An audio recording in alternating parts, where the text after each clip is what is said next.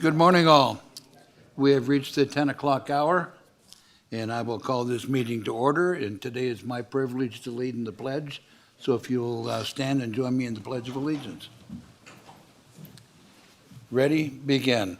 I pledge allegiance to the flag of the United States of America and to the republic for which it stands, one nation under God, indivisible, with liberty and justice for all. And we have 4 commissioners here in person, and we have one here, Commissioner Hales, is electronic. And I'm not sure why, but it's legal, so go for it. So, the first item of business after the pledge is public comment. Public comment is 3 minutes. We have a timing light, and when you see green, you start, and when you see red, please sit down. And there will be no public comment on the liquor board items. That if you want to make comment on those, make it at opening public comment or at closing public comment. And having said that, public comment is now open.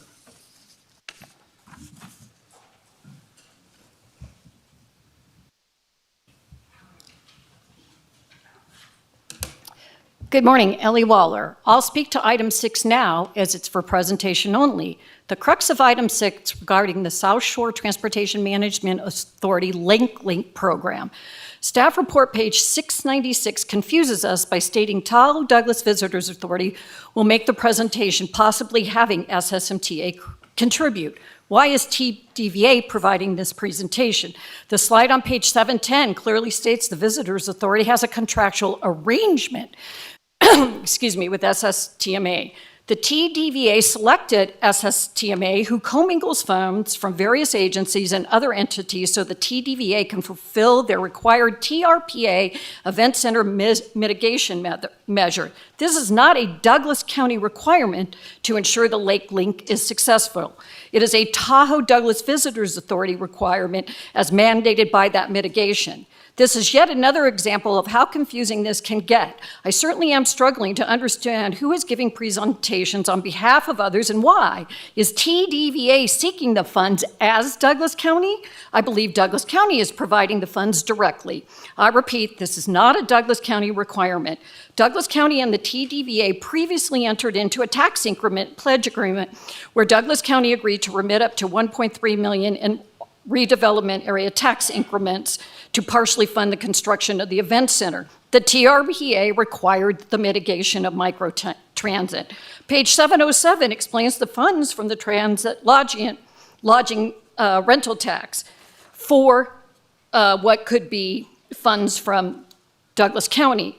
The SSMTA chart on 718 as well as 707 states a current year budget. Microtransit must be provided, but how it's funded is not Douglas County's responsibility, it's TDVA's. And the SSTMA chart says if funding is reduced, services in Douglas County would be impacted. I repeat, would be impacted. Budget has been provided. What are the anticipated expenditures? I feel like that statement is a little threatening. That's all I'll say about this morning. When number 7 comes, I'll give you some more information. Commissioner Rice, could you please pull your mic? A couple people can't hear behind me. Thank you. Thank you.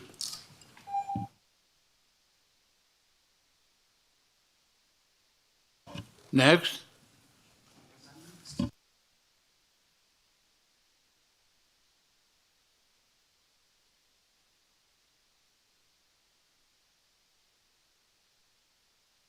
Bernhardt, good morning.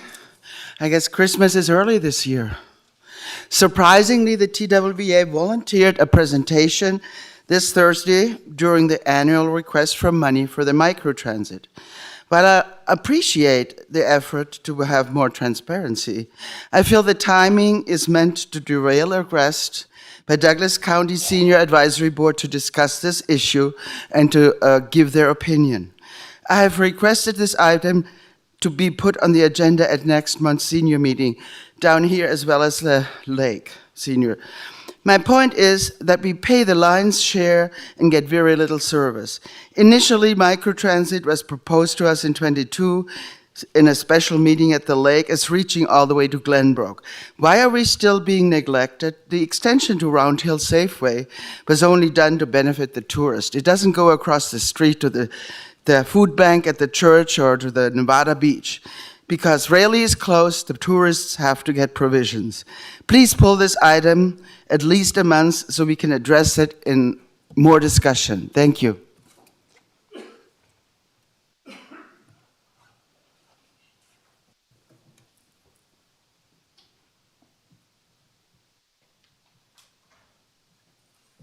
Jim Jackson, good morning. Of course, I'm here, it's Painted Rock Mine.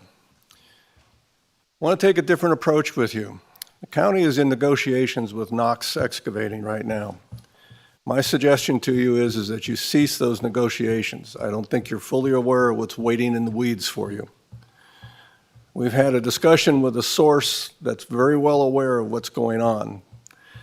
And his recommendation was cease the negotiations and pass ordinances for Johnson Lane and the surrounding area that don't necessarily block their use of Johnson Lane, but are environmental in nature, such as weight limits, sound limits, dust limits, anything that would affect the environment. Put some real teeth, not just teeth, but some real fangs in those ordinances, so that if they're violated, then we have some grounds to stand on and everything. The negotiations that you're doing, they're going to give you some crumbs and all this, but they will end up with full access to every road in Johnson County or in Johnson Lane area and everything. That I don't think you're going to be able to take away from them in any way, shape, or form. My other question is we were told that Knox has been trying to negotiate with you. Why? If their case is so strong that they can take you to court and win, why are they willing to negotiate? Maybe because they aren't standing on as solid a ground as everybody would like to make you think they are. With what we saw on the presentation by the BIA, there are so many holes in all of their studies that maybe they aren't as secure at winning as they want you to think they are. So my suggestion is that if you proceed with negotiations, you be extremely careful that you do not take any of our rights away to disagree with those results after the fact. Thank you. Any further public comment?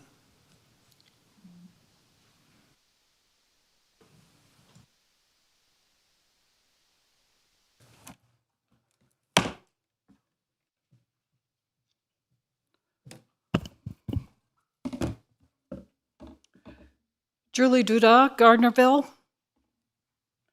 Effective January 2022, town trash rates increased 20%, divided into two segments, 12% followed by 8%.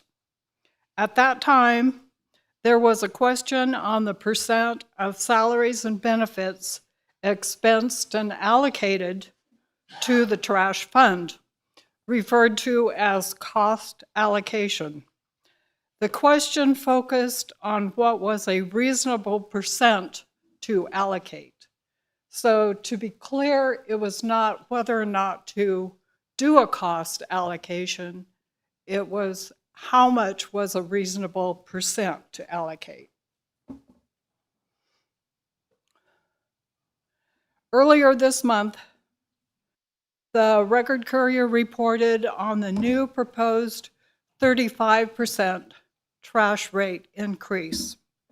And I was at the board meeting when that was done. Now, a few residents are doing a study to evaluate this 35% rate increase.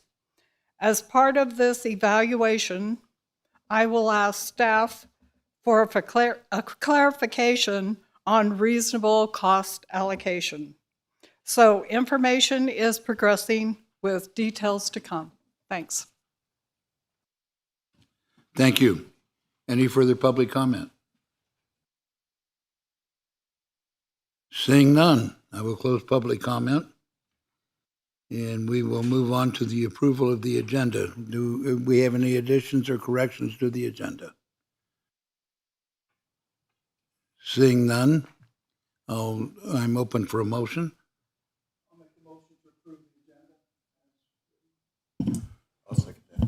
Any discussion? Okay, moved and seconded to approve the agenda as presented. All those in favor say aye. Aye. Any opposed? Seeing none, it's a 5-0. And we need approval of the previous minutes. Are there any corrections or additions to the minutes? Seeing none, I'm open for a motion. So moved. Mr. Chair, I'll second the motion to approve the draft minutes of August 15, 2024, regular meeting of the Board of County Commissioners.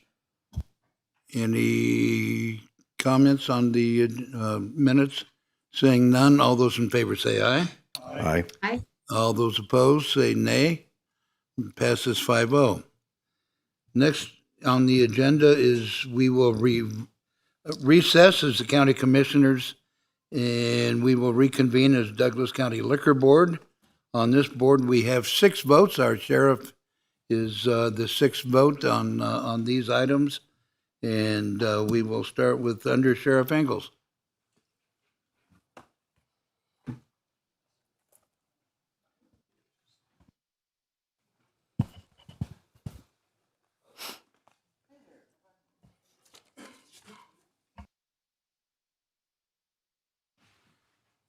And Under Sheriff, forgive me, I just mispronounced your name. I'm terribly sorry. I've only known you for 2 weeks now, so. That's okay.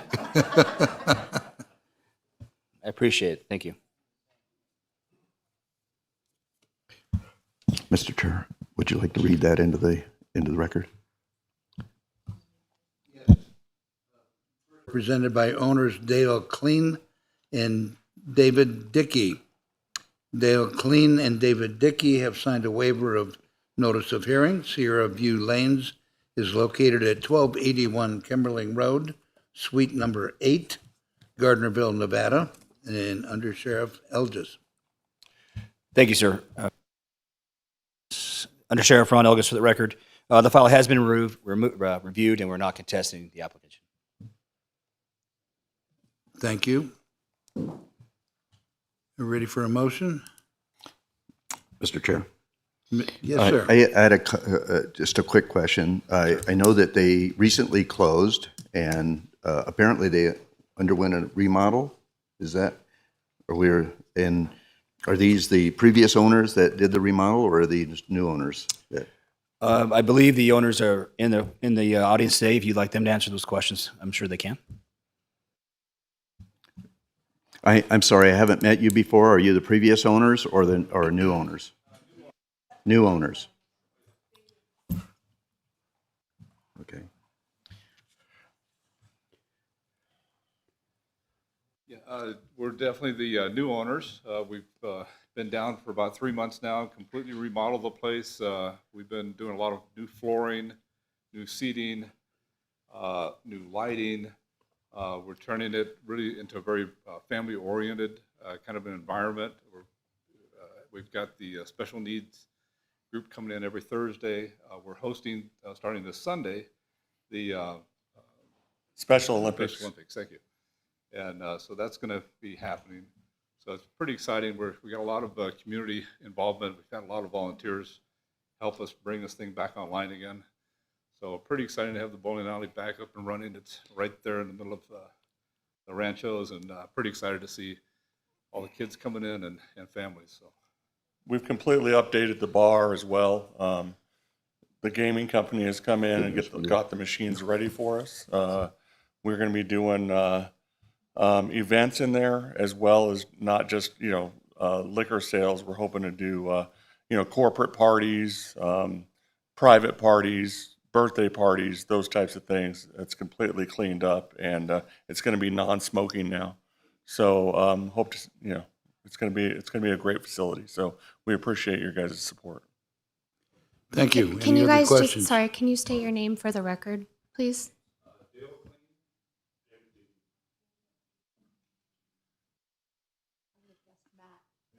Thank you so much. All right, thank you. Any further questions from the board? If not, I'm ready Thank for a you very motion. much for that.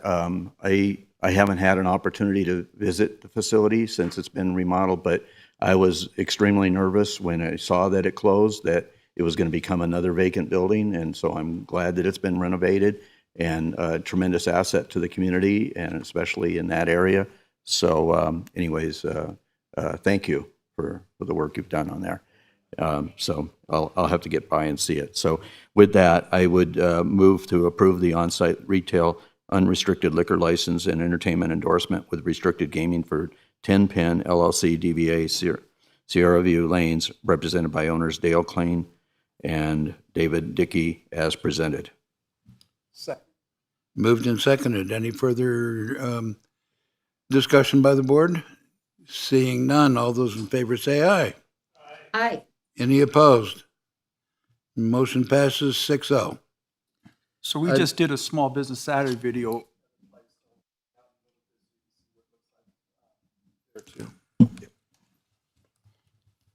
Okay. We'll move on to item number 2. For possible action, discussion to approve the on-site beer and/or wine only retail liquor license for Gambaro Sushi LLC, doing business as Gambaro Sushi, represented by owner and manager Maria E. Figueroa. Maria E. Figueroa has signed a waiver of notice of hearing. How do you pronounce that? Am I doing it right? Okay. Thank you. I'm not, my Japanese isn't very good. So, that's all right. My English isn't either, so. Has signed a waiver of notice, and the restaurant is located at 963 Topsy Lane, Suite 312, Carson City, Nevada. Sheriff Elgis.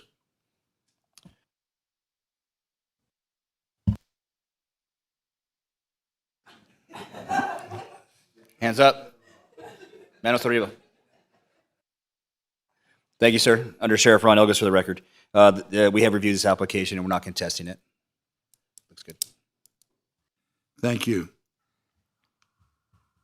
Do I hear a motion from the board? Yes, Or any Mr. comments Chairman. from the board? You asking for a motion or? I am. Okay, I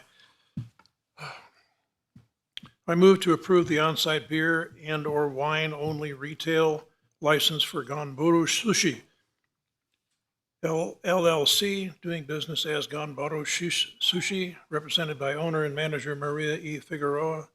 Maria E. Figueroa has signed a waiver of notice of hearing. Do I hear a second? I will second that, Mr. Chair. Any comments from the board?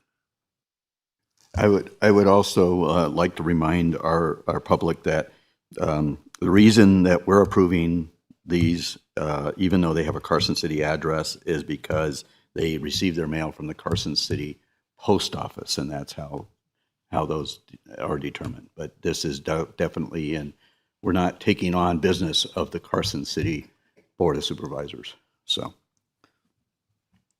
We go all the way to the Fuji Park, but not including. That's not in our tax base. All right.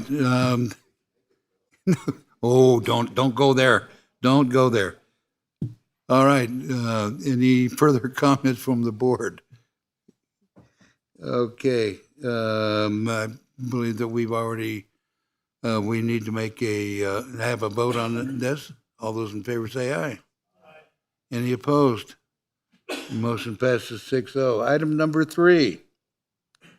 For possible action, discussion to approve the addition of a packaged retail liquor license to the existing on-site restricted retail license and restricted gaming license for Carson Restaurant Concepts LLC, doing business as Roy's Bar and Grill, represented by owner Patrick Coleman and manager Justin Ross. Patrick Coleman and Justin Ross have signed a waiver of notice of hearing. Carson Restaurant Concepts LLC, doing business as Roy's Bar and Grill, is located at 939 Micah Drive, Carson City, also, which is in Douglas County, Nevada, Sheriff Elgis, Under Sheriff Elgis once again.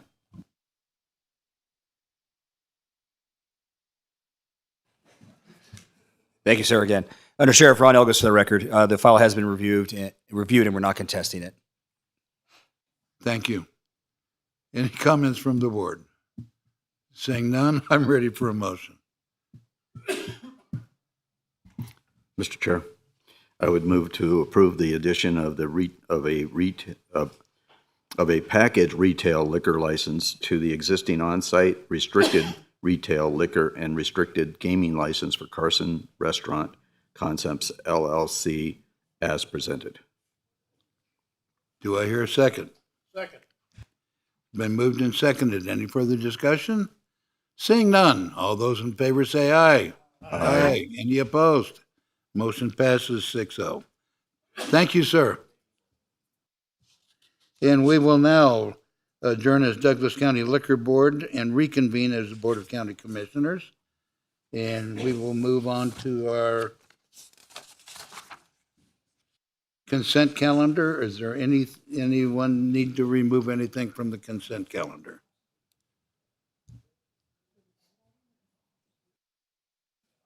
Seeing none. Commissioner Hales, you good with the consent calendar? Yes. All right, thank you. All right, okay. Okay, I need a motion to approve consent calendar as presented. Mr. Chair, I move for the approval of the consent calendar items as presented A through V, as in Victor.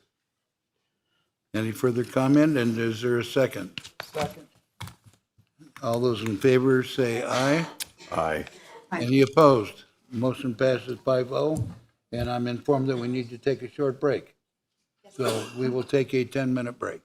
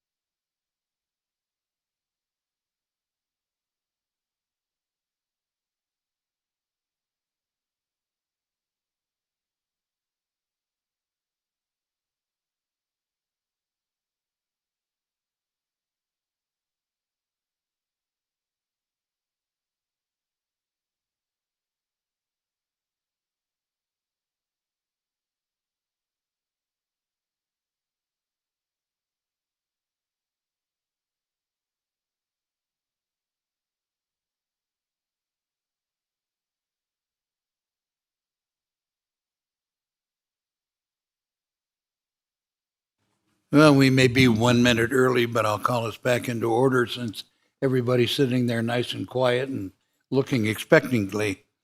And Commissioner Hales is back with us. The reason for the recess is there was an error in the agenda, and we said restricted license instead of unrestricted license. So we will redo number 3.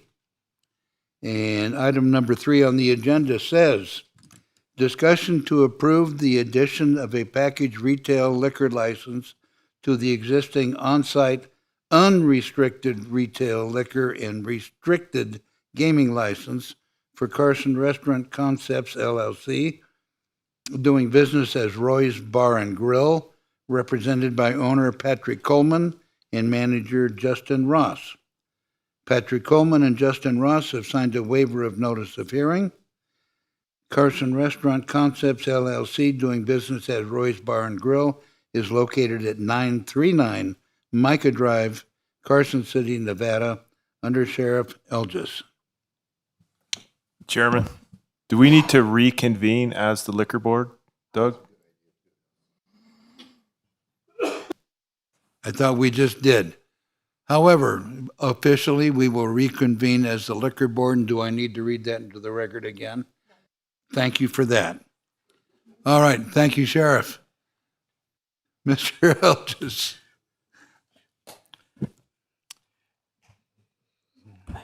Thank you, sir. Under Sheriff Ron Elgis for the record. Yes, you are correct. In the agenda item, it was miswritten. They already have an unrestricted license currently, so that is correct. We just misdid it in the agenda. We'll correct it. Do we have any discussion on the change in the agenda? Yes, sir. And I guess this question would be for legal counsel. Do we need to ask for a reconsideration of the previous motion, and then, or is this? I just want to make sure we have a legal answer to that, so that we're not doing anything that's out of order. Chairman, if I may. Yes, sir. Doug Ritchie with the Douglas County District Attorney's Office. No, it's clear the board is taking corrective action due to a typographical error. You don't need to have a motion for reconsideration, then a motion on the item. The record's clear what's happening. Very good. In that regard, I made the previous motion, so I will then move for the approval of the addition of a package retail liquor license to the existing on-site unrestricted retail liquor. And is it a restricted gaming license? And for Carson Restaurant Concepts LLC, DBA Roy's Bar and Grill, as presented. And do I have another second? Any further comment from the board? We'll put this one to bed. All those in favor say aye. Aye. Any opposed? Motion passes 6-0. Liquor Board and reconvene as the Douglas County Board of Commissioners. And we have already approved the consent calendar. We will move now to the administrative agenda. And item number 1 is for presentation only. Ceremonial presentation of proclamation 2024 Paul-108, designated September 2024 as National Preparedness Month in Douglas County. And I will be coming over there, and not rapidly, but I will be coming over there.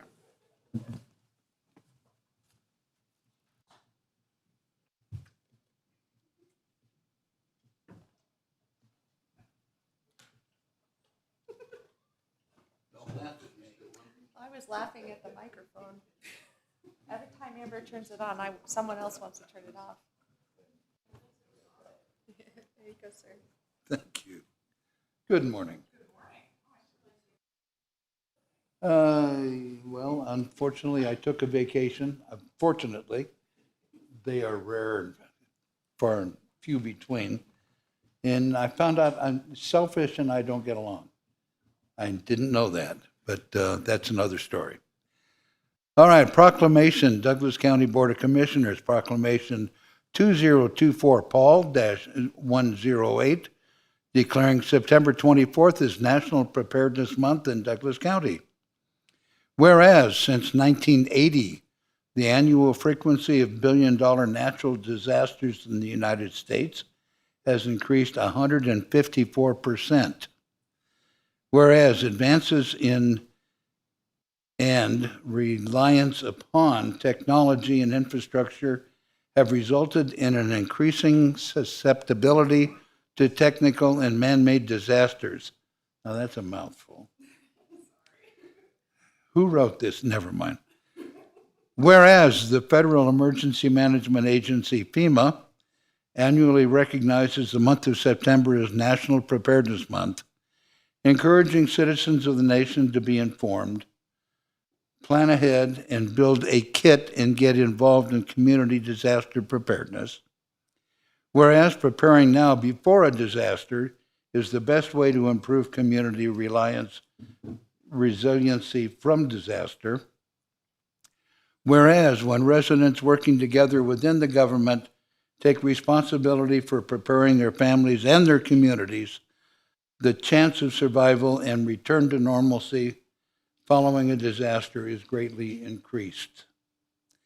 Whereas recognizing that preparedness is a whole community effort, Douglas County partners with federal, state, local, tribal, territorial, private, nonprofit, volunteer, and community agencies and other organizations to educate communities on local hazards and natural disasters and how to prepare for them. Now, therefore, be it proclaimed by the Douglas County Board of Commissioners, along with Douglas County staff and its residents, that September 2024 is National Preparedness Month in Douglas County, Nevada. Adopted this 19th day of September 2024 by the Board of County Commissioners. Wendy?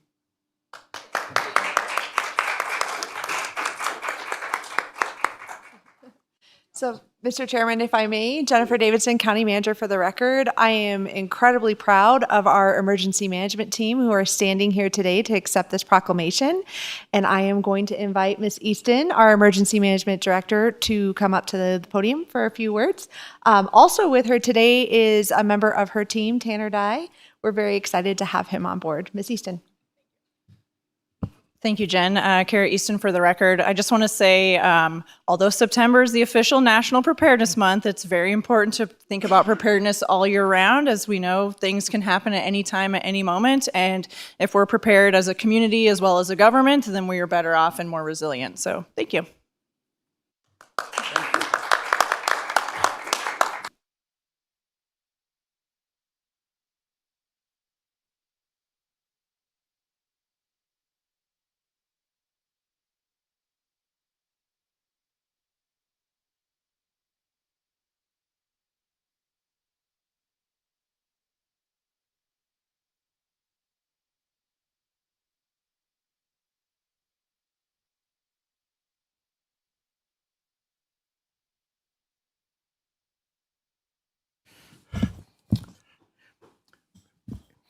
Anyways, it just so happened that before Miss Easton leaves, oh, she's not leaving, she's looking for a water bottle.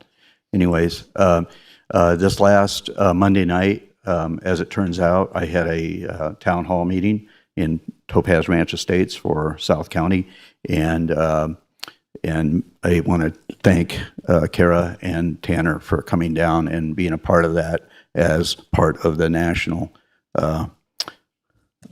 Preparedness Month. Okay, great presentation and very much welcomed by the residents down there. So thank you for your participation in that event.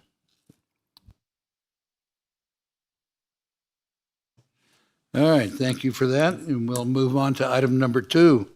For possible action, discussion to approve sending a letter of acknowledgement and support to the Governor's Office of Economic Development, GOED, to award economic incentives to Enos LLC as allowed by state law.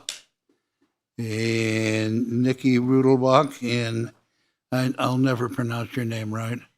Would you say it for the record, please? Tatiana Vukovic for the record. Thank you so much.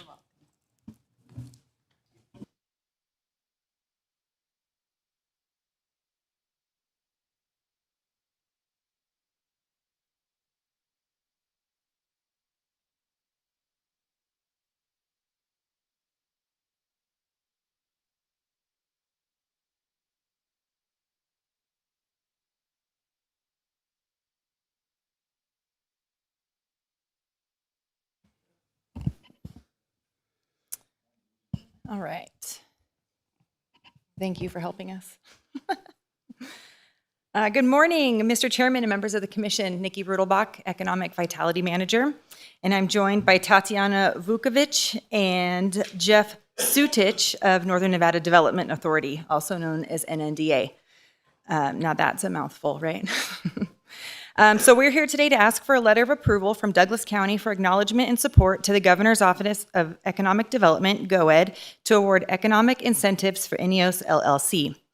Tatiana and Jeff are here from NNDA. Will go before GOED on October 3rd to present similar information about INEOS and their request for tax abatement. I'd like to give a brief overview, and then I'll turn it over to Tatiana and Jeff for more details, and you can follow along in your packet on page 531 through 564. And then for anybody else, there's also, their presentation is available right outside these doors. It was brought in today. It's printed for you. INEOS specializes in designing and manufacturing fiber optic components for OEMs, original equipment manufacturer, that need highly reliable solutions for their mission-critical systems, and they currently have operations in Pleasanton, California, and Zephyr Cove, Nevada. INEOS is expanding their operations in Douglas County on Elks Point Road at the site of the current manufacturing facility. The expansion will result in 6 new full-time jobs and a capital investment of $12,489,588 in highly specialized equipment. The total estimated new tax revenue over 10 years is $1,392,318, and the 10-year economic impact is estimated at $33,478,828. Economic impact estimate is based on the total dollars, jobs, and household income generated in the economy due to the new activity from INEOS LLC. This includes the GDP, jobs, wages, and tax revenues. The state of Nevada, through the Governor's Office of Economic Development, offers a variety of tax abatements to help qualifying companies make the business in the state. State of Nevada abatements are regulatory abatements regulated by statute and set criteria for each company to meet to qualify for abatements. Wage, job, and capital investment requirement, as well as they need to offer health insurance for their employees. The abatement breakdown is in your packet, and it was provided by GOED, and it does meet the criteria for the state of Nevada economic incentives on page 532. INEOS LLC submitted their application for standard tax abatements as followed. Sales tax abatement at 4.6% for 2 years, modified business tax abatement 50% over 4 years, personal property tax 50% for 10 years. With a total abatement of $531,892 over the 10-year period. And with that, I will turn it over to Tatiana and Jeff, and they will go into more detail on what they're going to present coming up for GOED on October 3rd. Thank you. Good morning, everybody. Mr. Chairman, Commissioners, my name is Tatiana Vukovic. I'm a Deputy Director of Northern Nevada Development Authority. With me is Jeff Sutich, Executive Director of Northern Nevada Development Authority. I'm sorry, but it's very difficult to hear you. Could you speak closer into the microphone? Thank you. Can you hear me now? Perfect. We are here to thank you so much, first of all, for allowing us to represent this company and present the project that is going to be expanding in your county, but also thank you for the opportunity to quickly introduce our team, our organization, and what we do, and some of the tools that we use in our everyday job. So I will start with basically our organization. We are established in 1981 as a regional development authority, one of the 8 authorities in the state. We are designated by Governor's Office of Economic Development, and we represent something that we call Sierra Region, and that's several counties. So Carson City, Douglas County, Story County, Lyon County, Mineral County. Those are the counties that we represent their economic interests. The goal of our organization is diversification of economy and the growth of economy of our state. The most common tools that we use as organization when we work with the businesses are tax abatement, and you can see here a list of tax abatement. Standard tax abatement is the most common tool, and that kind of abates sales and use tax abatement, modified business tax abatement, and personal property tax abatement. So those are three major taxes that businesses are paying in our state. Next tools is industry-specific tax abatement, and those are data centers or aviation tax abatement. And they are mostly kind of targeted the sales and use tax and the property tax. And then we have these tax abatement for the large investments, which are $1 billion and $3.5 billion in capital investment. We also work with certain workforce development tools, which is really important, especially in today's economy, because workforce is one of the main factors that are missing in not only in the state of Nevada, but also in a global environment. So we work with the Workforce Innovation for New Nevada, which is a program that GOED administers, and that is the program that helps to create new programs within the ENSHI institutions, community colleges, and UNRs, and they create the training programs for the need of the industry and companies that we work with. And then we have Silver State Workforce Programs. So those are the programs that DETR, Department of Employment Training and Rehabilitations administer, and those are the programs that helps employers and businesses to find the workforce and then do specific trainings as well as certain compensations for the employees. And then different type of financing programs for the businesses, which is SSBCI program. So those are different type of microloans that GOED is also administered, or collateral support loans for the businesses that needs certain type of funding and financing. So tax abatements are the most common used tools, and most of you are familiar with those, but we kind of wanted to give you the overview of the process that we have to go through and why are we using them and why are they implemented.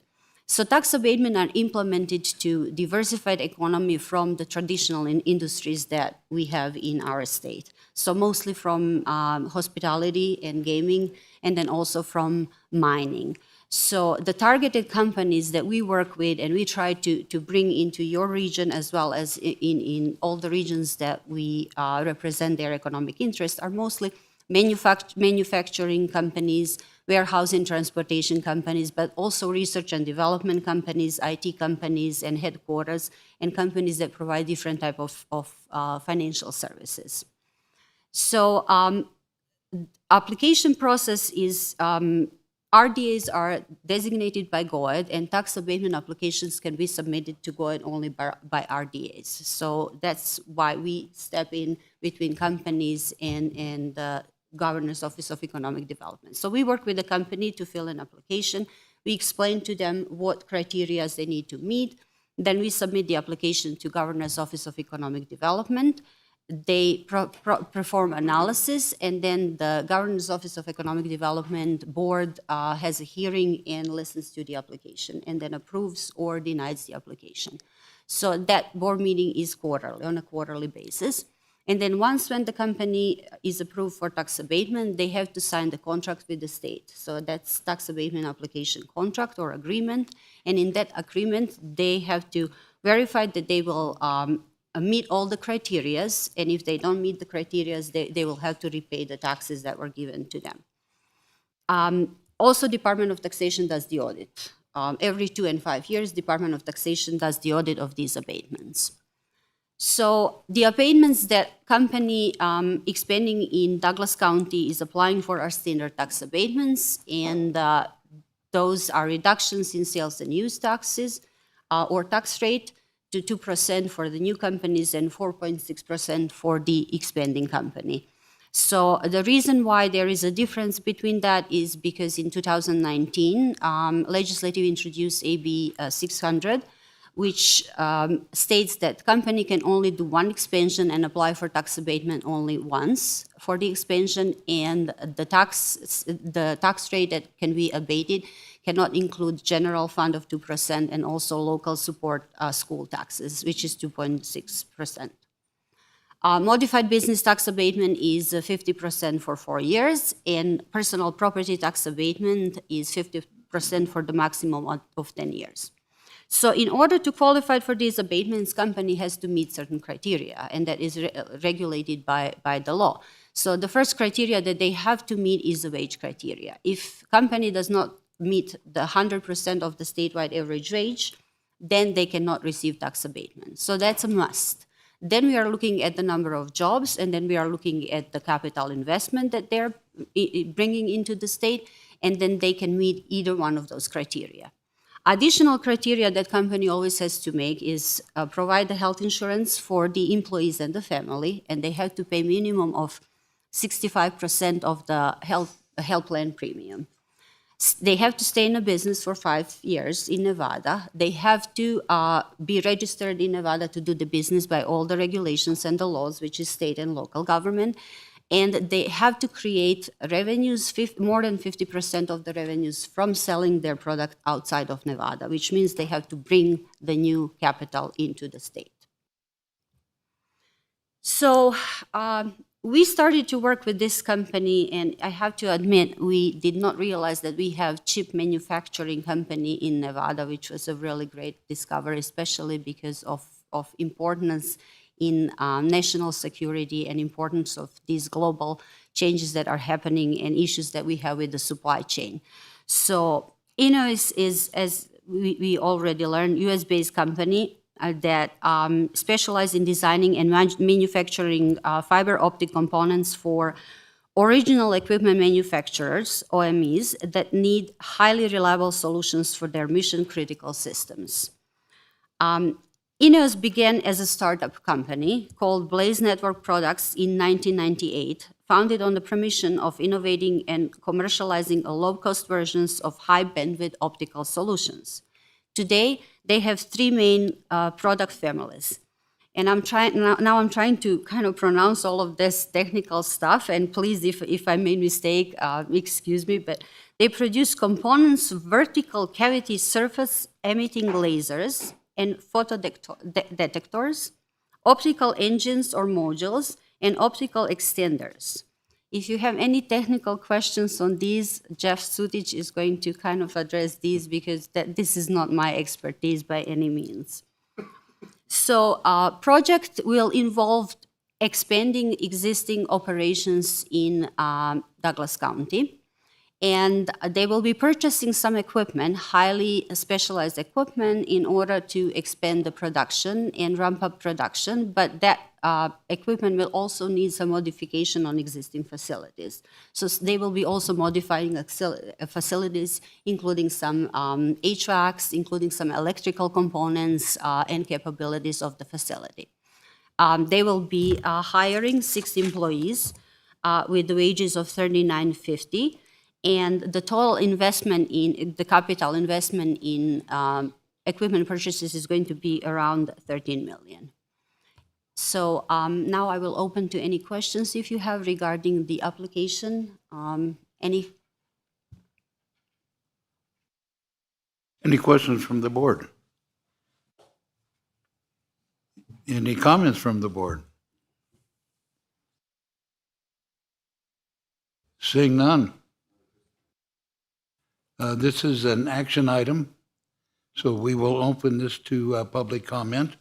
Is there any public comment on item number 2, to approve the sending of a letter of acknowledgement and support to the Governor's Office of Economic Development to award economic incentives to Enos LLC as allowed by state law?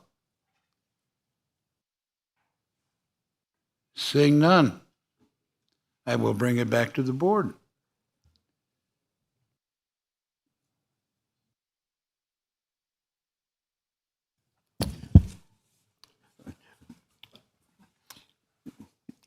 It is kind of a no-brainer. I would agree with you. But I think it would be, I know that there has been, throughout the COVID crisis, and I hate bringing that back into the conversation, but the fact is that we did recognize that through that process, with our chip manufacturing being offshore, so to speak, and reliant on that. I know that we experienced some downturns because product wasn't able to come to the marketplace because of a lack of chips.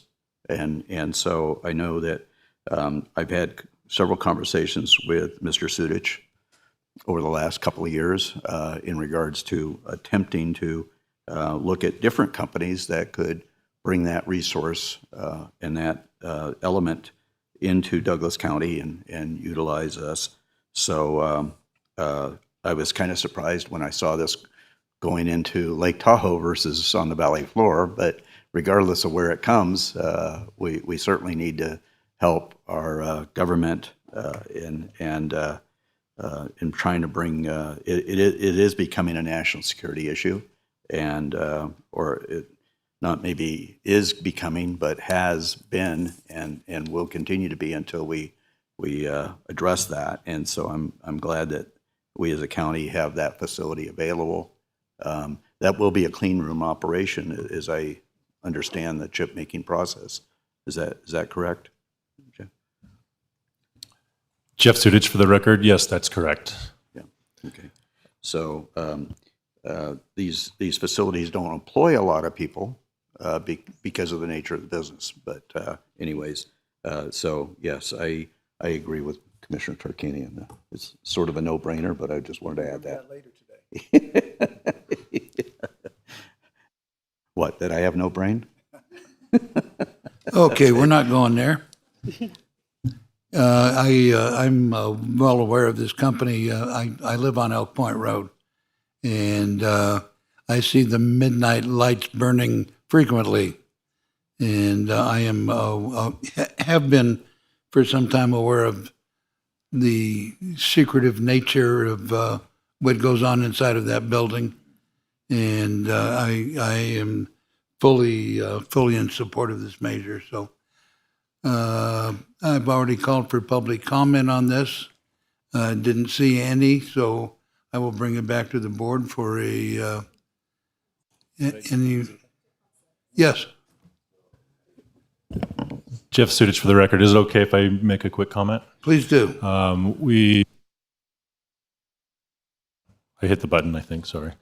100% agree with Commissioner Gardner's comments. When you're looking at the supply chain of semiconductor chips, you typically only think of that chip being manufactured, but there's over 9,500 components that go into that, and those components are typically manufactured overseas, and in most cases, only one company is doing one component. So the supply chain is really fickle within the semiconductor chip space, and it's our goal to try to onshore as many of those types of companies, not just to the U.S., but for us specifically here into our region, so that for national defense purposes, for our way of life, that we still have that same standard, and it's going to be a big effort, and we really appreciate Douglas County and the commissioners for their support in these types of efforts. Thank you. Thank you. All right, anybody have any more comments, or are we ready for a motion?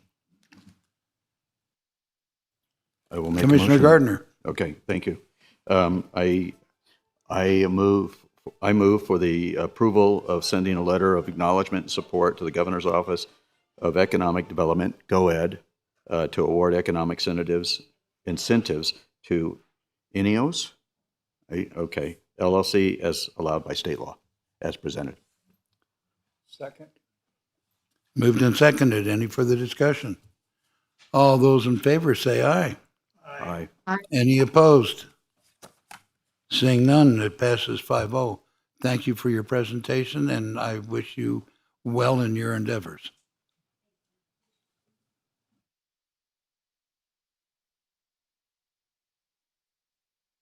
We will move on to item number 3, and this is for possible action Discussion to approve a professional services contract with McDonald Carano Government Affairs and Advocacy Group, LLC, for a term of September 20th, 24 through September 20th, 25, in an amount not to exceed $67,500 to provide legislative advice and consultant services for matters concerning Douglas County in connection with the legislative issues, and authorize the county manager to sign the contract.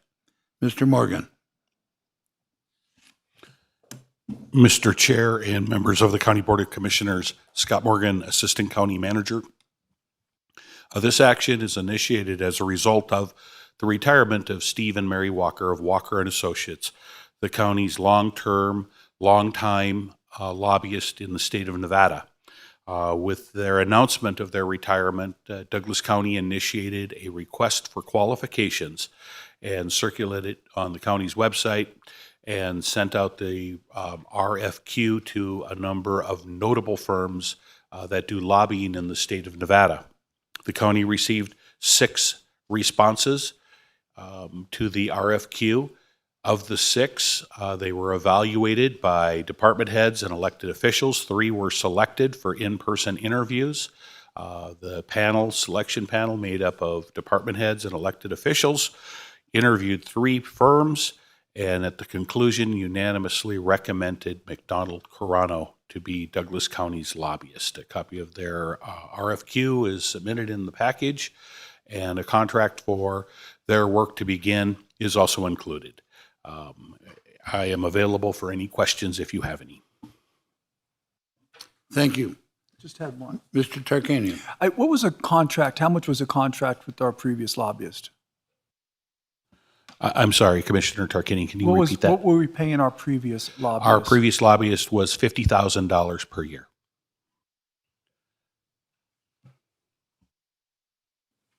Any further questions from the board? Commissioner. Thank you, Mr. Chair. McDonald Carano, I know so much of our business statewide is moving, unfortunately, tends to be located also in southern Nevada, not Southern California, but misstatement there, Southern Nevada. They have representatives in the Clark County area as well. Is that right? So they can assist us. This is a much expanded group to Mary and Mary and Steve Walker did a marvelous job for us. I've been involved with that 4-county coalition since I've been a commissioner, and so I've been very impressed with the work they've done. But this will add another element to us, as I see it, that their firm cannot offer us. Is that a good assessment? Commissioner Gardner, that is a correct assessment. That's the only question I have. Any further comments from the board? Seeing none, this is an action item, so I will open this to public comment.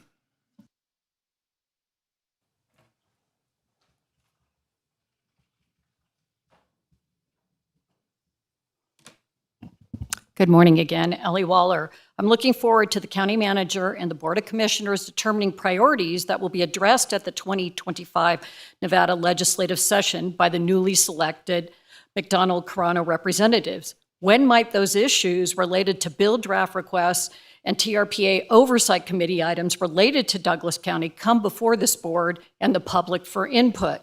From their request for qualifications submitted by McDonald Carano to best serve Douglas County, we would request a planning session with the Douglas County staff upon execution of the contract. We have learned over years of experience that early synergy with help prioritize and clearly identify objectives and concerns related to the state issues, the interim, and the upcoming legislation session. A detailed work plan with timelines will be more accurate and productive after this meeting. This sounds like a planning session is appropriate sooner than later, in my opinion.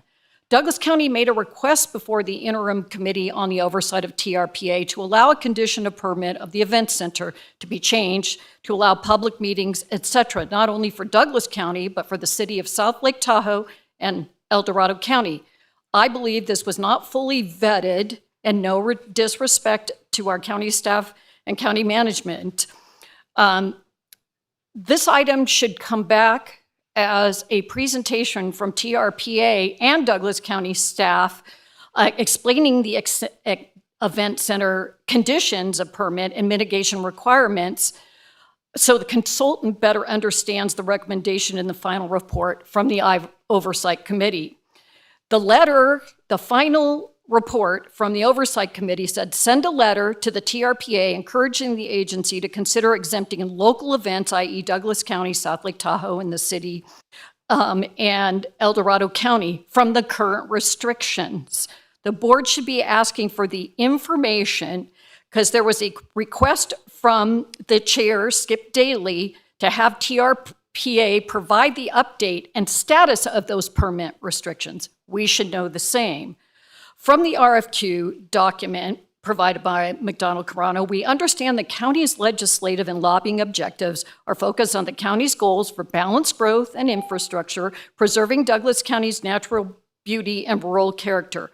I strongly urge you, when you come forward and hopefully ask the public, is to reevaluate the June 1997 Bill 616 that created the Tahoe Douglas Visitors Authority and amend that bill appropriately. The lines are still currently blurred between TDVA and LTDVA and should be reevaluated to determine if funds are being used in the most advantageous way that benefit Douglas County.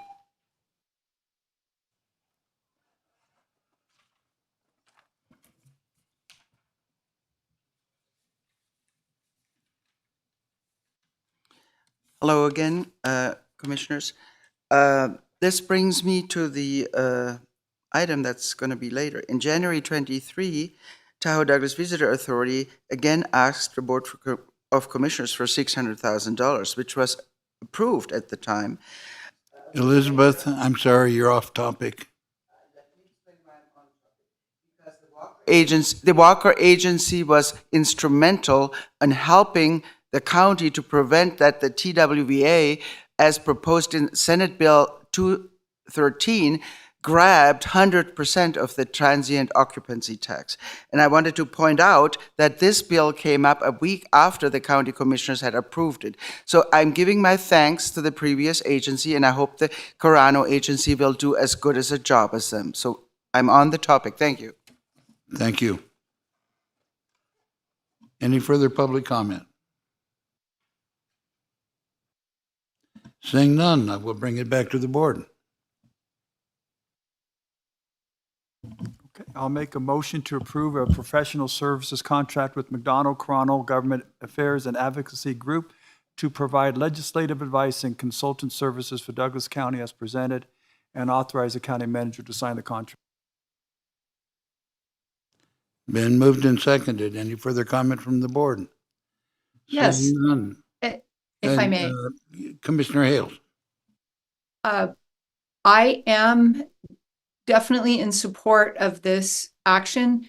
I do feel that the process that was used, it was comprehensive, and I feel like I am comfortable with the result and this recommendation, and I expect very great things from our representatives. Thank you. I'm ready for motions. Oh, I already have a motion. Never mind. All those in favor, please. Well, before you go to Yes, that, sir. I had just one other comment. I know that we're involved with other counties a lot of times in our legislative process. And I know that with the retirement of the Walker and Associates, the other counties, can I get some clarification as to what they're pursuing in this regard? Mr. Chairman, thank you. Jennifer Davidson, County Manager for the record. I have spoken to representatives of Lyon and Story County. Lyon, I believe, is very shortly going to be kicking off their own RFQ process. I hope I'm not announcing anything publicly that they weren't already planning to do. And Story County has secured the services of a lobbyist already. It is our intent to continue to meet periodically as counties with representatives from the Quad County Coalition to discuss how we can collaborate and be more effective at the state legislature with each of our lobbyists as the session goes on. So definitely we will be conducting meetings with the county commission, public meetings that the public will be able to participate, weigh in on strategic priorities for this organization. And then we will be exploring those priorities with our neighbors in order to be more effective at the legislature. Hopefully that answers your question, sir. I think, yes, I do. And I think that's a good process because while a lot of times what goes on in the state legislature affects all 4 counties in this area, there are often times also where we will have items that are particular to Douglas County, as Lyon does, Story County, or Carson City. So I think this is a good process. So yes, thank you. With that, I'm ready to vote on this motion. If there's no further no further comment from the board, all those in favor say aye. Aye. Aye. Any opposed? Motion passes 5-0. And moving on to item number 4, for presentation only. Presentation of the Fish Springs and Pine Nut Creek Study Drainage Report by JUB Engineers, Pine Nut Creek Hydrology Update, Culvert Evaluation, and Basin Feasibility Design. Courtney Walker, you're on. Good morning. I'm just going to figure out how to share the screen.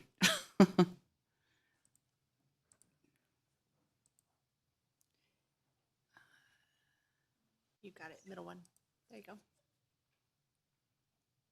That's it? No. No. Nope. I'm like, There you go. this Now you is- need to select the somehow I presentation. can do this no problem when I'm in my office, not on the spot. Right? Because you're on the public. All right. Good morning, Courtney Walker for the record, Stormwater Program Manager for Douglas County. I also have with me Jeff Weigel with JUB. He's our consultant that helped us on this project. So I'm just going to introduce kind of the history of what we've been working on in the Pine Nut Creek area. And then I'm going to turn it over to Jeff, and he's going to talk about the results of the study that they did for us just recently. We've got a couple photos here I just want to point out, and these were both Pine Nut Creek in March of 2023, where we had some pretty significant flooding that year. And since then, and even during that time, we've been trying to study this watershed and figure out some mitigation alternatives to alleviate the impacts that we're seeing. So the Pine Nut Creek watershed is just to the east of the town of Gardnerville. It's in the Pine Nut Mountains. The Fish Springs community is the rural community that's directly impacted as the waters flow through, but they do flow from east to west towards the town of Gardnerville. So we've done a couple of different phases of studies in the Pine Nut Creek watershed. We did a phase 1 study last year that was ARPA funded. We had Kimley Horn was the consultant on that project. And essentially they were doing a high-level feasibility study to determine appropriate locations for upstream detention. They identified 8 different parcels for detention basins and then also a dam upstream. They all produced conceptual designs. Some of the parcels are Douglas County owned and some of them are privately owned. And if you'll recall, last year we acquired the Red Hawk Basin. That was one of the parcels that was identified in this first study. So as part of our phase 2, we received funding through FEMA and the Carson Water Subconservancy District's program to try to hone in on a couple of the details within that first phase of the study. And so within this phase 2 study, we selected JUB as our consultant. They updated the hydrology of Pine Nut Creek to try to make that be a little bit more realistic for our design. There's also 4 locations along Fish Springs Road where the culverts are not sufficiently sized and the water overtops the road, causing public safety issues in that watershed. So we had them look at 4 different sites and see if there was a way that we could increase the culvert size to prevent overtopping of the road. So that's part of this study. And then they also took a look at the Mell and Myers basins. Those are 2 basins identified in the phase 1 feasibility study. They're both county-owned parcels, and so we took a look at those to try to increase the level of design on those basins and give us cost estimates as well. And all this information will be input into our stormwater master plan and have the projects ranked accordingly. So we're just working on trying to get some of these designs up to be shovel-ready projects, so eventually we can apply for grant funds and identify funding for construction. And with that, I'll turn it over to Jeff and let him go through the results of their study. Thank you, Courtney. So we'll start with a brief discussion of the hydrology update we did. Essentially, we moved from one methodology that's well used to another that's about as equally well used. The primary benefit of doing so is consistency within Douglas County for adjacent basins or adjacent watersheds especially. Another benefit is that the factors used in the green amped method, the method we used, are recently calibrated in a regional study. So we feel that they produce more useful and accurate estimates of runoff volumes and flow rates.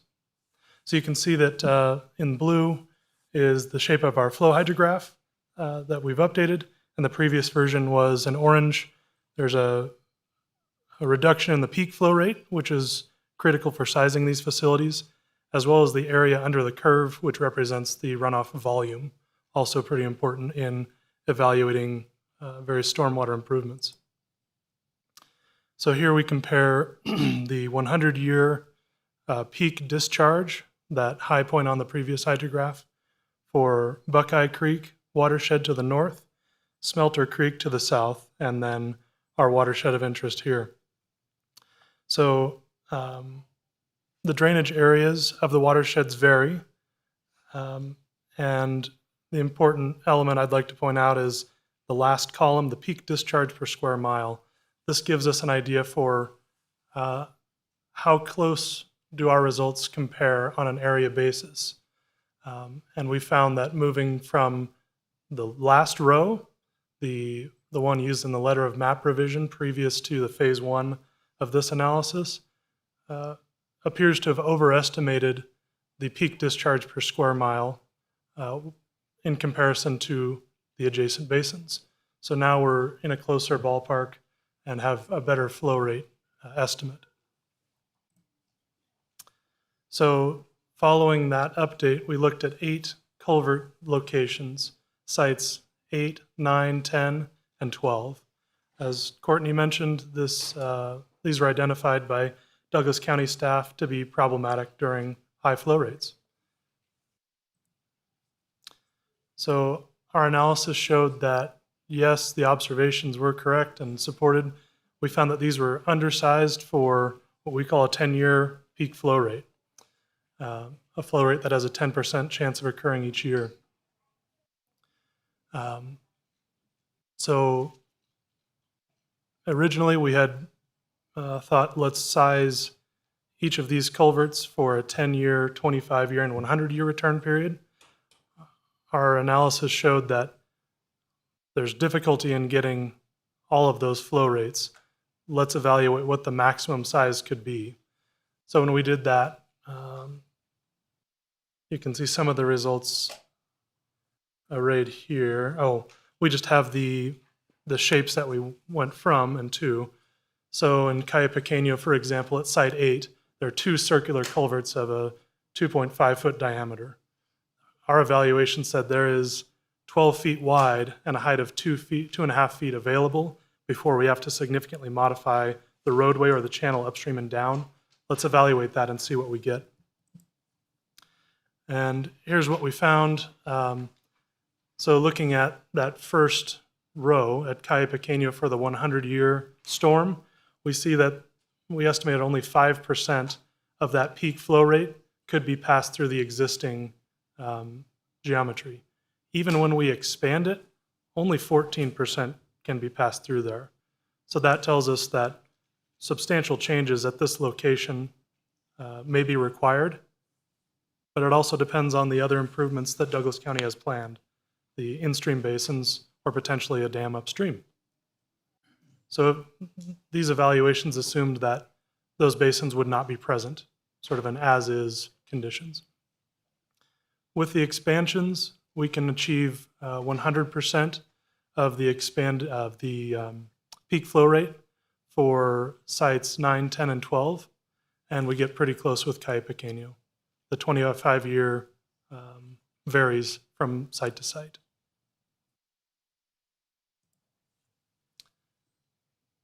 I'll talk a bit about Mel and Myers basins. So in the conceptual level design, the total storage that could be achieved in these parcels was explored. In this phase, in the context of uncertainty regarding the infiltrative capacity of the soils, the ability for them to drain after a storm event, we said, what if we include a feature that allows for low flow bypass or drainage of these basins after a storm event? So at the Myers Basin, we evaluated a check structure, a check dam on the northwest side of, the top left portion of this image. And you can see Fish Springs Road to the north and Myers Drive to the east. Each have a culvert that goes underneath. So we're capturing the flow that combines there. And then during a storm event, this basin that's flattened out on the bottom would fill, and we would constrict the flow that would go through that check structure and impound some portion of that hydrograph. In this other alternative, we're looking at the same parcel slightly zoomed in.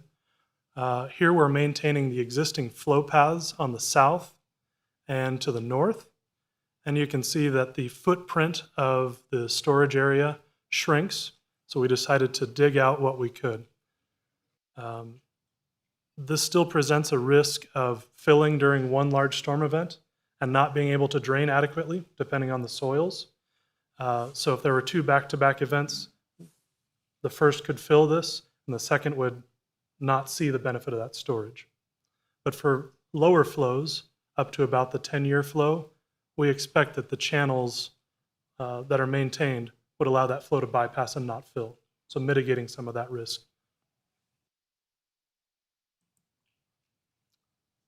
Moving downstream to the the Mel Basin,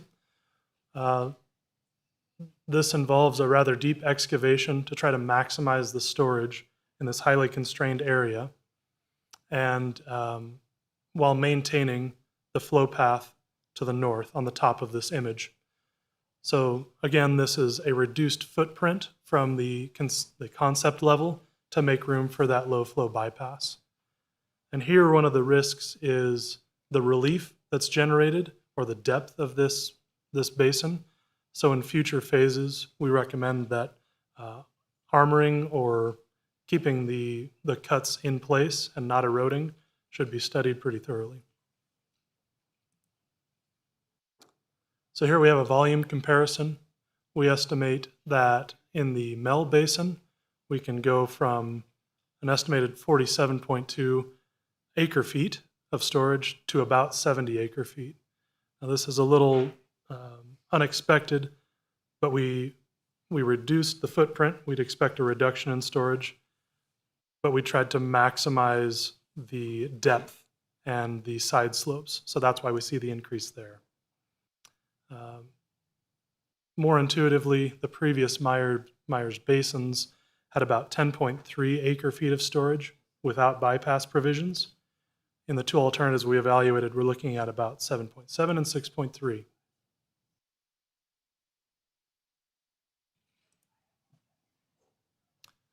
So we've estimated cost, and that's a challenging thing to do with construction volatility right now. So we've included a pretty strong contingency on these items. And we've tried to interpret that a little bit on what is the cost per an acre foot of storage. So the lowest cost per acre foot we see as the updated Mel Basin. And then the Myers alternatives that we evaluated are comparable but higher cost.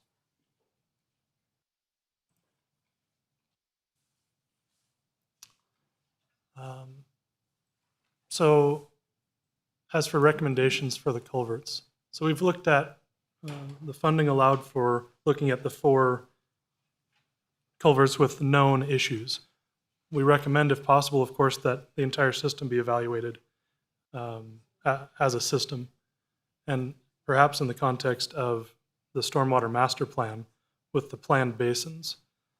Since these are so interconnected, if you were to just upsize Site 12, for example, and do nothing to Site 9 or 10, you would likely just see a bottleneck and worsening of conditions at Site 9.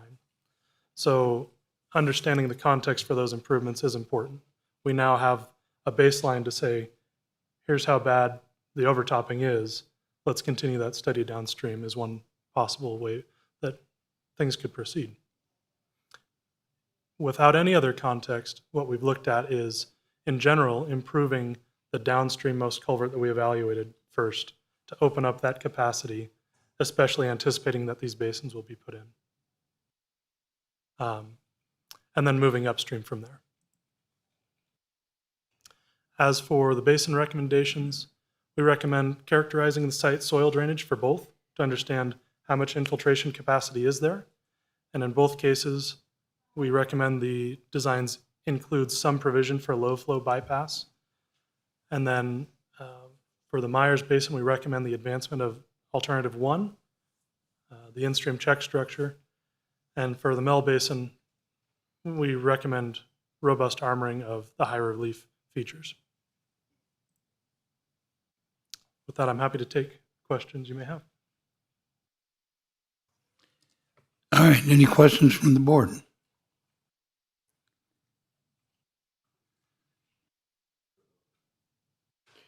I don't know if Commissioner Hales has questions. I know I saw this presentation, as a matter of fact, last evening as a member of the Carson Water Sub-Conservancy District. First of all, I wanted to thank them for assisting us in the funding of this study. Obviously, whenever you do studies and you have presentations like this, they're great. However, as always, it's always subject to available funding, and that's where our weakness is the available funding. We recognize the need to mitigate flood processes and concerns, especially to our existing developments, not so much in the area that you describe here with the culverts, but mostly downstream, right, to the west of existing residential areas, and with planned developments that are coming in, as I mentioned last night, of Virginia Ranch, Ashland Park, and our existing flood issues that we have even in the Chichester area that is existing. And then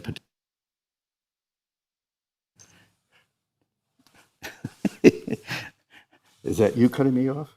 I tried for 4 years. Okay. You know, and certainly even last year, we experienced an issue where in the spring of '23, we almost had a breach and damage to the Dangberg Reservoir from this, right? From this. So my concern, though, is when you know, and I agree with your, as I felt like I understood, and maybe I didn't, but when you upgrade, say, culverts upstream, okay, doesn't it possibly potentially allow more water to go through that can really have some devastating impact downstream? If I just kind of understand water a little bit, okay? I don't have a very good understanding of it, but, so that's my only concerns is you do that and then you cause unforeseen problems downstream. I know that we bought Red Hawk last year. That would help us help this issue. Ultimately, though, I think this board has talked about, and we've recognized previously that ultimately the right solution might be further east into the Pine Nuts deeper with a earthen dam back there to catch this water before it gets to these culverts and the downstream basins. And to me, that seems like the ultimate long-term solution to resolving this issue on behalf of our residents. I question whether or not this board would ever entertain expending the funds if they weren't available through a grant process or funds coming into the county somehow from another source, wave a magic wand or something in that regard, is to devoting our resources and taking a look further into the Pine Nuts to ultimately resolve the overall pressing issue with us in this whole thing. So that's just kind of my thoughts on that. But once again, I appreciate this report. It's just so frustrating sometimes when you have reports like this and you can see a problem that's kind of obvious that needs to be corrected, and yet you don't have the financial resources to make things happen. So, Thank you. Any further comments from the commission? Seeing none, this presentation only, and as usual, you did a marvelous job. And Charla, did you have a comment? Oh, I was just going to say that I feel like this information is really valuable in that it feels like it can help us focus on some things we could do, the priority of the things that we could do that might help a little bit, even before we can do a comprehensive fix. And I feel like I need to go on a tour with Court, see all these points, and I have more questions, but I do feel like this is really good information, and I'm sure this is not the last we'll hear of this. Thank you. Commissioner Tarkanian. Yes, we can. Okay, no further comments from the board. It's his presentation only. And Courtney, thank you for your usual excellent job, as you, sir. And we will take a 10-minute break.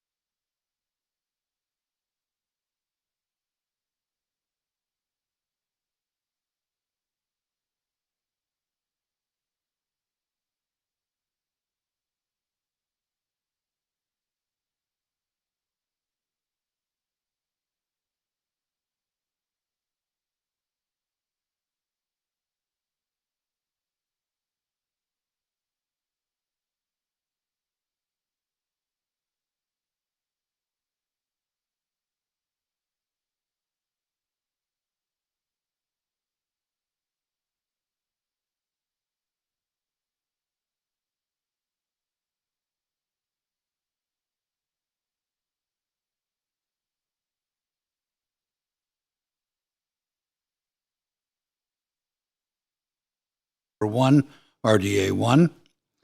Discussion may include a staff recommendation on the use of funds for improvements related to Vista Grande Boulevard extension from its current terminus behind Walmart to Jacks Valley Road. The discussion may include other available areas of RDA 1 funds. Mr. Erb. Thank you, Mr. Chairman, members of the board. For the record, John Erb, and with me I have Phil Richter, the Public Works Director. So I'm here today to talk about Vista Grande Boulevard Extension. As you pointed out in the agenda item, the project consists of connecting Vista Grande Boulevard to from Jacks Valley Road north to the terminus behind the Best Buy Center and the road that the existing portion of Vista Grande that connects down to Clear Creek. Currently, we're on hold at a 90% level of completion on the plans, pending the outcome of this meeting.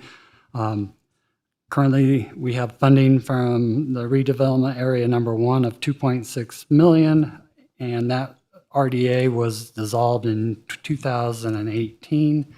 And the current engineer's estimate, which is based off of pricing from previously bid projects within the area, is around $3.6 million. So we have about $1 million deficit between the engineer's estimate and the amount of funding available for the project. I'd like to point out Vista Grande, the project consists of just so you have perspective, a 12-foot lane in each direction, bike lanes in each direction, a 6-foot sidewalk with landscape strips and lighting. It's designed to Douglas County design criteria for a urban collector road. Vista Grande was added to our capital improvement program during the budget session of 2019-2020, and this was to make sure that I secured the RDA funds for the roadway, and that's when the initial estimate was developed of about $2.5 million. The extension has been in the RTC 5-year work plan for about the last 10 years, and it's been part of our transportation master plan even longer than that. The original right-of-way, as we'll get into in the later slides, came about in 1978. There is currently some additional right-of-way needed with the plan we have, mainly within the areas of the old right-of-way, as well as some easements. Phil Richter for the Director of Public Works for the record. As we go through this presentation, I know we'll talk about it later, but I do want to point out that when this was put into the plan in 2019 and in prior years and prior discussions, the land that we're talking about here was actually owned by the U.S. Forest Service and was part of the lands bill for Douglas County. So a lot of these plans and a lot of the pre-planning for this were contingent upon the fact that Douglas County would actually become the owners of that property, and so we would be building a road through property we owned, not property that's owned by private entities. So just want to make that clear today. Can I jump in with a question? Sure. Could you refresh everybody's understanding about what were the benefits that were expected when this was put on the plan? I'll actually get to that Okay. in my presentation, if you can wait till we get there. And I'll answer your question there. So I did have a question, though, and I hope you don't mind us interrupting you through this presentation when we have questions, rather than trying to go back to the slides that are relevant. But Mr. Richter, you mentioned U.S. Forest Service, and as I understand it, the U.S. Forest Service did dedicate those easements to us 2 years ago, year and a half ago, something of that nature? Phil Richter, Director of Public Works for the record. So about a year ago, in 2023, when they were when they pulled those properties, these properties out of the lands bill, they worked with us, cooperatively worked with us to permanently define those easements. Those easements were conceptual up until that time. There was really no easement. It was just a conceptual plan. They allowed us to put those easements into essentially create them, and they carved those out of the land sale. So when they sold the land, it had those easements dedicated as part of that sale, so that we would not have to purchase those easements from future landowners. I was going to bring this up later, but since we're on the topic, you laughing at me? No, I'm sorry. It's so nice. Okay, so you mentioned that the easement was planned, the street was planned, but it changed because the forestry didn't give the land to the county in the plan that Congressman Amodei was trying to get through. And I understand that, and that's what we have been told by the county manager. But when the property went up for auction, when the lands bill didn't go through and the property went up for auction, the county requested from the forest department to have this easement. Is that correct? Phil Ricker, Director of Public Works for the record. Actually, the U.S. Forest Service approached us and asked if we wanted to formalize those easements as part of to those parcels before the land sale went through, before they sold the property. Exactly, for the intent to put the road in. And before the property was sold at the auction, the buyers were told that they had to give this amount of road up so that there would, to the county, so that this road would be built. Again, I'm not sure how they were told, what they were told in terms of that. I wasn't involved in those discussions or meetings. I believe what it was is they were a permanent dedication of those easements for a future road. There was no conversation in that about who would build that road, just that it was dedicated for that purpose. I think you were in one of the meetings in November or December with Mr. Bluth where this was discussed. November, December of what, last year? 2022, before the auction. Auction occurred, I believe, in 2023. I'm not sure. Okay. Well, we'll just get back to that later after we hear the rest of the testimony. Thank you. Before we go, I just wanted to make a slight, I don't want to necessarily call it correction. The lands bill has not, anyways, this was extracted from the lands bill, but the lands bill is still active. And Congressman Amodei, along with Senator Cortez Masto and Jackie Rosen, Senator Rosen, are still trying to get those lands bills through. This was just an extraction by the U.S. Forest Service of that particular lands bill. So. Yeah, absolutely right. My mistake. Anytime I misstate something about Congressman Amodei and the wonderful work my colleague thinks he does, he's got to make a correction on it, even though it's irrelevant to this issue. Well, it's not irrelevant to the fact that the lands bill is not dead. Okay, so I think it's important that our residents understand that that lands bill is not dead, because there is still remaining about almost 8,000 acres should that lands bill get approved. Well, I just want to make sure that our residents don't misunderstand that the lands bill is dead. That's the impression I got from your comments. So, thank you, gentlemen. Can we get back to the presentation? Thank you. So this map kind of points out there is a portion of the roadway that will be constructed. The old alignment is in the service area of Indian Hills General Improvement District. So so that defines where the alignment from 1978 is, and they're served. Their utilities are served by Indian Hills General Improvement District. To the north of that line, which was the Forest Service parcels, is considered the county's service area. So those parcels will be served by county water and sewer. So.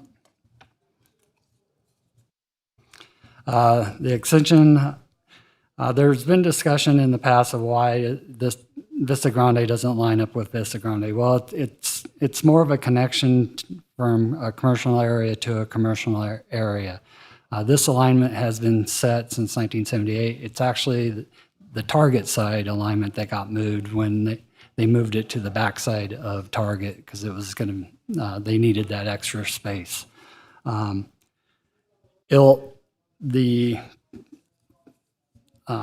project will add a west side alternative to US 395 in case of an incident north of Jacks Valley Road.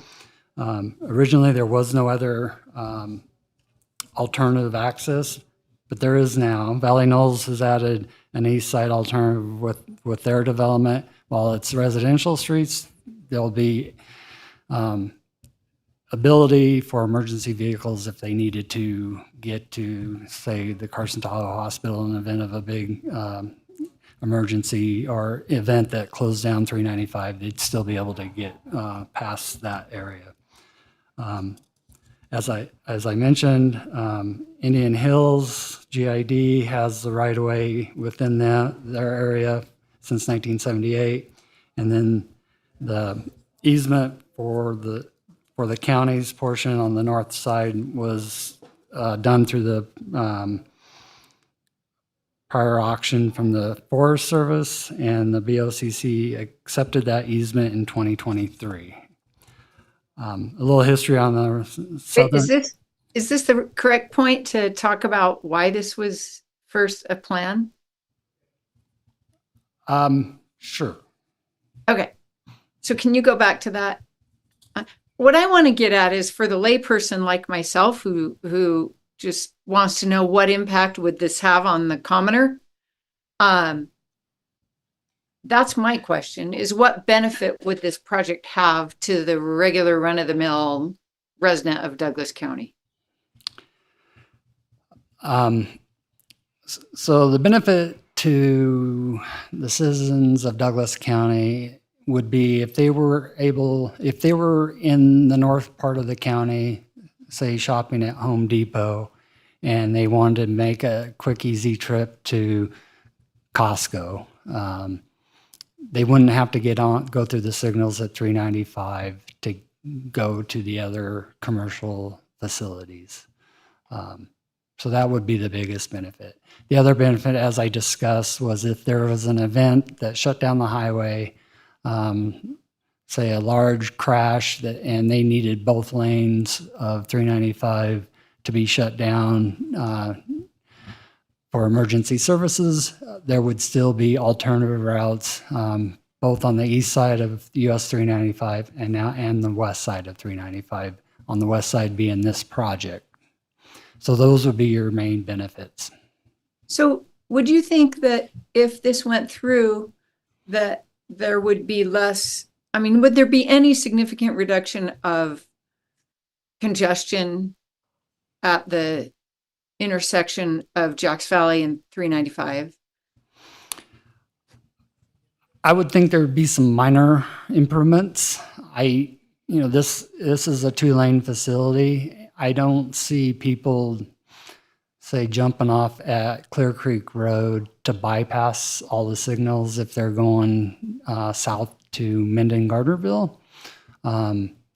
That may occur with some of the west side residents of Genoa and stuff. They may feel compelled that it's faster to exit at Clear Creek Road and use Vista Grande to access Jacks Valley Road. And that's helpful. And would you think that this road would make any difference in, I'm trying to think about the revenue to the county. Would it make it more, would we get businesses there sooner that might, I'm just trying to brainstorm what other benefits there might be. Yes, there would be, the one benefit I haven't indicated is pedestrian bicycle. Right now, for anybody that lives in the Indian Hills area, if they want to walk to Walmart, Best Buy, any of that area. They do not have a adequate path to get there. This project would have sidewalks, and now they would be able to access. There is one resident that was drives a mobility scooter and has called me for the last 6 years, very interested in this project and when it was going to get built.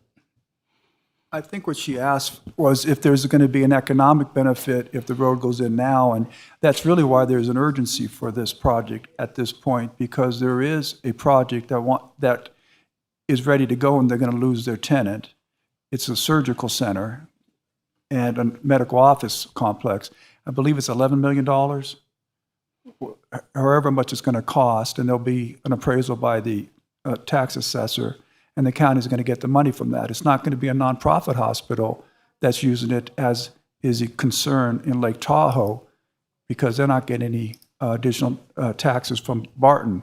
This is going to be owned by a for-profit person who is going to lease it out to the surgical center and to the medical offices. So there'll be a substantial fiscal benefit to the county.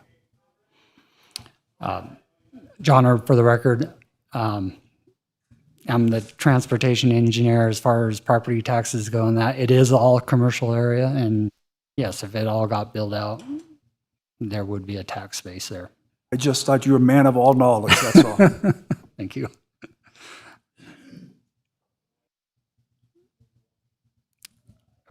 Okay, moving forward. So the original right-of-way on the southern half that's in the Indian Hills General Improvement District, it was accepted by the board in 1978. And the blue arrow points to a note. And while these are old plans and it's kind of hard to read, note number 3 indicated that Vista Grande would be constructed to county standards at the time of development of the parcels. So that first section of right-of-way has a requirement when it was accepted to be built by future development. Although the county can build it, that doesn't mean we can't. So just to put that out there. We've pretty much discussed this quite a bit already. The northern right-of-way was originally owned by the U.S. Forest Service. It was identified in the Douglas County Land Bill. The U.S. Forest Service decided to auction their parcel early in 2023, and with work and collaboration with Douglas County, we gave them a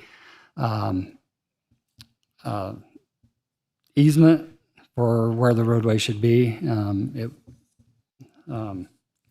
It was done through engineering, so it was done off of a preliminary design. The new owner, Consolidated Partners LLC, they're the grantor of the easement. After they purchased the property, they were required to bring it forward to the BOCC for the acceptance of the easement, and that happened on February 2nd, 2023 at the BOCC meeting. As we discussed earlier in the lands bill, this was parcel number 17. It has now been removed from the lands bill.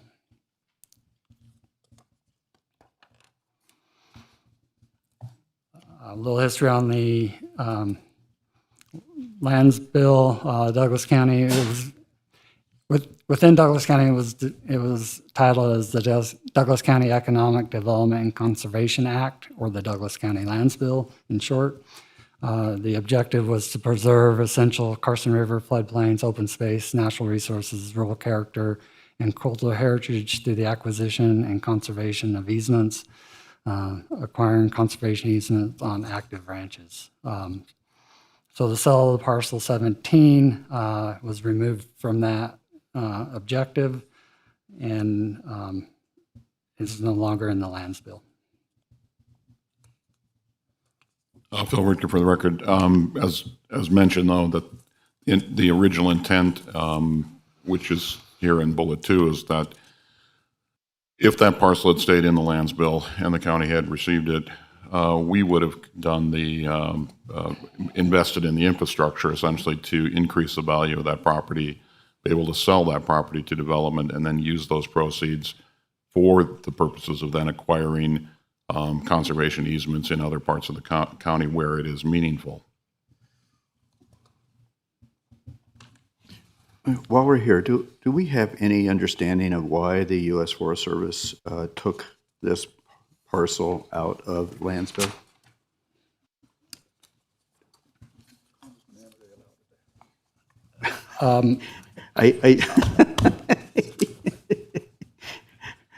Mr. Chair, Scott Morgan, Assistant County Manager, to Commissioner Gardner's question.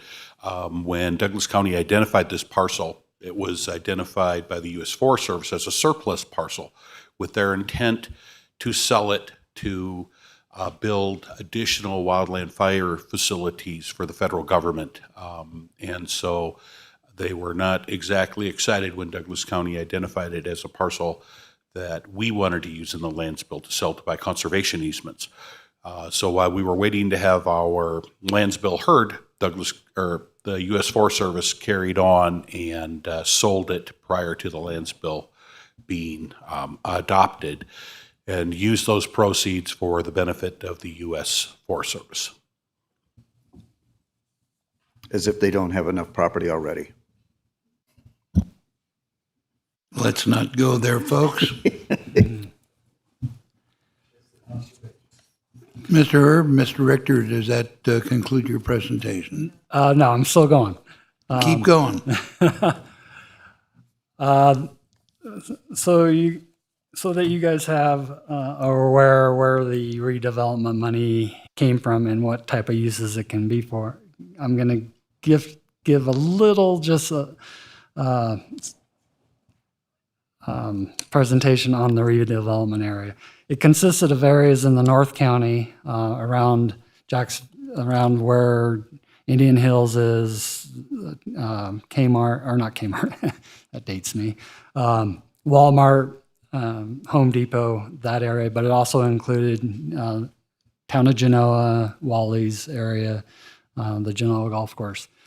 The funds from taxes were collected from the existing commercial and residential properties within the RDA.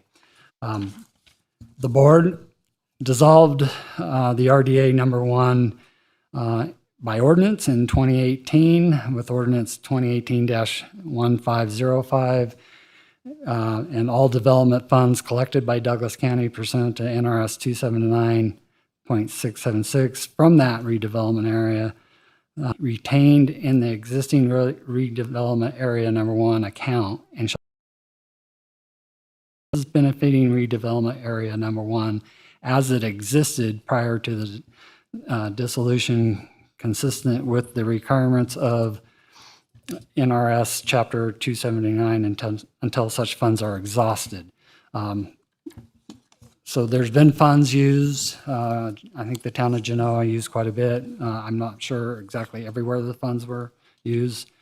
The next slide goes over what NRS 279.408, what the funds can be used for. So just for your knowledge, recreational and other facilities, railroads, if we had them, but we don't, so that one can go away. The alteration, improvements, and modernization and reconstruction of any existing structures in the redevelopment area. Provisions for uses involving open spaces such as streets, so this meets that. Other public grounds, spaces around buildings, structures, improvements to recreational areas, improvements to public grounds, the planning and redesign. So those are some of the, I'm not going to go through this whole thing, but those are some of the areas where the RDA 1 funds can be used. And the last slide, and then we can get into questions and answers, options to move forward.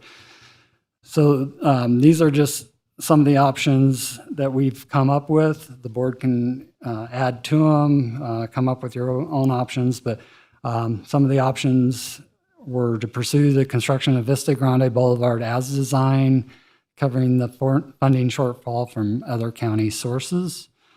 Pursue the project with a reduced scope to reduce costs. What that means is take elements out in means of approving variances to the county and taking some of the requirements out of the project.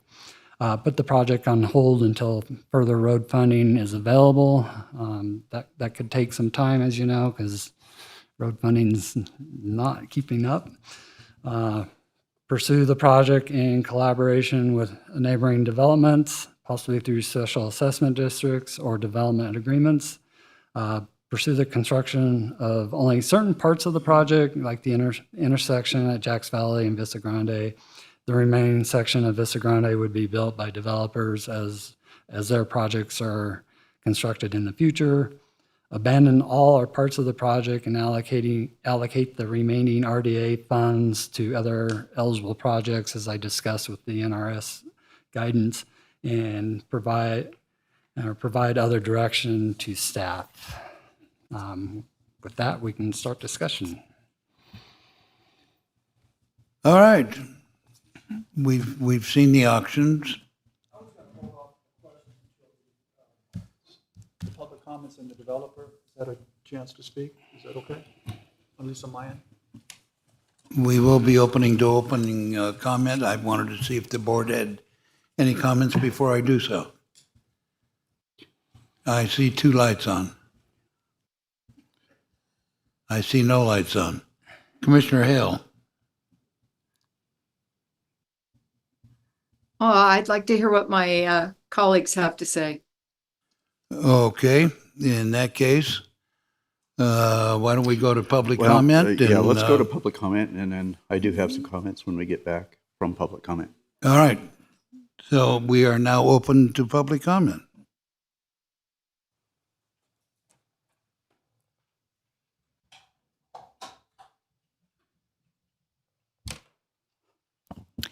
Good afternoon, Ellie Waller. I'm a resident of North County. The board had lengthy discussions a few years ago, and the Vista Grande project was on track and fully funded. Fast forward, and costs have risen, but the county hasn't taken into consideration planned projects may need additional funding. Much like Mueller Parkway and the Justice Center, if this board does not support option 1, the costs will only increase. There are currently funds totaling approximately $2.5 to $2.6 million. The engineer's estimate of probable cost is $3.5, has been stated. Staff report states in 2023, U.S. Forest Service elected to sell the parcel containing the right-of-way. That's been fully discussed. Waiting for additional future developers to assist in funding is a non-starter unless there's a project already being proposed.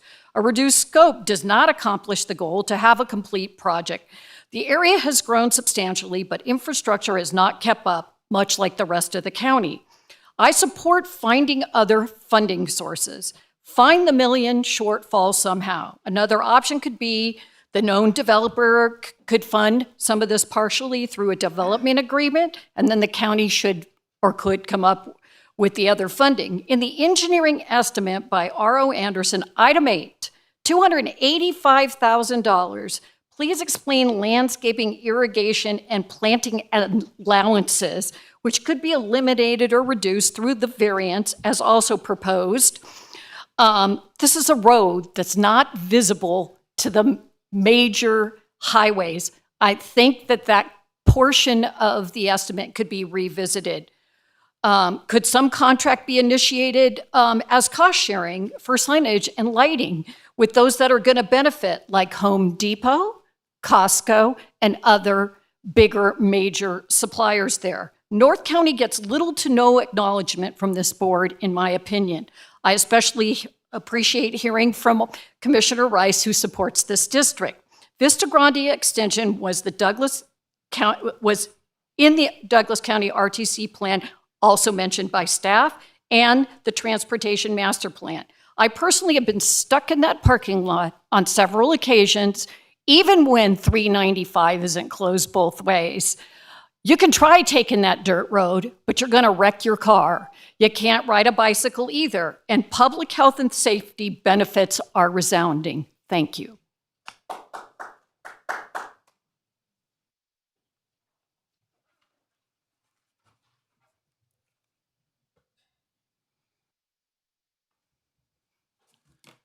Good afternoon, Commissioners. Mrs. Davidson, Council. Nobody ever says hi to the attorneys in these things. My name is Ryan Russell. I'm an attorney with the Allison McKinsey Law Firm. Here today representing Consolidated Partners, LLC, along with their managing members, Steve Pokerjack and Charles Bluth. Consolidated Partners is the current owner of the property. And as discussed at length, it acquired the property from the U.S. Forest Service in 2023. And it did so with the specific requirement, at the request of the county, to dedicate an easement for the purpose of building this road. It agreed to that in purchasing. It justifiably relied on representations from the county that that road would be built. It has continued to rely on those representations in entering a contract for the sale of the property now in hopes of developing the property. And this development has the potential to be a tremendous benefit to Douglas County and the entire surrounding area. Not only would the development of the property include an immediate influx of tax dollars, but it would also allow for necessary commerce, which again would be an influx of tax dollars. And it also has the potential for additional medical services. So not only would it increase the availability and access for emergency services, it would have necessary medical services that would be a benefit directly to the residents of Douglas County, the surrounding area, Carson City. And as a proud native Northern Nevadan, I can tell you that we need it. It's absolutely necessary, and it is going to be a benefit. It is responsible growth, which means it's a responsible use of county funds. And on that basis, and as noted in the county report, I suggest that you proceed with the original intent of not only applying the available RDA funds to completing this road as designed, but that you cover any shortfall with other available Douglas County resources. I appreciate your time.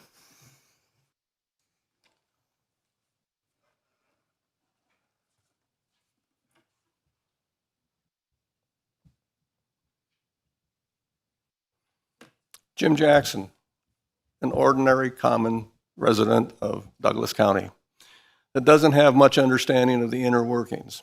But listening to this, it sounds like you've made an agreement with a company and the lawyers are now getting involved in it, and we're going to get the shaft. This sounds like it. There's a shortfall on funds. You don't have the money to fix all the other roads in the county, but now you're going to build another road that you won't be able to maintain. If it is so important to the developer that wants to develop this whole area and make millions, let him pay for it. But it sounds like you've made a deal already to where you have to pay for it. I don't know. I don't understand it. I'm just a common resident of the valley. If it's where I think it is, you're going to get a lot of truck traffic on that road carrying logs that are now going up and down one of the side streets there. And people have complained about that. So let the company that's got the logging operation there pay for it, or at least kick in some money for it.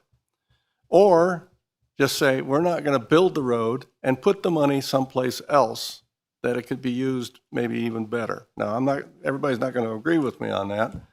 And I'm all for developing an area, but you had an earlier presentation on flood control. It sounds like the money would be better spent creating that area to stop the flood control and more benefits to the ordinary common citizen of the valley. Thank you.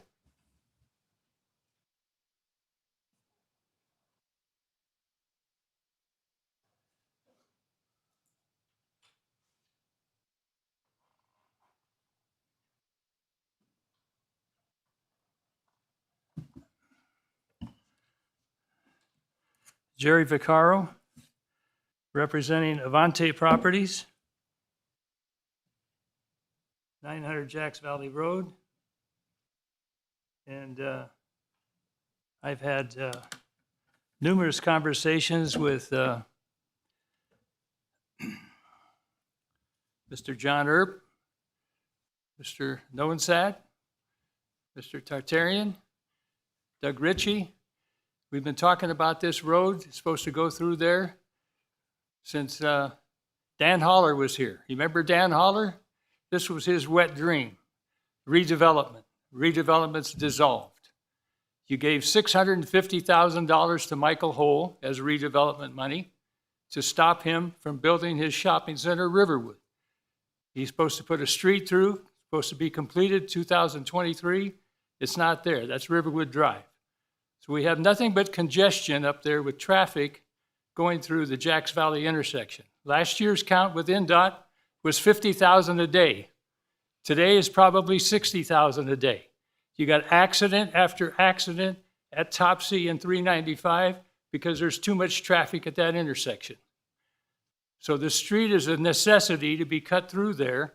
You have a developer now that wants to put up a medical building, and we're still talking. I mean, this has been going on for 20 years. Redevelopment, 20 years. Is that how long it takes you to build a road? So please get your act together, figure out what your resolution, your suggestions are, and let's come up with a solution and get it done. Thank you. No public response, please.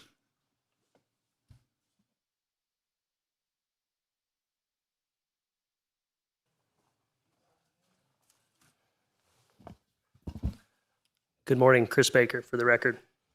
I encourage the board to utilize the RDA funds for the extension of Vista Grande. This will not only provide necessary pedestrian connectivity to the existing commercial hub, as outlined in public comments submitted by Shirley Rash, which I recommend be read into the record, but will also provide fiscal benefit by spurring development along the commercial corridor, much of which is medical and public health in nature, which I know this board knows this community and this county surely needs. So thank you for your time.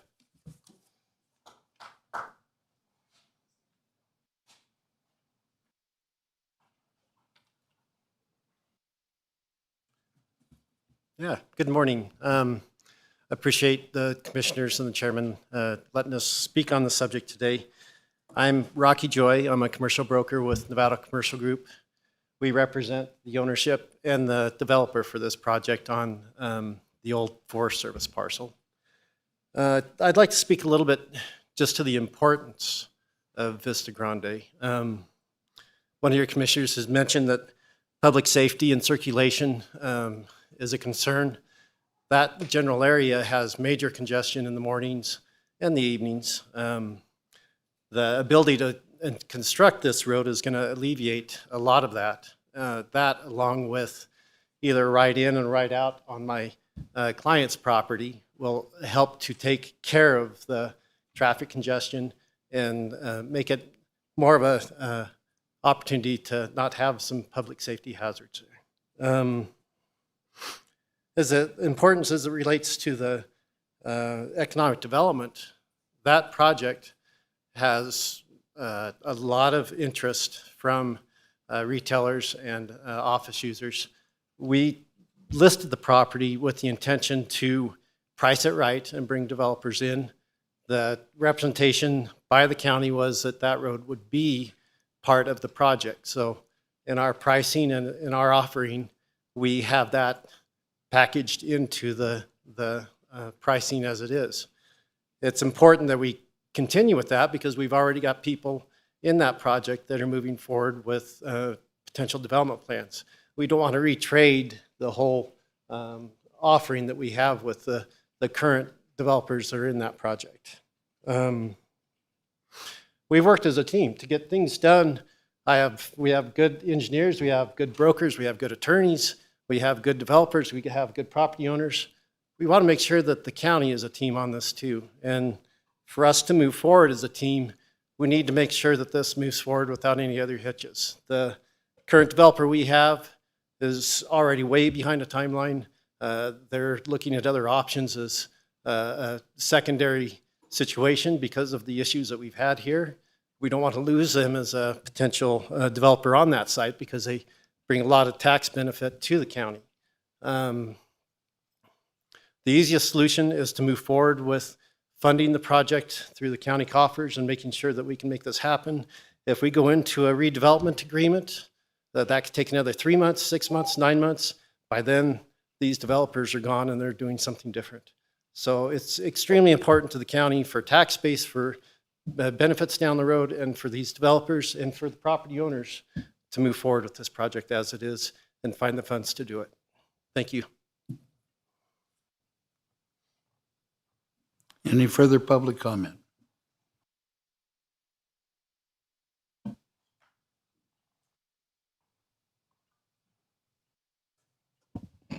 My name is Bruce Robertson. I'm with the Nevada Commercial Group as well and represent Consolidated Partners LLC. We are currently in escrow on approximately 8 acres for a 93,000 in and out surgery medical building. And for that project to move forward, the construction of Vista Grande Boulevard is essential. I'm a Douglas County resident and frequent that area quite a bit, and having Vista Grande and Boulevard in place would be very helpful to a lot of citizens to be able to get access back to Highway 50, back to 395 to go further south. But thank you very much for your time. Thank you.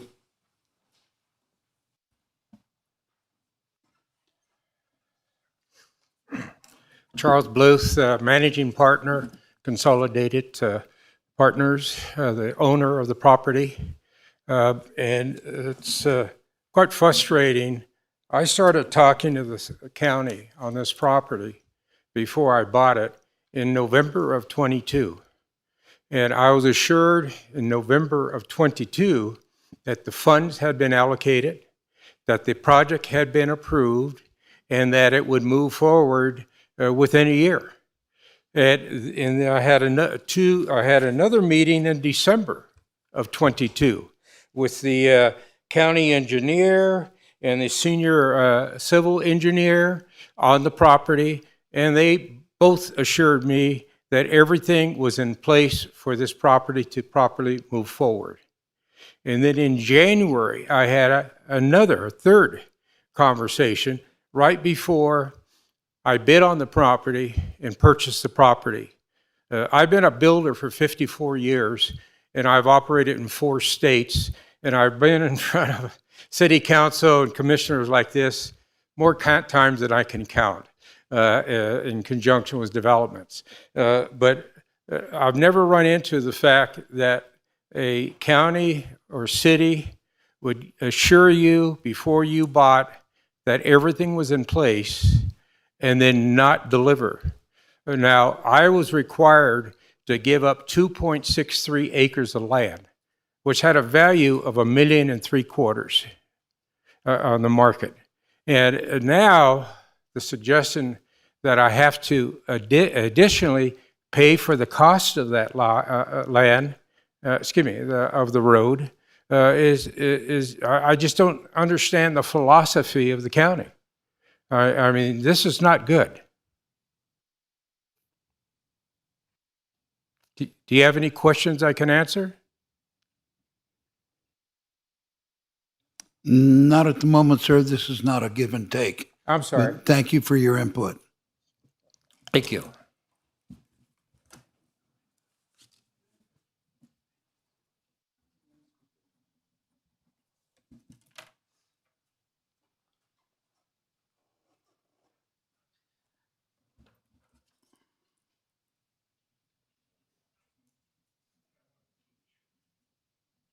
Elizabeth Learnhardt for the record. I don't really wanted to speak on this, but since I've heard the comments, I must say, why is it that Barton gets the preferred treatment up at the lake, where the locals from Oliver Park don't really appreciate what was being done to their neighborhood, and this area, which is just as necessary for the county to have medical services, it gets shafted.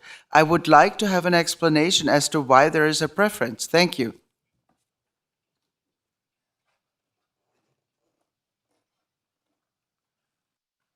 Steve Puckerjack. I think we just take a step back for a minute and think about what this brings to the community. I think if you think about the aging population and the growth that we've experienced. I think and first of all, I want to say I'm an engineering contractor, Nevada, Colorado, and California.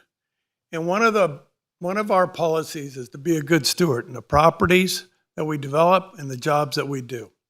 We've done hospitals, medical centers, distribution centers. I always say you can't use the restroom, shower, shave, or take shelter without people like us. Hardworking people out in the sun all day, and everything that we do, you can look at my history, everything that we do with our properties, we try to be a good steward.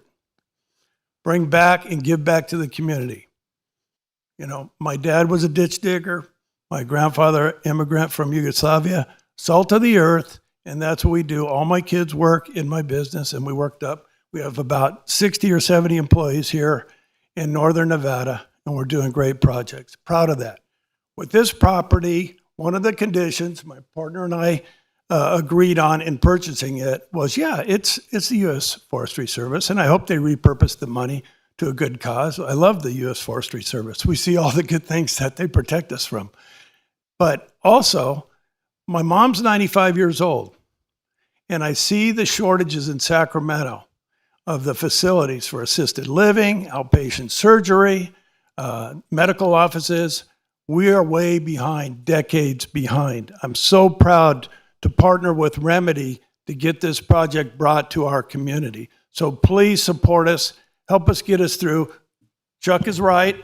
My partner, during due diligence, it was our understanding, and I'm not trying to throw anybody under the bus or anything else, that this road had funds and it was going to go through. And that's why we moved forward. So please help us. Let's be a team and let's get this project moving forward. Please. Thank you. Sir, you got 48 seconds, and I wanted you to mention the senior home that's a potential to be built out there. You just touched upon it. I already have people interested, but the statistics on assisted living are scary. There's an aging population, all us baby boomers. We're gonna need that help, and I think we should be proactive. It's a great county. I'm proud of it. Let's be proactive and move forward for our senior citizens as well. And as far as an artery, my God, I've been out there so many times. That is going to really benefit the traffic and make safety for emergencies, the flow of traffic, and pedestrian bicycle traffic, which we all want to take a walk to the store if we can, or ride a bike. Thank you very much. Thank you. Any further public comment?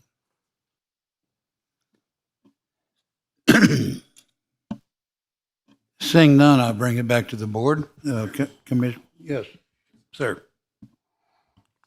Thank you, Chairman. Doug Ritchie with the Douglas County District Attorney's Office. I appreciate the comments that have been made today. I do want to clarify something. There seems to be a recurring theme that the county, Douglas County, is under a legal obligation or has some sort of detrimental reliance argument that it must construct Vista Grande. In fact, quoting the last gentleman, our understanding that was the road, Vista Grande, would be built when they invested in the property. A reoccurring theme among all the public comment was that the property was bought based on a belief that taxpayer funds would be used to build a road, Vista Grande, which would allow the property to be developed. It's again, the legalese, it's a detrimental reliance argument. We thought this would happen. To be clear, only the Board of County Commissioners collectively can make a promise to any party, including a real estate developer, regarding future plans for the county. And of course, collectively, the board is subject to the open meeting law. So any of those kind of representations, promises that have allegedly been made or has been made must occur at a public meeting that's been properly agendized, and the majority of the board of county commissioners, not staff, not engineers, but the Board of County Commissioners does make those representations.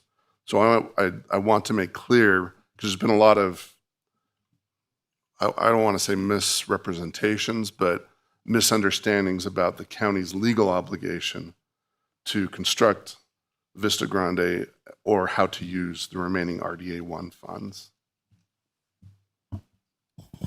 Thank you. All right, Commissioner Gardner. Thank you, Mr. Chair. I'm looking at the options to move forward that have been presented to us. I think what's important to keep in mind here is that we're discussing whether or not we have the funds to make up the shortfall in regards to building out Vista Grande. It appears that we're about $1 million short. It's disappointing to me that that we did not take the initiative or act in a timely manner enough to build Vista Grande with the funds that we had remaining in RDA 1. But however, and many of the public has talked about the development. However, we don't have a development before us today. That's not under discussion. I think that's misstated, okay? We don't have a development before us. What we're discussing is whether or not we have the funds to build out Vista Grande from its current terminuses on behind Walmart and the North Walmart and also Jacks Valley Road, and that's what I'm strictly looking at. When we've encountered this in addition when we devoted the $1.385 million that we got from the federal government to build out Kale. We also were not able to build that out because we were short $400,000 in that. However, fortunately enough, we have Fund 236, I believe, at Lake Tahoe that is for transportation and road construction, has to be spent at the lake, and so we had money in that account, so we were able to take that $400,000 and devote it out of that fund for Kale. However, we don't have a similar fund here for making up the $1 million difference, except for the general fund. And I have here a memorandum stated on July 20th of 2023 to Jennifer Davidson from Mr. Erb, a transportation engineering manager. And you know, it's interesting, it funding preventative maintenance of Douglas County maintained roads. And down here in the last paragraph on the first page, it says in 2013, the Board of County Commissioners shifted $1 million in existing property tax funds to maintain roads.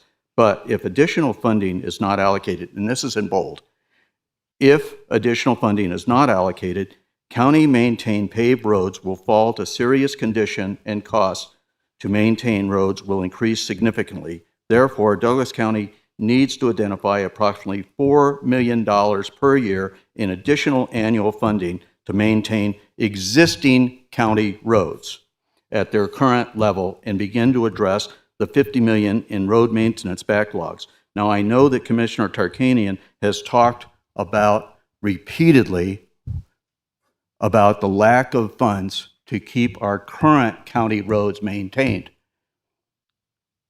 And yet somehow we're supposed to come up with $1 million in additional funds to build out the remaining portion of Vista Grande. So when I look at our options, pursue the construction of Vista Grande Boulevard. Can we put that slide back up? Because I think that's important. Page 695. Options to move forward. Options to move forward.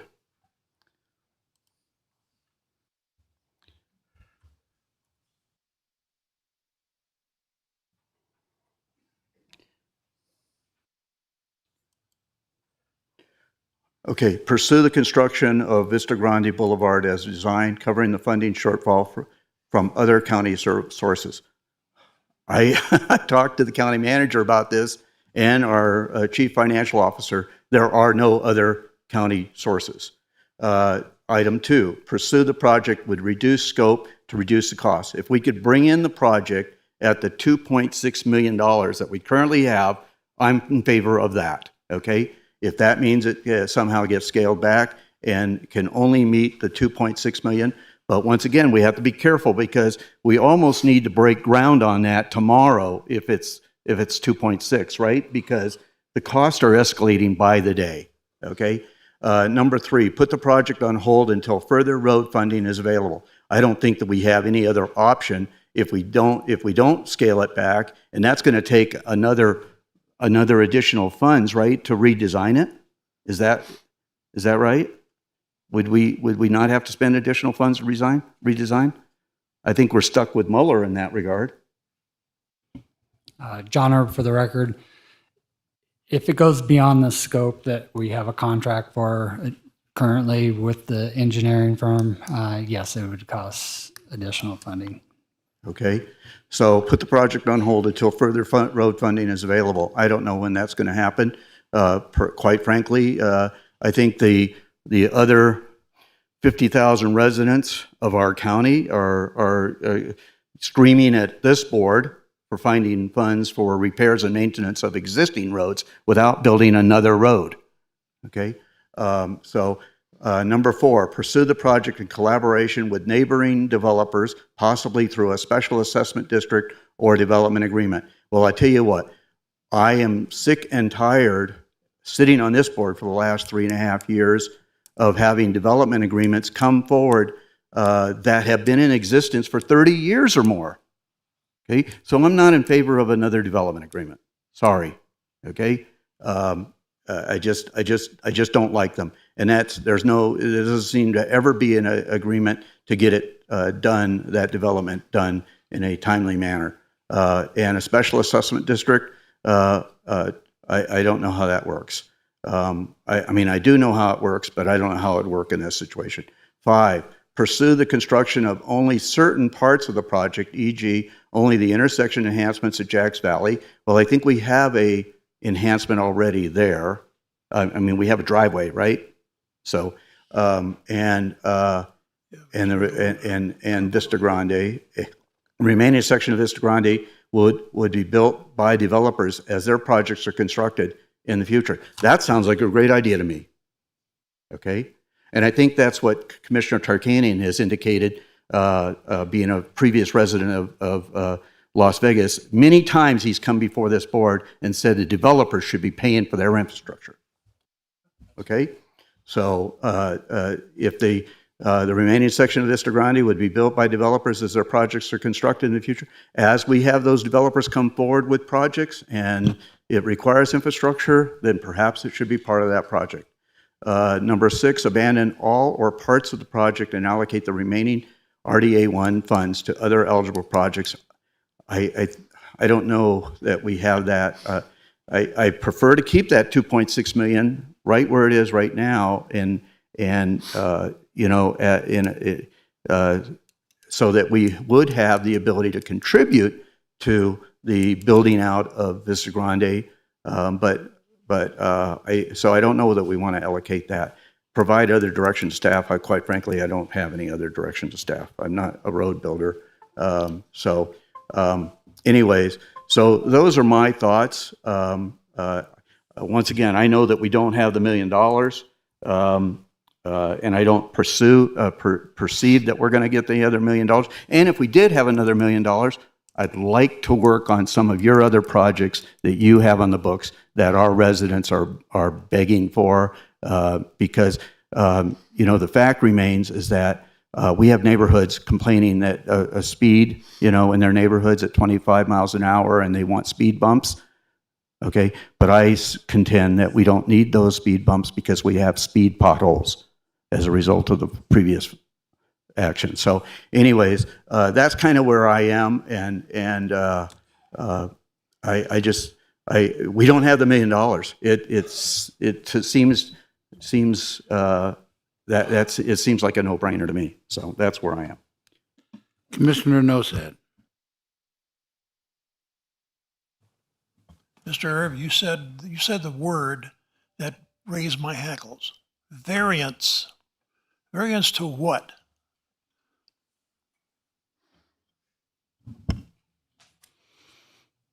Commissioner Nosad, John Herb for the record. So the road is designed to our Douglas County design criteria. We're under the same obligations as, say, the developer. When he comes in to build a certain type of road, this would be an urban collector, we're required to put in streetlights, curbing or sidewalk, landscape between the sidewalk and the roadway. Those are the kind of things, if we want to take them out of the project, I have to get a variance from the board, just like a developer would. So the county is held to the same design criteria as we put on developers, contractors, and everybody. So that's what I meant by the word variance. So then it's a bargaining chip. Correct. Okay, then the other part of this would be master plan. Any changes to the master plan or variances to code, that is one of the conditions of their doing what they would want to do, is out of the question. There is no variance, there is no going to be changing of master plan. That's my take. Now, if they really want that property, and they're going to suffer the loss of millions of dollars because they can't build it, then you know what I say? Pick a finger.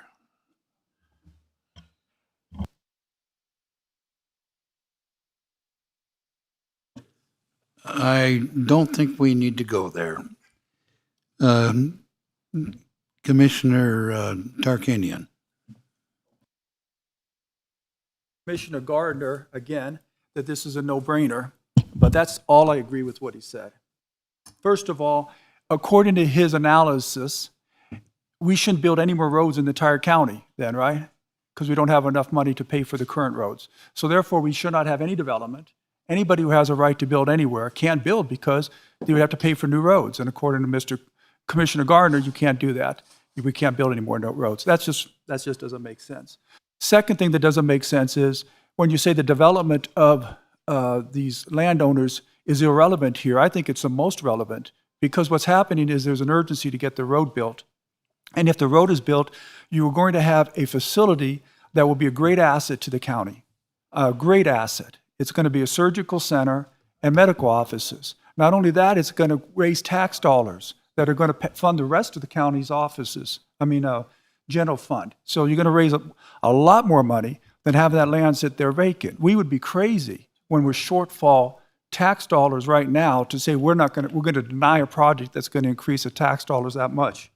Look through the history of, well, I'm going to go to, and I got to disagree with my esteemed fellow attorney, our district attorney, who says that there is no possible legal grounds of a detrimental alliance. Well, there might not be a detrimental alliance because the county board has to make that decision. But if you have county staff that represents the county that has told the buyers that this is what's going to happen, and the buyers, with that understanding, goes out and buys the property, there is some legal ground, whether it's fraud, whether it's intentional misrepresentation, or maybe it falls to detrimental alliance because they relied upon an agent of the county.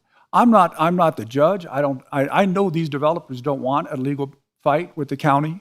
That's the last thing they want. They want to get the project built. But my understanding, talking to the developers, that, and this is what caught my attention, on 3 different occasions, they spoke with the county staff before they decided to invest millions of dollars to buy this property. And I was given the names of the county staff, and unfortunately, rushing here to the meeting, I left it at my house. I apologize. But there was a meeting in November where there was 2 county staff there, and they represented, according to the developer, that the property was funded, the road was going to be funded. They had to give away the road for this easement, but that the money was there and funded, and it was going to be built, and that it was going to be built in 2024, no later than July of 2024. This same conversation took place in December, and then also the conversation took place in January before they bought it. Okay, so maybe the developer should have got that in writing before he went and made the bid. I don't know, you could say a lot of things, but I would think even if you don't have a legal obligation to follow through on those representations, does the county want to be considered in that light that they're dishonest or not telling the truth. They're going to put a buyer in that position where we're going to pull the rug out from under you a year and a half later, really, when we don't have to. And we're going to get to the money, and we'll talk about that. But to say that the county can represent that this road is going to be built and the funds are there, and say all of a sudden now we're not going to build the road and you're going to lose your tenant, I think we're in a tough spot. Let's go through the history of this. And back in 1979, this was on the county's books to build the road there. I think you said 10 years. It's been on the RTC plan for 10 years and longer on the Douglas County plans to build the road here. In 2019, you want to say something now before I got going to the rest? 2019, it was represented that this road was going to be built and the funds are going to be there. I think the road has to be built. The problem we have is, how do you come up with the money to build it? Because we're $1 million short. And if the road isn't built very soon, then the developers lose their tenant, and we lose, as a county, a surgical center in our county and the tax dollars that go along with that. Why in the world would we want that? Well, we all, as happens in all things political, people are going to have to give and take if we're going to get this thing done. The county has $2.5 million. That money should be, first of all, I want to address Mr. Jackson's comments that they could use the money for the floodplain out in the south part of the county. You cannot. It's an RDA 1 fund, so it has to be used in the RDA 1 area and only in that area. So it can't be used for that purpose. Nor should it have been represented if it was going to be used for a road and we go use it for another reason. But we have $2.5 million. The developers are going to have to pay for their portion of the road to get it done right now. Either they don't pay for it and the road doesn't get done and they lose their tenant, or they have to pay for their portion. But they shouldn't be responsible for the portion of the other vacant landowners. Those other vacant landowners should be required to pay their portion. Just as Commissioner Gardner has stated, I very much believe that the developers should pay for the cost of the roads and the infrastructure. And even though they may not have been represented that way when they bought this land, this is a reality we have. There is no money for us to allocate to you, and it's not going to be allocated. You do not have the votes to get the money paid for by the county. So either you guys are going to have to pay for your share of the road, and the county has to obligate those other landowners, I think there's 3 of them, to pay their fair share, or the land sits vacant. And the county loses tax dollars and loses a great project there. This is a simple solution. It's a no-brainer solution. We approve the project. We use the $2.5 million that we have to build the road on the county portion, and the land that's adjacent to the property owners have to pay their fair share based upon the use. Before I go to the county manager, Commissioner Hales, do you have anything that you want to add? Yeah, I'm just not sure I understand, Commissioner Tarkanian. What format would that be? I spoke with Mr. Erb, and he gave me an idea, but he didn't have the terminology. I was supposed to speak with Assistant District Attorney Doug Ritchie at the break, but he wasn't here, so I talked with the county manager. I think she said she had some terminology that they used. So I'll leave it up to Jennifer. Just to clarify, you're talking about a version of option number 4. Yes, I am. Okay. But without the lengthy process of a special assessment district or not, and also not development agreements, but some other route forward. Exactly, because of the timing. And I don't know exactly when they lose their tenant. It's within a few months is my understanding. So there has to be a timing issue. It does us no good to delay this project, in my opinion. If I may jump in with my opinion, thank you for those clarifications. I agree. We don't have the money to cover the shortfall. I'm not interested in building a road without a bike and pedestrian path. I want those pieces included with it. Circumstances have changed since the first thought of how to fund this road with the sale by the Forest Service of the land. And those circumstances impacted the situation. And so I do believe number 4 is the way forward if we can format it in a way that isn't going to delay.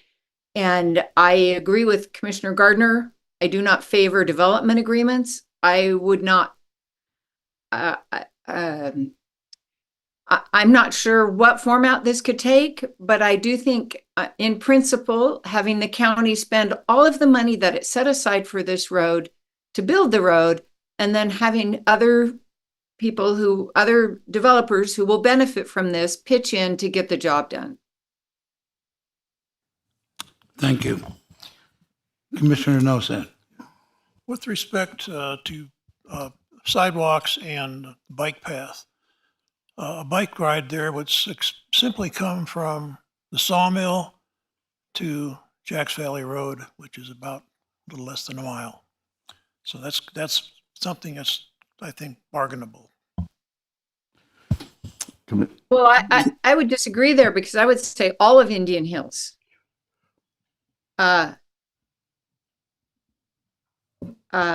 West of 395, all of that. That's a huge neighborhood. They could ride their bikes to these businesses without having to cross 395. Okay, let us remember that the subject of the agenda item is the road in question, not all of Douglas County, or rather all of Indian Hills. Sure. I'm just saying I'm not interested. I would not vote for a project that removed the bike path. Thank you. And I'm sorry, I know you haven't spoken yet, but what I wanted to indicate is that we have $2.6 million left in RDA 1. Is that correct? I believe you're looking at me, Commissioner. Jennifer Davidson, County Manager. Yes, sir. 2.6 million. In I don't RDA 1. I don't want to expose us to any more than the remaining funds in RDA 1. I don't want to obligate us to taking funds, additional funds out of the general fund, out of our road tax fund, or any other funds. Okay, I want to isolate our exposure to the 2.6 million. Now, if that means that costs go up above the 3.6, I mean, if it can be built for less, then that would be perfect, right? But I don't know that that's going to happen, and costs are going up by the day. Okay, so if additional funding sources can be found to build it out to whatever cost it was, if it was $4 million, okay, the remaining portion, whatever it is, beyond the 2.6, if there's other funding sources that can be identified that are not county funds, then I'm in support of that. Okay, I want to see this road built. I was hoping that it would have been built before now, but that's not the case. And this board seems to have been doing a lot of cleaning up of little issues over the last 4 years, right? Just things that have not been addressed or finally come to conclusion. So that's all I want to do is I don't like losing the amenities, as Commissioner Hales is saying, the bike paths and other things. But I just want to make sure that whatever we can figure out does not exceed our commitment of $2.6 million or whatever funds are remaining in RDA 1. Thank you. And County Manager, you have been very patient. The microphone is yours. Thank you, Mr. Chairman, Mr. Rice. Members of the Commission, Jennifer Davidson. What prompted me to leave my seat and join the podium over here is a commissioner raised a question of integrity of county staff. Integrity is an important value to this organization. It's one held dear by this team. They appear before you today at my direction because circumstances have changed. This is 100% a policy decision for the board. The allocation of additional funding is a question that should be put to the County Commission. Whether or not this remains a top priority for the County Commission, given the change in circumstance, is a policy question for the County Commission. This is the reason why this item appears before you today. I do believe that staff have acted in good faith based on the policy positions that the County Commission previously took, given the circumstances at the time those decisions were made. But those circumstances have changed, and that is the reason why we're bringing it forward. Notice no recommendation is being made by staff regarding which option the board should consider today. In fact, we encouraged you to explore additional options beyond the ones that we introduced into the conversation. I am bringing this to your attention only for the fact that, again, I would like to highlight this is a policy decision for the County Commission and not a question of integrity of county staff. Thank you. All right, I got it. But she's talking about me. Oh, I'm sorry. So look, it's silly to say that I was questioning the integrity of the staff. It has nothing to do with the integrity of the staff. I'm saying it's integrity of the county that if the staff makes promises in good faith under the circumstances at that point, that the county should try every way possible to get those things accomplished. It has nothing to do with, nobody said the staff was intentionally lying to them. Nobody thought they were lying. Everybody thought it was going to be built. Circumstances has changed, and instead of, as one of the instructions are in here is, don't build it at all, I think that shows a lack of integrity on the county's part if we're going to make those representations and not follow through with it if there's another option. And we presented another option. I think Commissioner Hales and Commissioner Gardner's are in favor of it now, so we have another option. So we're upholding our integrity. Commissioner Nosen.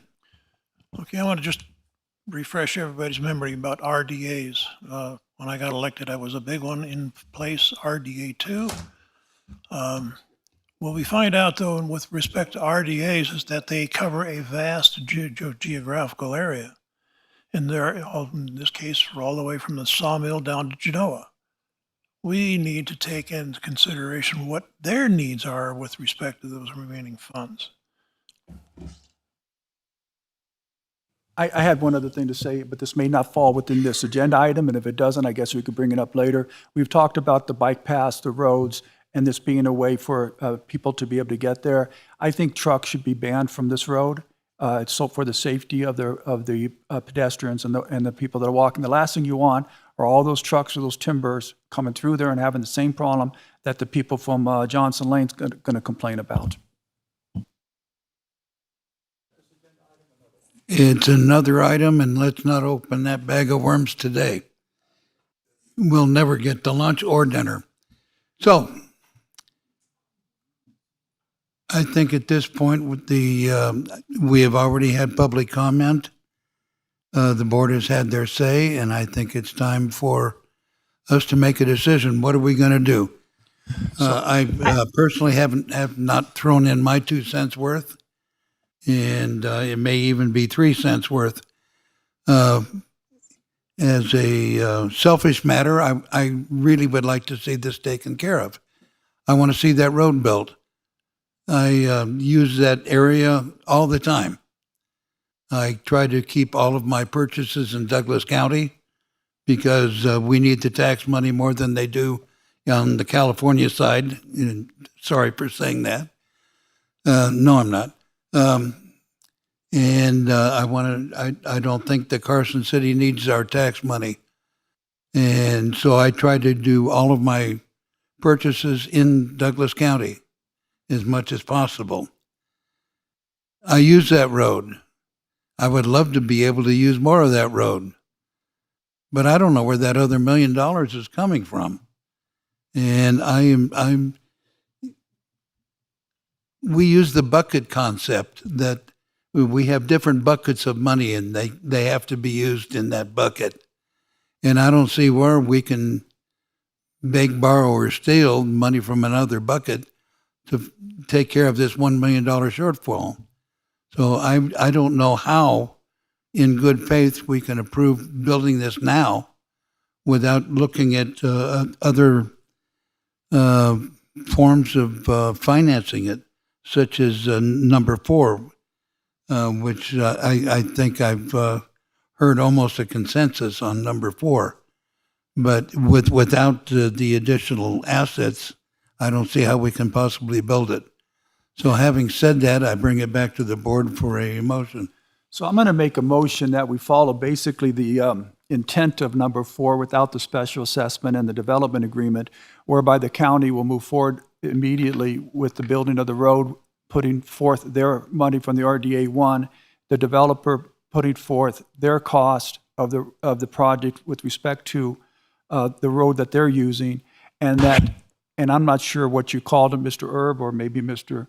Ritchie can tell us where the other people that are benefiting from the road, where it's adjacent to their property, how they would pay for it. Do they pay for it when the project is completed, and then when they go in for permit to do their project, or is there an assessment on them that they pay for a portion of it periodically? I would assume that maybe the developer will have to cover that cost until that happens. The county's not going to put the money in, and I know that you need the project done right now. But my motion would be for the road to be moved forward immediately. I think there's a few more things Mr. Erb said needed to be done. County put in their 2.5, whatever's left over in the RDA 1. Developer with the tenant already in place, paying for their share of the road, and that the adjoining landowners pay their share at the time of construction. Chairman. I believe we have a motion on the floor. Chairman. Mr. Ritchie. Oh, Charlotte, sorry. Well, I was going to say I'm prepared to second that, but I want to know if that is an adequate motion. And so, Mr. Ritchie, maybe you're going to address that. Chairman, if I may. Thank you, Vice Chairwoman. That is what I was going to ask for clarification, just on the process that the board would like the county to follow. Typically, what you're talking about is a special assessment district where public infrastructure is put in, and the properties that benefit from that infrastructure receive an assessment based on some sort of allocation on the benefit, the relative benefit. In this case, it appears the board is willing to put in 2/3, roughly, of the cost of the current estimate for the infrastructure. Again, a specialist, that's the mechanism that NRS has for this type of arrangement. It would require at least 2 hearings to do this. I realize that there's a desire to move forward. The board absolutely has discretion on what they do with this money. Can I ask you, is there a way, and I don't know if the developers are willing to do this or not, maybe you could ask them, if the developers paid for the rest of that road, that when the other landowners come in for permit, that they have to pay the developer back? Basically, I guess would pay the county back, and the county would pay the developer back. Chairman, if I may. Doug Ritchie with the District Attorney's Office. I was actually busily looking up NRS. There's a provision in NRS for what are called reimbursement agreements. There are limitations to it, though. It would take, I've personally worked on a reimbursement agreement, but it's tied to water and sewer infrastructure. I'm not sure how we would tie it to roads. It's my belief that part of this project includes utilities, but I think the majority is still roads. What the board could do in their motion is to direct staff to work with the property owners to figure out a mechanism to effectuate what appears to be the consensus of the board, which is the county will put forward the money that's in the RDA and work with the benefiting property owners to somehow cover the rest of it. I will, and I'm sorry to get into all the legalese, but because this is a public works project, there's a lot of requirements, prevailing wage. There's a lot of details that would have to be worked out.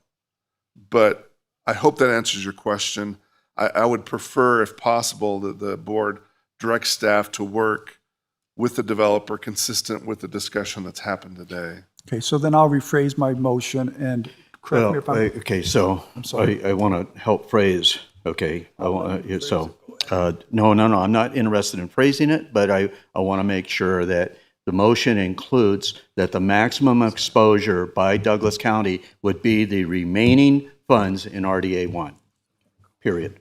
And I'm going to forget what you said, but I think the motion is something like this. I'm going to direct staff to work with the developers to find a mechanism to fund the completion of the road with the county only putting in the remaining funds of RDA 1. Does that satisfactory? I can second that. Are you good with that, Mr. Could you rephrase that? Or repeat that? Or read it back? It's my understanding that the county will work in conjunction with the developers in completing the project with the maximum exposure by the county of the remaining funds in RDA 1. Yes, Right? I'm good with that. Okay. Is this doable, Ms. Davidson? Excuse me? What was your question? My question was to our county manager.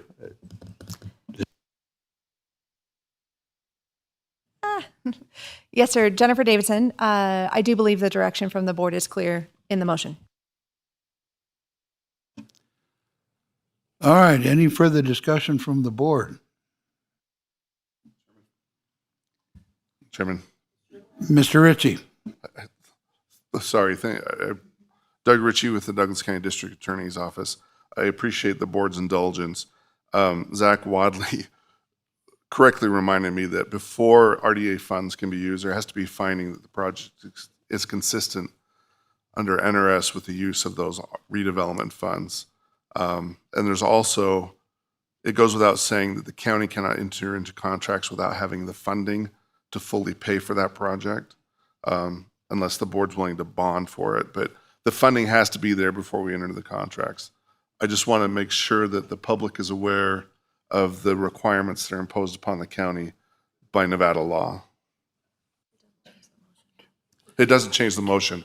I just want to make clear for the record. If that needs to be in the record and in the motion, then I'm willing to make an amendment to the motion for that. It is not. Okay. You just directed staff to yes. work, but again, for purposes of the public expectations, full transparency, so there's no misunderstanding about what has to occur. Are we all on the same page? No. No. All right, I wanna Mr. Noah said. query the district attorney. Are you saying that in our motion, the figure of 3.1 million is to be mentioned? Doug Ritchie with the District Attorney's Office. No, I am not. I'm not.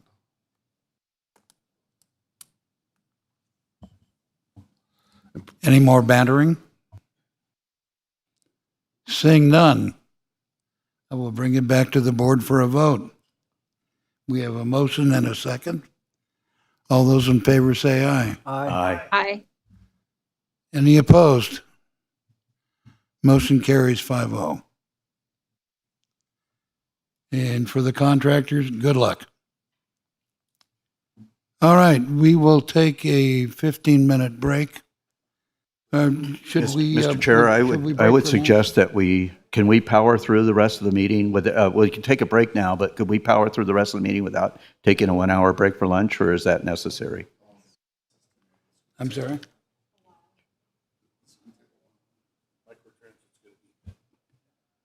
Let's take an hour for lunch. We are in recess for an hour.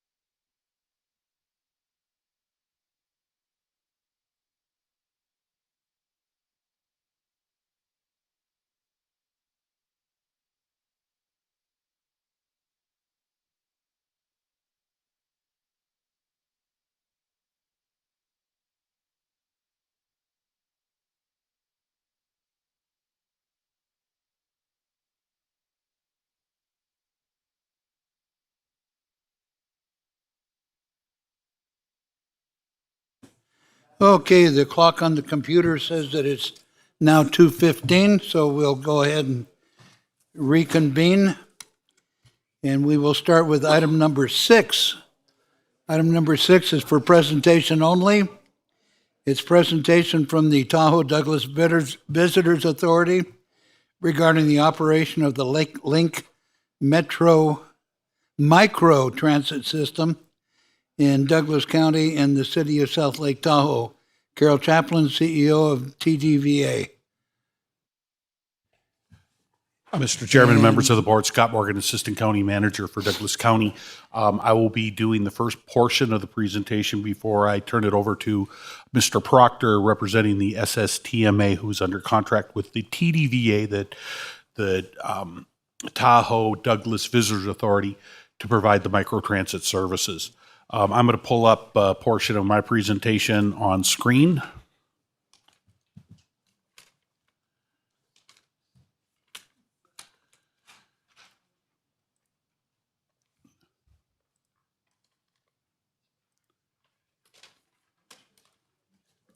This portion of the presentation is in your packet, starting on page 698.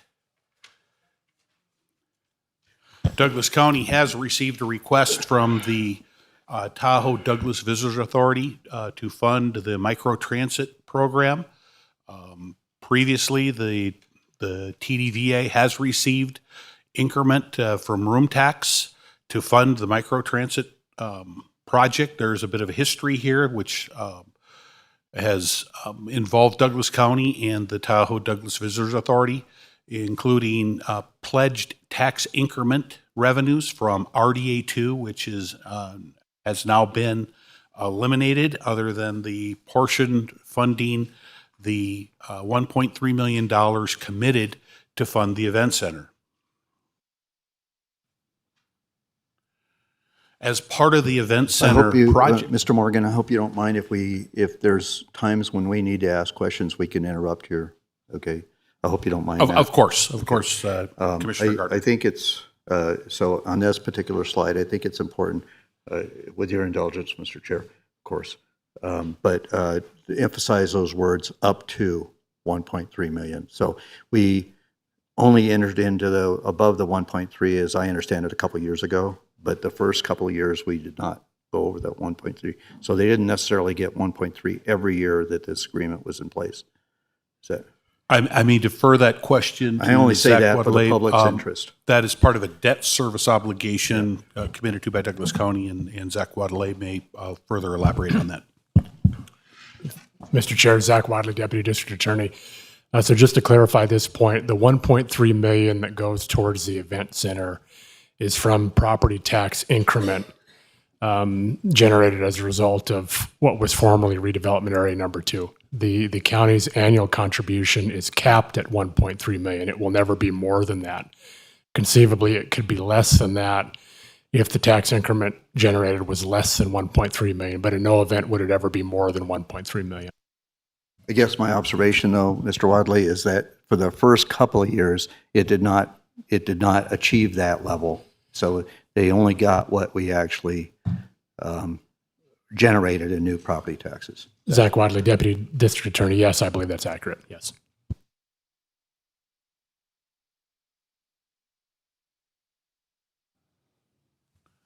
Mr. Chair, Scott Morgan, Assistant County Manager for Douglas County.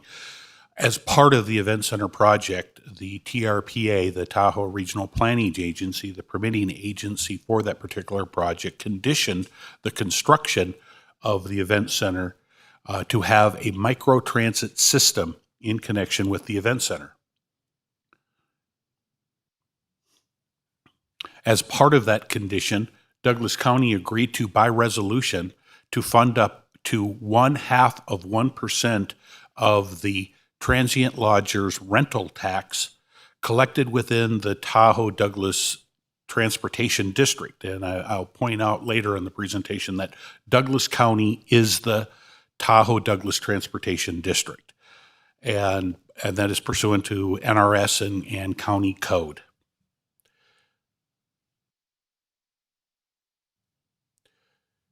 I think because whenever we talk about room tax, there are so many different players involved in the room tax equation that we create some clear distinctions, because there are some statutory requirements which basically direct how that money goes. And there's very little discretion within the room tax fund. This is one of those where the County Board of Commissioners, sitting as the Tahoe Douglas Transportation District, can allocate those resources.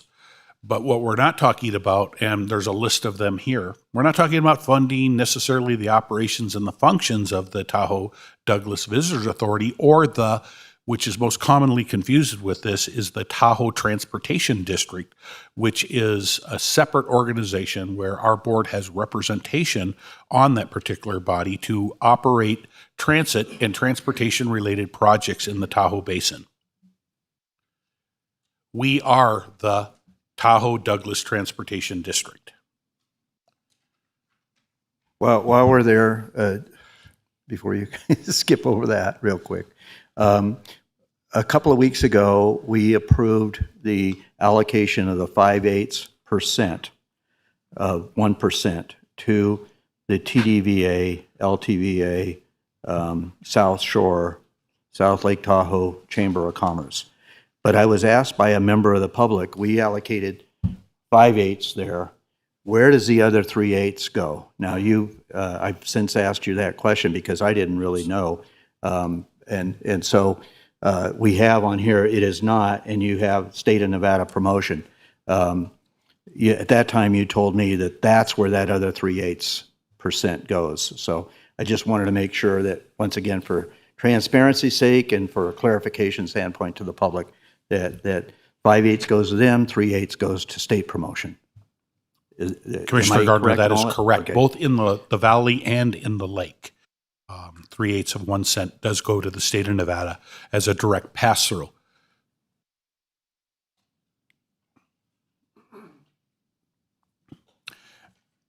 This comes out of NRS. There are 10 cents that are allotted. So we are not talking about the remaining 9 cents, which goes to Douglas County, which goes to promotion, which goes to support the event center. And we're also not talking about the transient lodgers license tax, which we collect 3 cents in the valley and 4 cents in the lake. We are specifically talking about 1 cent collected for transportation and roads. The 1 cent collected in the valley is under your discretion and funds our road department. The 1 cent collected at the lake is what we are talking about today. And we have obligated ourselves through resolution to fund up to 1/2 of that 1 cent collected at the lake for microtransit. This is some of the legislation that has taken place under NRS that obligates Douglas County to perform these functions.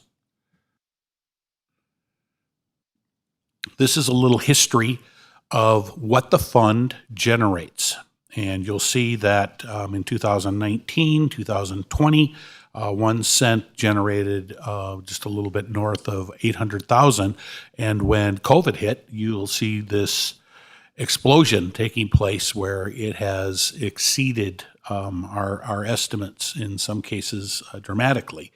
And you'll see what 1/2 of that generates or has generated for Douglas County. Historically, Douglas County has last year given $600,000, and we have currently budgeted $600,000 in our current year, fiscal year.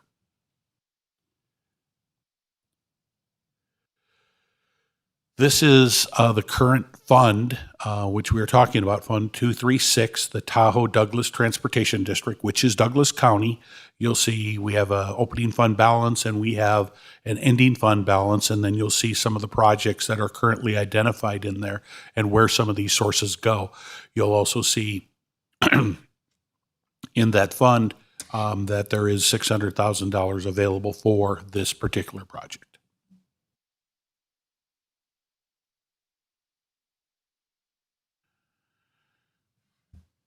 As indicated in the previous slide, there is sufficient funds to fund up to 1/2 of 1% from the TLRT, the room tax fund, and it's estimated to generate 1/2 of 1%, $600,000 during the current fiscal year.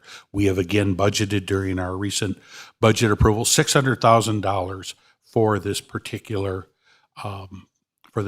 program. And again, just to remind everyone, this is a condition of the event center permit. We have obligated ourselves to provide funding up to 0.5%. The microtransit is not entirely dependent upon Douglas County funding, as you will hear in the next presentation, where other funds are coming in to support this project.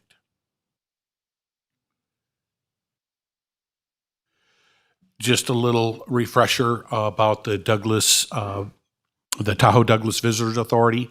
It was created under NRS. Its primary functions are the planning and operation of the event center, and they also provide office space for the LTVA, or the Lake Tahoe Visitors Authority, which we heard last month presentation regarding the request for 5/8 of 1%. Okay, I'm sorry, but I need to go back a couple slides. I apologize to my fellow commissioners, but I just want to, so it says the microtransit program is not entirely dependent upon funding from Douglas County. I understand that. But if our funding, does that mean to say if our funding is reduced, services in Douglas County would be impacted? Well, that would not be our judgment, but that is what we have heard from representatives that you'll be hearing from later, that services in Douglas County are partially dependent upon funding from Douglas County. Okay, but it also says the line above that, microtransit program is a condition of the event center's permit and must be provided. So, but that doesn't mean it has to be provided by Douglas County. No, it does not, Commissioner Gardner, Scott Morgan. So I'm just saying there's some nuances here that, are important to understand. The biggest nuance is that somebody would threaten or tell Douglas County that if you don't fund us with $600,000, we're going to reduce your already smaller portion of service. That's the biggest nuance. I mean, it's Douglas County should be responsible to pay for their share of what they're getting out of the system. And Scott Morgan, Assistant County Manager for Douglas County, I would not characterize our discussions as any kind of threat. I think it was more factual because Douglas County and those comments came out of request at the staff level to see if we could expand services in Douglas County. And so I think they are going to be answering that service level direction. So the question I would have then is, if Douglas County is paying more than half, or if Douglas, if the state of Nevada, Douglas County, and if there's other groups are paying more than half of the cost, why not reduce the portion of California that is being used? Why reduce ours when we're getting less than half the use? Commissioner Tarkanian, Scott Morgan, Assistant County Manager. I don't think I can answer that question. That would be a question directed at the operators.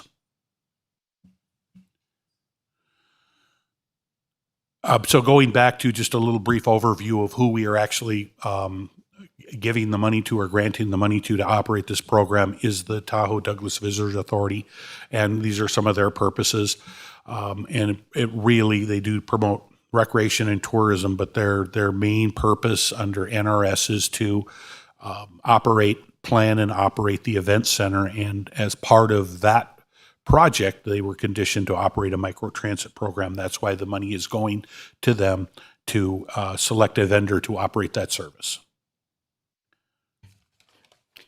And Mr. Morgan, I should have prefaced my comments by saying I don't want my comments to reflect that I am anti-microtransit. Okay, so I think that's important for the public to understand. I just have some questions that the public is posing to me that I need to get answered. So thank you.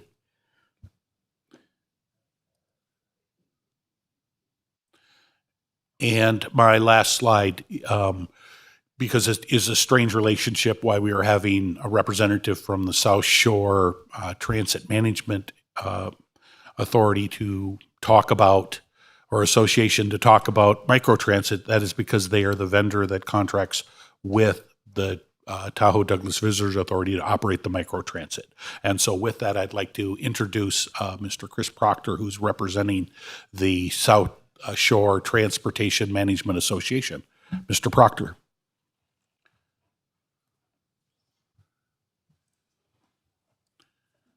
Good afternoon. Chris Proctor, Board Chair for South Shore Transit Management Association, Chairman Rice, and Commissioners. Thank you for allowing me to be here today. I appreciate the comments and the questions from the first part of Mr. Morgan's presentation, so I promise to address those. Before I jump in, I always like to kind of set the foundation of my perspective. I think perspective is very important, and I think everyone here in this room, everyone in this county's perspective is important. And my approach, it follows one of my favorite authors, Stephen Covey, and his 7 habits. There's 7 habits. I don't know all of them off the top of my head, but there's 2 that I think a lot about. And the first is seek to understand in order to be understood.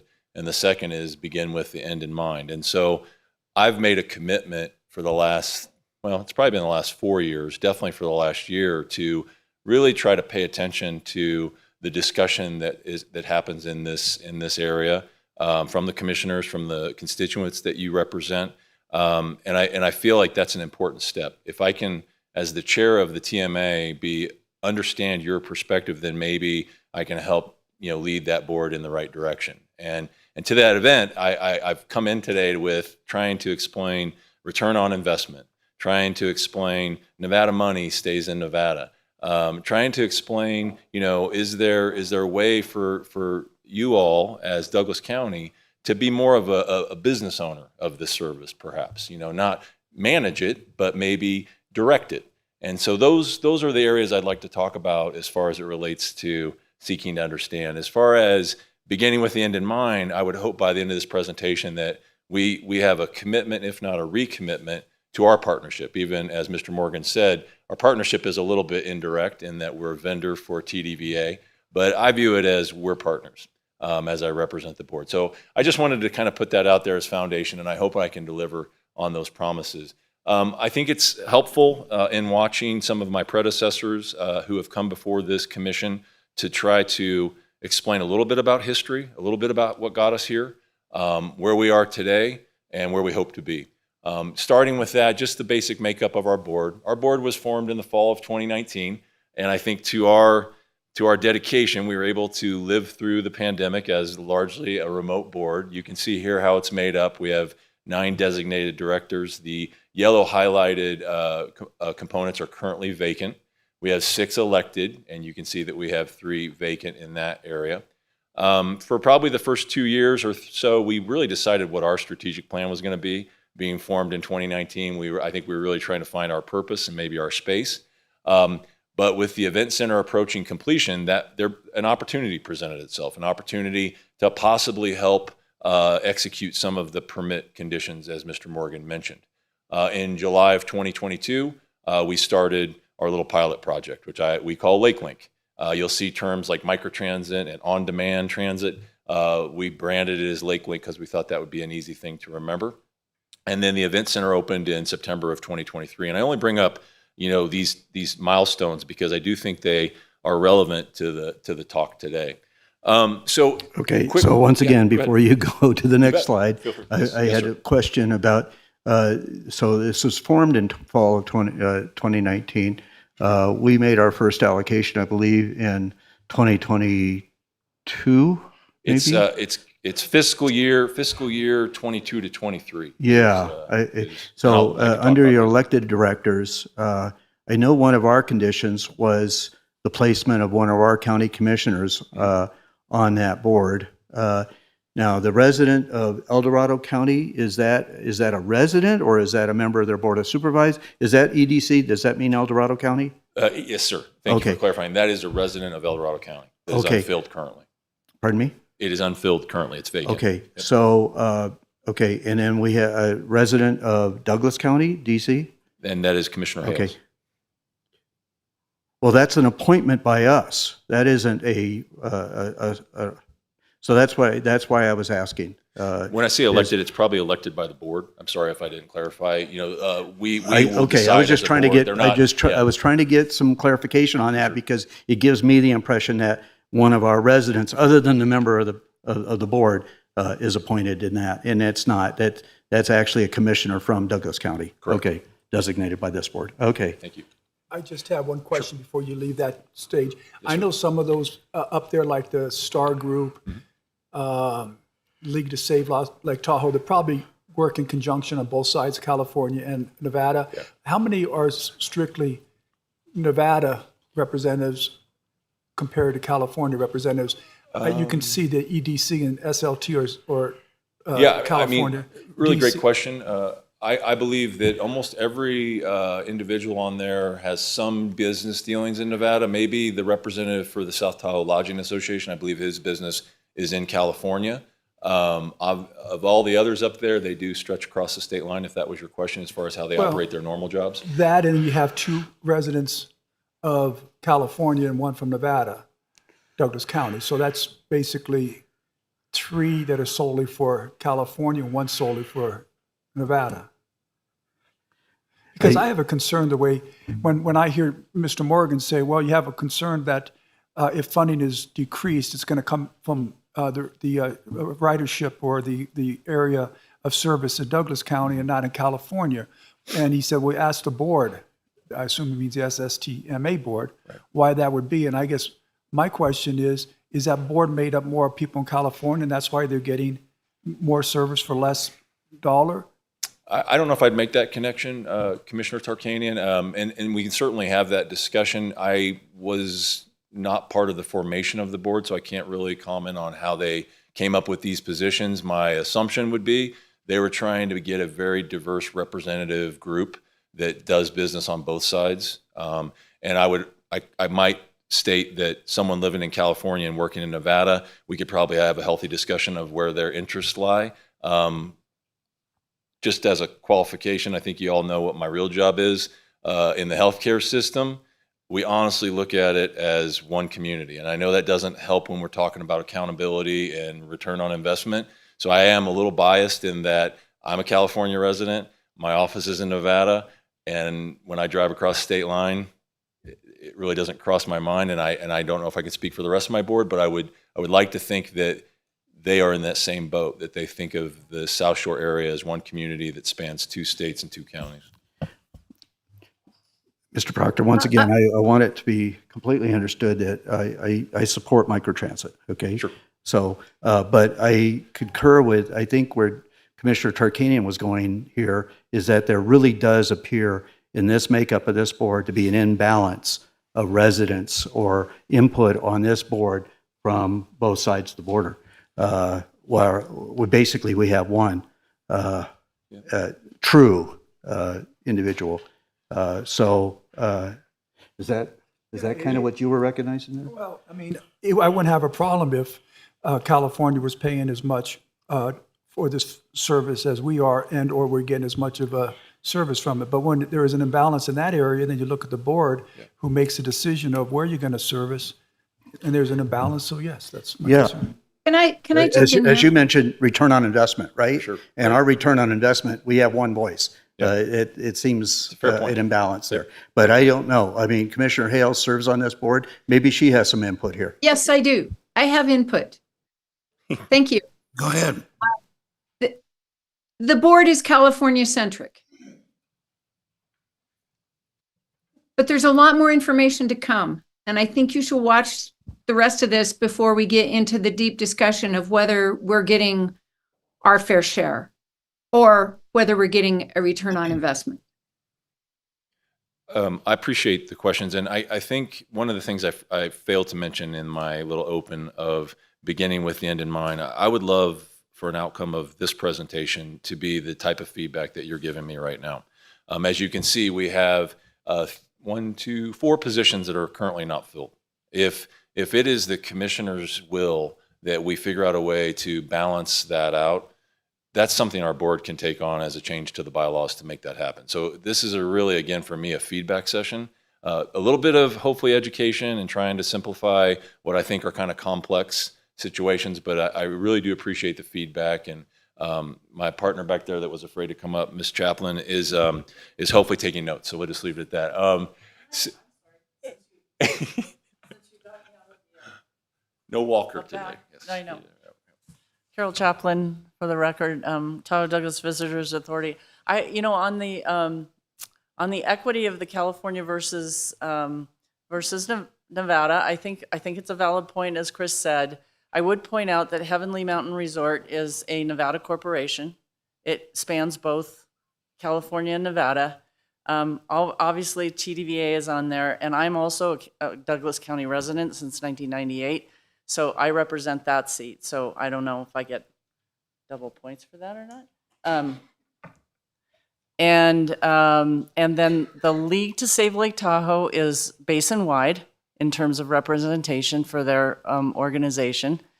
And I had one other one for you. The South Tahoe Alliance of Resorts, that's Carrie Hall, president or CEO of Caesars Entertainment. And she is also a Douglas County resident.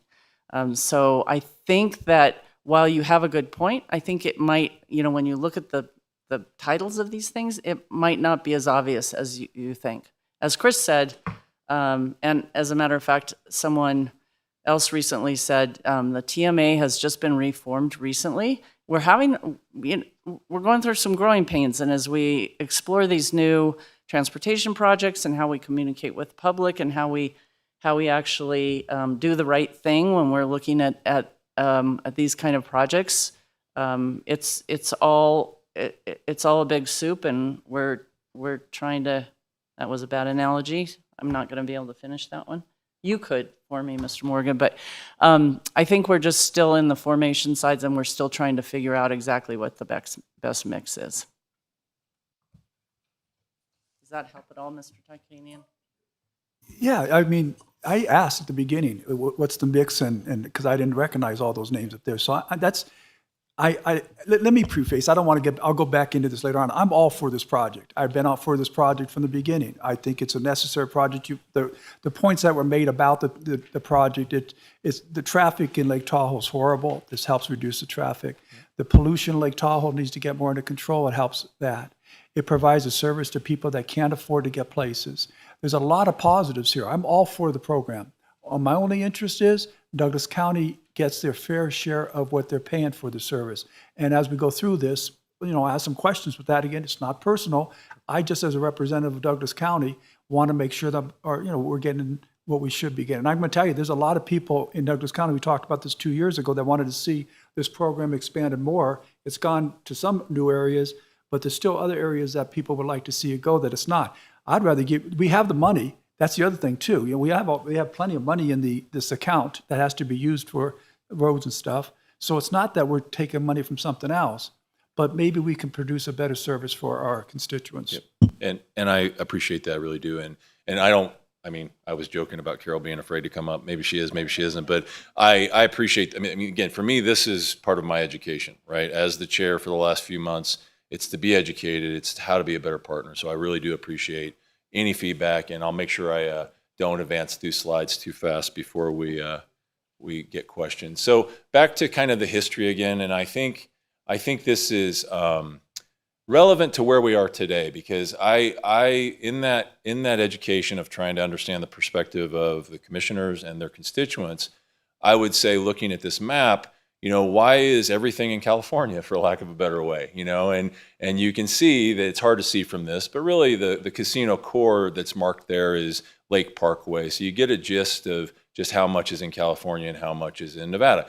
Now, who presented this map to us was the permit, so that was created well before we formed as a board, I think, or maybe it was being formed as we were forming. But I wanted to at least call out what are outlined in the conditions for that permit. So you can see years 1 and 3, which is where we're at right now. Microtransit needs to be operated June 1st to September 30th.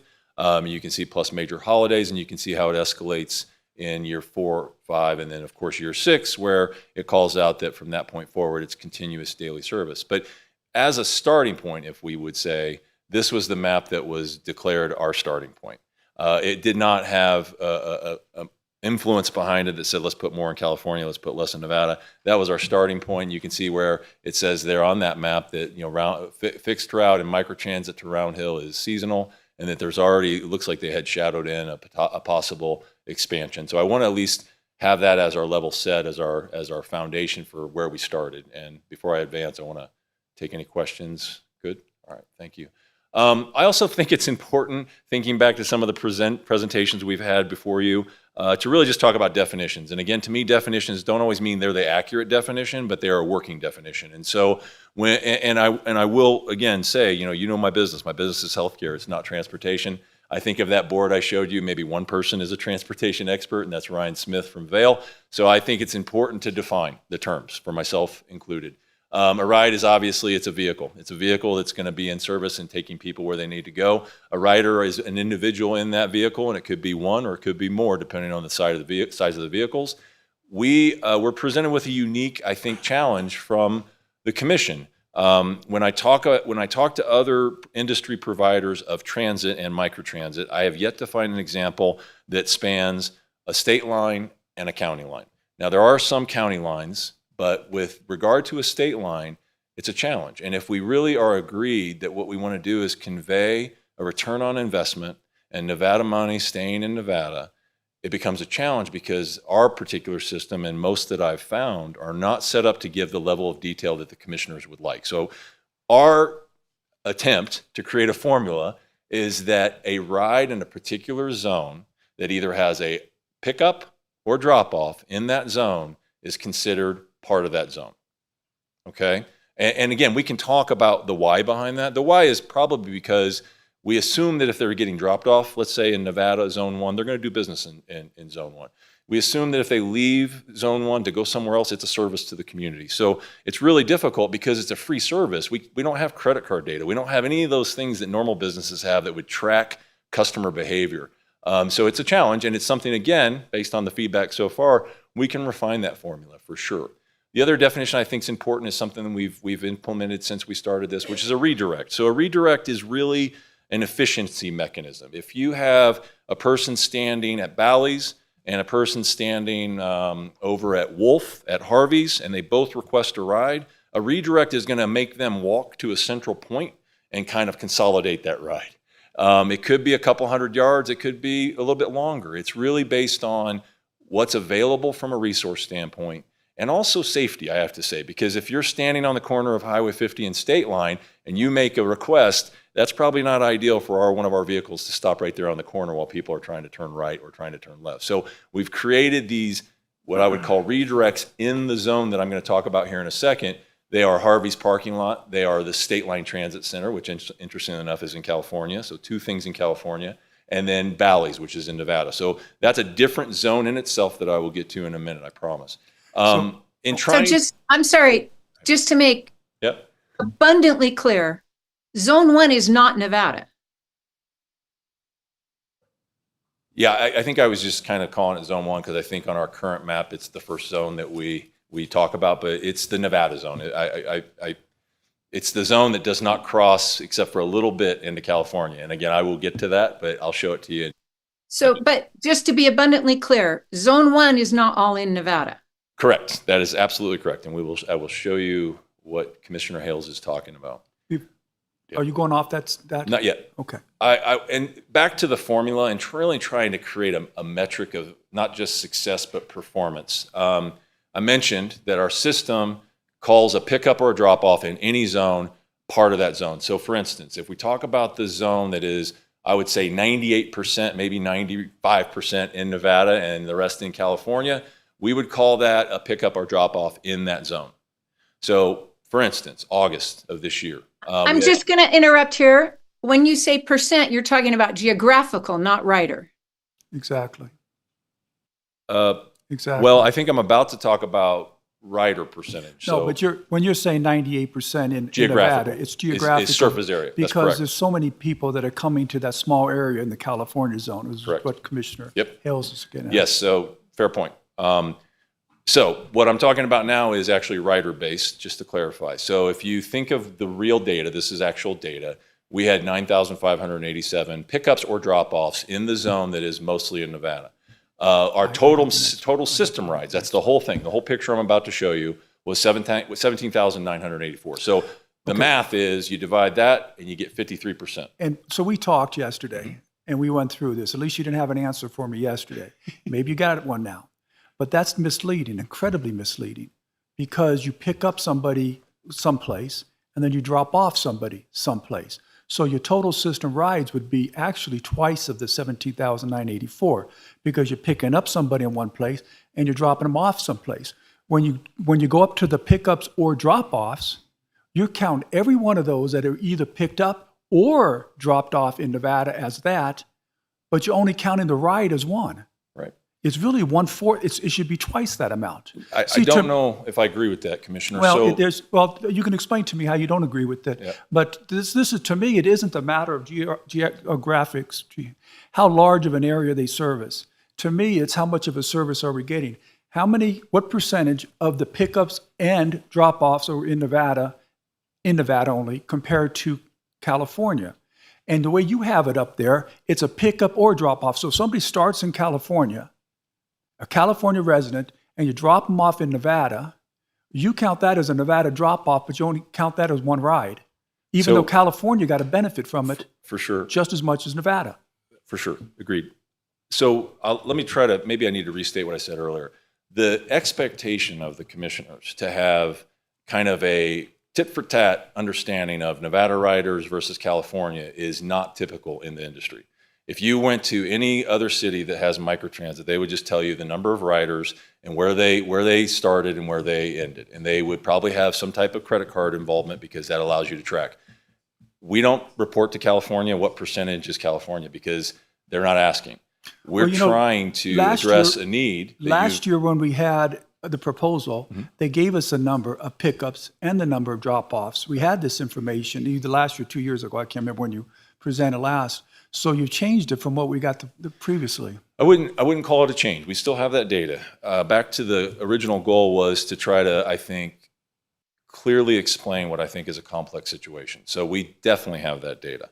The challenge is creating a measure that meets your needs that is not necessarily available in the normal system because we cross we cross the state line. That's so you're taking almost, I don't know, 1.5 million from Douglas County in the state of Nevada, and we as county commissioners just want to make sure we're getting a fair share. For sure. But we're not getting data to show it. First of all, you commingle Heavenly and the ski resort and all those places that go there in Nevada. That's not a fair assumption, but that's something Commissioner Harrells is going to get into later. My concern is how you come up to a 53.3% usage in Nevada when actually, if all of those trips were in one state to the next, it'd be 35,000 trips compared to 9,587.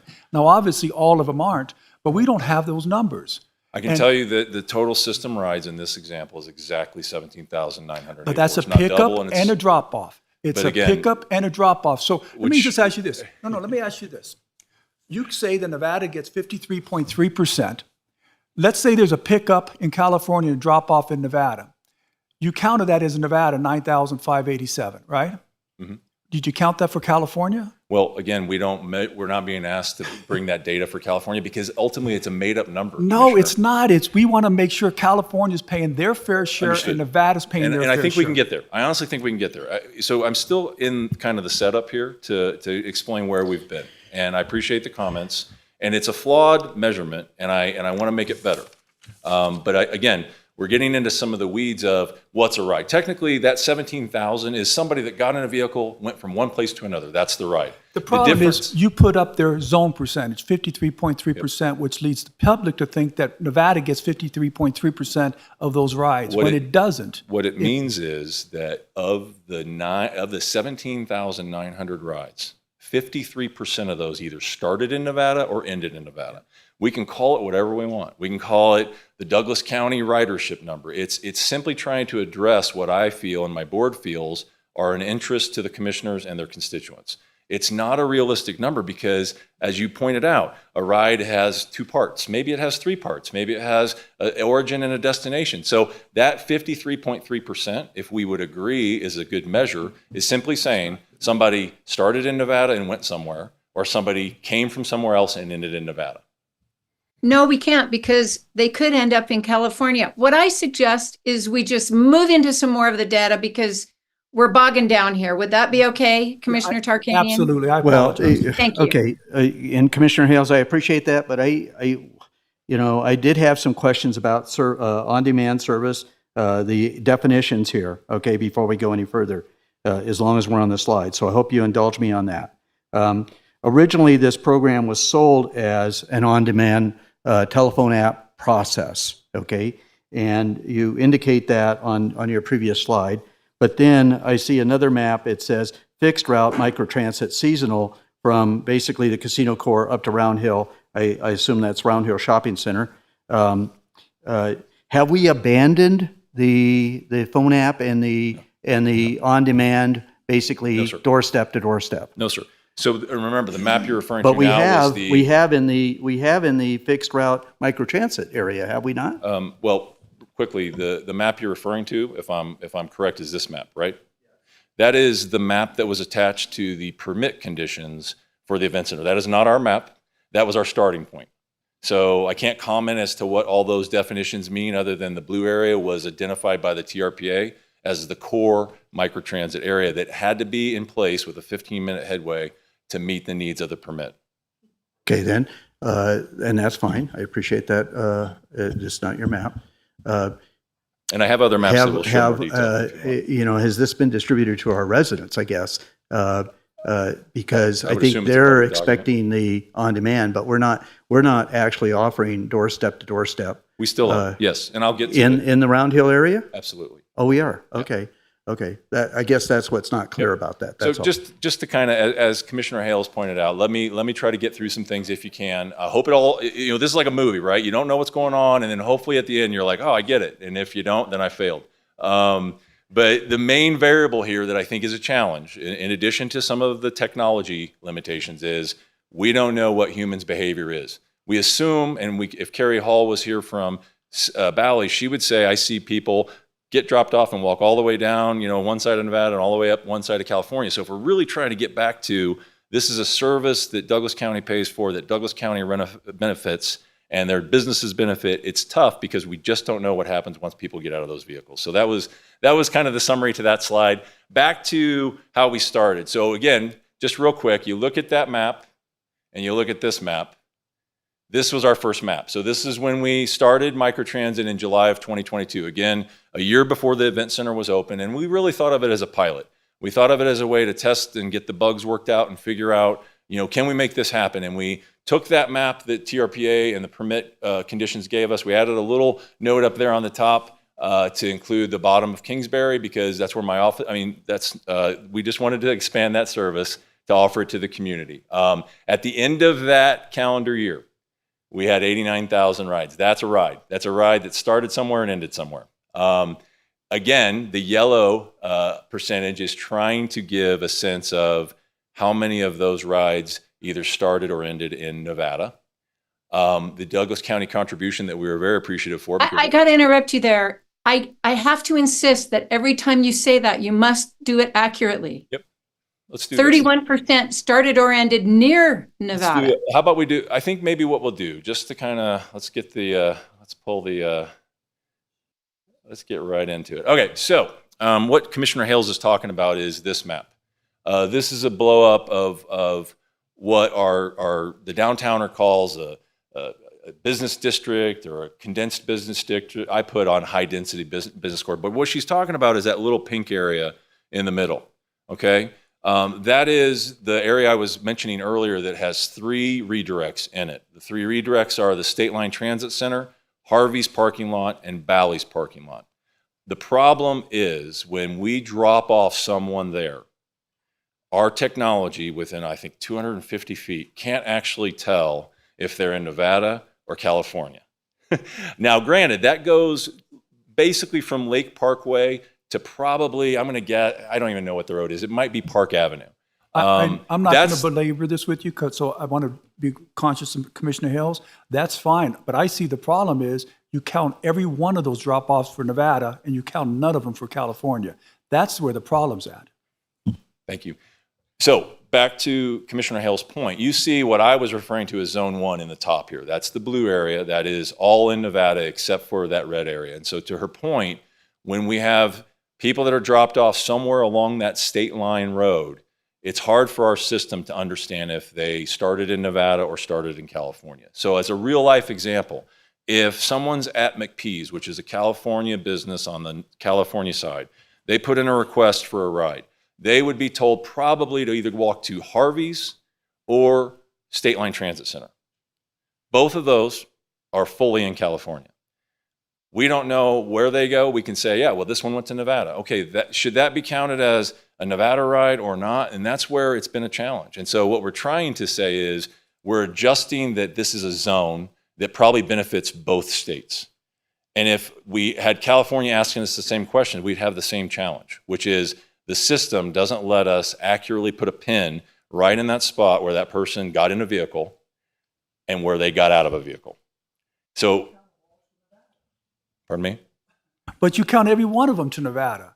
If you did this in California, are you going to say none of these are Californians? Commissioner Tarkanian, when you say I count them, what I'd like to say is we tried to create a formula that would hopefully provide information to the commissioners to better value this service. The formula is flawed, I will agree with that, but it's our first attempt. And so in order to try to deliver just how many Nevada-centric rides we have, that was our approach. And again, the end of this presentation, if that's an action item that we need to do better on, I am all for it. But my education to this point has been that is a limitation of the system. And so we've created what we think is our best attempt to fairly talk about it. So back to what Commissioner Hales was saying, that larger pink area or red area is much larger than what you're going to see on, and this is fine that we're out of order. I hope to kind of still keep this all together for us, but that is a larger zone than what you see right here. That is the actual, what I would like to call the Douglas County service area. And you can see with what looks like maybe the word Marriott's Timber Lodge, there's a little dot there, and that is the section that goes into California. It goes into California because that's where the closest redirects we had in that zone that had space for a safe pickup or drop-off exist. I think we could keep going all day and talk about whether that's a benefit to Nevada or a benefit to California. As far as I'm concerned, we need to do better, and we can do better. But I think, Commissioner Hales, before I leave this, I want to make sure that, does that cover what we were talking about, what you were asking about earlier? It covers my statement, and I will just inform the commissioners that I have prepared a very lengthy, detailed motion, and it includes this concept in it, addresses this concept, that the statistics have to be more accurate. Agreed. So, and again, as a preparation for this presentation, I'm failing so far in being, I think, enlightening, but this is our first approach, and that is, again, looking at the contribution from Douglas County and looking at what we think is a portion of those rides that either ended or originated in Douglas County. Simple math, we got $520,000 from the commissioners, which we're appreciative of. Our total was somewhere around 1.2. So basically, the Douglas, yes, sir. Please, we went through this, and you can't say that with a straight face. That's the actual percentage. As far as Douglas County? First of all, you counting. Or did you take out, after we talked, the amount of money that was used for the Heavenly Seasonal and the American Century? Or is No, that 42%? I've got a slide with that. So the 42% still counts those, even though that money isn't included It does not in the count those. microtransit. Okay. This particular slide does not count those. Okay, and then we went through this. So can you get to the one that's this year's budget? Sure. What I'd like to say before I advance the slide is I realize that there is more funds than we have in our budget that you have been given access to that are from Nevada.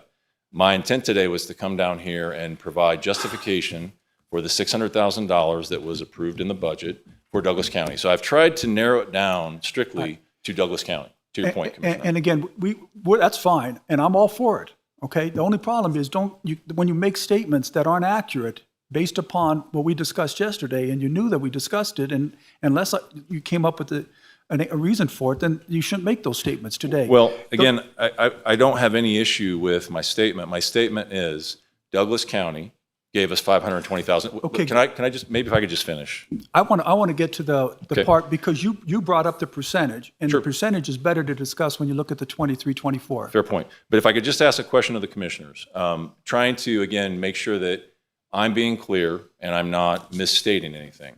My intent here was to compare, honestly, apples to apples. And the apple one is what Douglas County, this commission, has approved or paid us in the past. That is $520,000. And again, I disagree, and if you go to the next slide, we can get into that. Well, Okay, let me- Mr. Proctor, and I'm going to ask that question too. DC contribution, that's our contribution out of the Fund 536 or 236. Correct. Other contributions, 715,000. So you're telling me that those other contributions are from other entities within Douglas County? No, Is that those are from they're- all from all other entities? Okay. Yeah. So, but again, Commissioner Tarkanian, I just want to make sure that, you're making a statement that I'm not maybe being straightforward. And from my perspective, I'm comparing Douglas County contribution to what is a Douglas County funding percentage based on our budget. I'm going to read the next No, I can page, go through but it. you just went to DC fund, you counted that funding, and you counted two programs that you told me yourself was not which- part of the which page would you like me microtransit to go to? system. The last one you were on, where you had the total funding here? of 700 some thousand. A portion of that, This one? two portions of that, Is that the this one? is the one I want now, but the one you had before, two portions of that was not used for microtransit. It was used for what you call a carve-out for other programs from the system. The Heavenly one, right here. What are you looking? Oh, okay. So let me get to that. So you're talking about, Oh, my goodness. yeah, well, I wanted to make sure I had the right stuff for you guys. So here we go. Is that what you're talking about?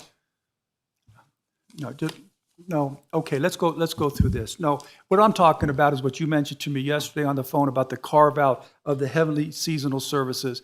That money that they put in, which you included in the total microtransit fund, is not used for the microtransit system that we're talking about, is used for a carve-out just for Heavenly, and that should not be included. So I think that is misleading when you included that, and particularly after we discussed it yesterday. But I want to get to this. I think this is what you're talking about. Yeah, I want right to here. get to this. Yep. So, because this is what, I know some of you are going to have a difference of opinion on this, but when you say Douglas County only put in, we're going to say right here, 600,000, right? Mm-hmm. But then the event center is in Douglas County. It was paid for with Douglas County funds.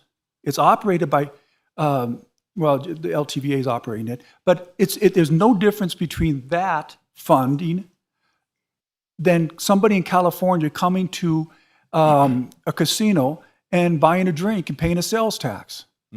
You have a visitor coming into Nevada, paying for a service, and there's a fee for that service that goes to the microtransit. How can you say that's not part of Douglas County's contribution? But even worse than that, I'm going to try to say this as clearly as I can. Even worse than not counting it as part of Douglas County's contribution, how do you count it as the other portion of the contribution? You understand what I'm saying? When you say that Douglas County paid only 41%, you're counting the event center as the other portion of the 69%. You can't do that. That's our money. I'm not disputing that it's Well, so you your count- money or not. You I'm count that, simply, you count that, and the state. we can add the number if you would like. And the state of Nevada. Why do you think the state of Nevada is funding this? So let me To benefit just, the people in if I could, California? So this Commissioner is, Tarkanian, this is getting us nowhere. but I appreciate I really do. I mean, this is I'm part so- of I'm sorry. what I'm trying to do. I I've been want this. Ask respectful questions. You have done nothing but muddy the water as far as I'm concerned. Well, I know, because you don't want this information to be clear. Excuse me? But it is clear. Well, you're the one saying I'm mulling the waters. This is absolutely relevant to what Douglas County is paying for a service that they're getting less than half of. I would like to get through the presentation so that I can try to understand where he's coming from and where you're coming from. If I could, Chairman, I can try to answer a few questions on this slide since we're on it. So first things, this is a budget, all right? This is not actual. So this is a budget that we created for 2024 based on what we thought would be funds that would be coming in. So as you see, as we go through the list, these are commitments or things that we thought would be coming through. The event center, again, is a variable revenue source because it's based on the surcharge that's charged for every ticket. You know, $4, 3 of which goes to microtransit, 1 of which goes to the tracking of the microtransit. I think it's probably broad to today's discussion to debate whether that is a tax or a surcharge. If it would help the commissioners to take that $340,000 and add it to the in that first example, $600,000, we can certainly do that. I mean, again, if it's a meaningful metric, that's what I'm here for, is to find out about meaningful metrics. It's not, if I could, just, it's I'm going to not. back off on this now, not, Well, and do I feel like in one way, though, I don't want to convey, and I don't think you're doing this, Commissioner Tarkarian, but it kind of feels like maybe you're challenging whether I'm being straightforward. And so I would hope that by the end of this, you believe that I am being straightforward, but I am limited by certain things that are built into this system. And I'm trying my best to be as transparent as I can. Okay, so you know that's not the case because I discussed with this same issue with you. So Well- I'm not saying that you were deceiving anybody. We discussed this yesterday, and I told you I had a difference of opinion of what you said, and that's agreed. all. That's Agreed with all I'm that. saying Agree with right that. now. So I'm not saying that you're being less than straightforward.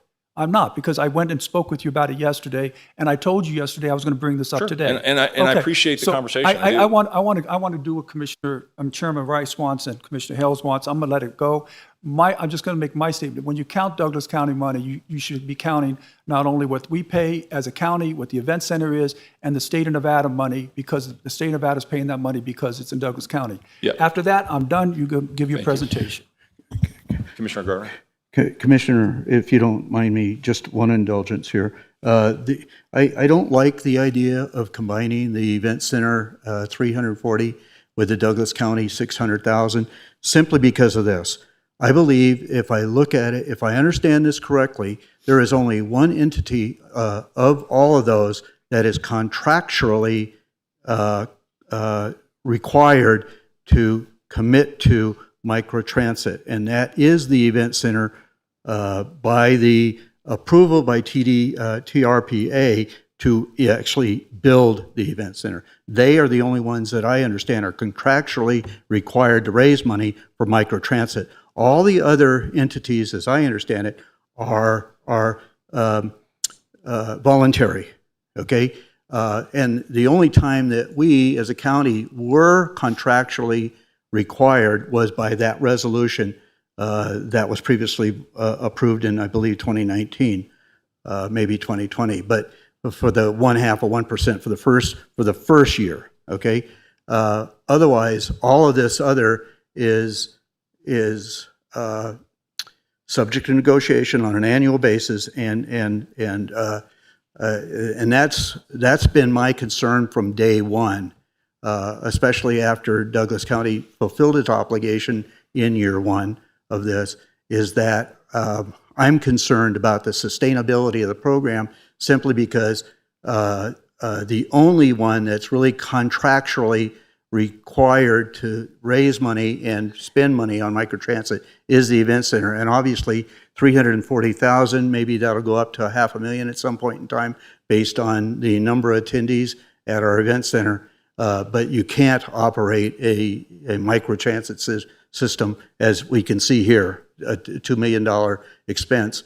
I don't know that the event center is ever going to be able to get to that number. So, I so think I without, would just clarify that's- one comment. The city of South Lake Tahoe last week did initiate that funding that you see there, which we were hoping for. And I'm not sure if it's a contract. I definitely signed some type of a statement that committed them to that. So that might be the only But it's always caveat. on a year-to-year basis, and that's my concern, is that we always seem to be living paycheck to paycheck. Right. And it's hard to sustain a system when you're living paycheck to paycheck. It's hard to go out and make commitments for infrastructure Absolutely. when you're living paycheck to paycheck. Families experience that on a daily basis, right? They want to buy a new car, they want to buy a new house, they want to buy this, they want to buy that. But if it doesn't fit into the budget, then it doesn't fit in the budget, and there's no guarantees of income. When you go out and get a loan, of course, banks look at that, right? What is your ability to where's your collateral to make sure that you can fulfill this? Well- So that's my concern long term for microtransit. And None of this. to your point, Commissioner Gardner, I mean, these are the two budget pages that I think are relevant to your point. If you see what our costs are, our expenses are going to be 2.129. That's what we're estimating for this year. And if you see what we're estimating for revenues, it's a $60,000 difference, right? That is not a comfort zone for me, and I think anybody. So I agree with your point. And I think it's important for all of us, because I think Commissioner Tarkanian has brought up good questions. I think part of what's happened here is the syntax of things. This sheet is a budget. If you add those bold numbers together, just bear with me, for 2024, so 2.1 million, 100,000, 10,400, and you compare that with, again, just to be clear, this particular slide is actual. That was budget. This is actual for a year before. So and I just want to make sure everyone was understanding, the 2024 is a prediction of what we think will be budget. This slide right here is actually what we got. and to Commissioner Tarkanian's credit, when he asked me last night to sharpen my pencil and look at that, that $715,000 includes $100,000 for what Heavenly purchases for an extra vehicle. So Commissioner used the term carve out. I think it's not affecting the service. It's an addition to the service that Heavenly pays for. So when you add all that up, that number right there, $520,000 plus 715 is 1.2. When you look at last year, you take the $600,000 and add it to 1.7, you get 2.3.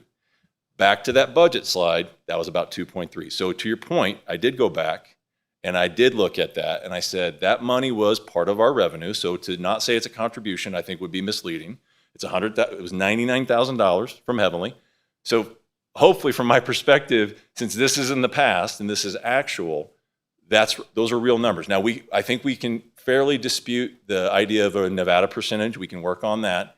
And we could probably change the DC funding percentage to Nevada funding if that's what the commissioners would like. But the goal coming into this was trying to keep the $600,000 that's available to the percentage of our total. I hope that helps. I really do. So back to this, we talked about this a little bit again. This is the intricacies of the system and some of the limitations with that little dip into California. This is another topic, I think, of importance because there's been a lot of questions about how do you do new service? How do you expand service? These are some of the requests that we've received to date. We've received a request to extend to Round Hill Pines, which is shown here at the top of that map, and a request to go to Marla Bay. The way we run requests is we sit down with the business owner, we talk with them about what their goals are, we basically sharpen our pencils and go back and do some figuring and come back to them with a proposal. And then somewhere in the middle, we find what might be an equitable way to do the service. And to use Round Hill Pines as an example, our team sat with Bob Hassett, asked what he wanted. We came back with a number. It was Wait a minute, I got to interrupt you there. Was it your team and were they authorized? That's a very good question. Our executive director had that meeting, and this is something that I think Commissioner Hales is hinting at, is that one of my challenges as the chair of this board is we have to professionalize our behavior. And honestly, you can check our site right now. On our agenda for our board meeting tomorrow is a closed session to talk about that type of activity. And I think some ways, as Carol said, it's growing pains. We probably grew faster than we realized, and so we've lost a little bit of control on who's out there advocating and speaking on behalf of the TMA. So today is the first step in me saying, I'm speaking on behalf of the TMA. If someone else comes here and speaks on behalf of the TMA, you might want to raise your hand and ask the question that Commissioner Hales just asked.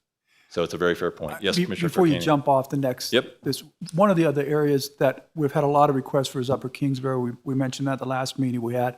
That should be up there with there. Yes, agreed. And my apologies for not having it. Yeah, the map shows Lower Kingsbury. That would be a third and probably maybe even a priority, because part of our consideration is we try to anticipate how much the density is, and I think Upper Kingsbury would probably satisfy density. We try to figure out what the need is, and we don't want to overwhelm the system. So to all your points, we need to, I think, operate more like a more mature board that probably has processes that are shared publicly, and we'll do that. But back to my example as far as Bob Hassett, I know Bob, he's a good friend. We tried to work out an arrangement, it didn't work out, and I think the way that was reported probably wasn't ideal, but I think we can do a much better job. So this is to where we are, kind of the future with the addition of Upper Kingsbury.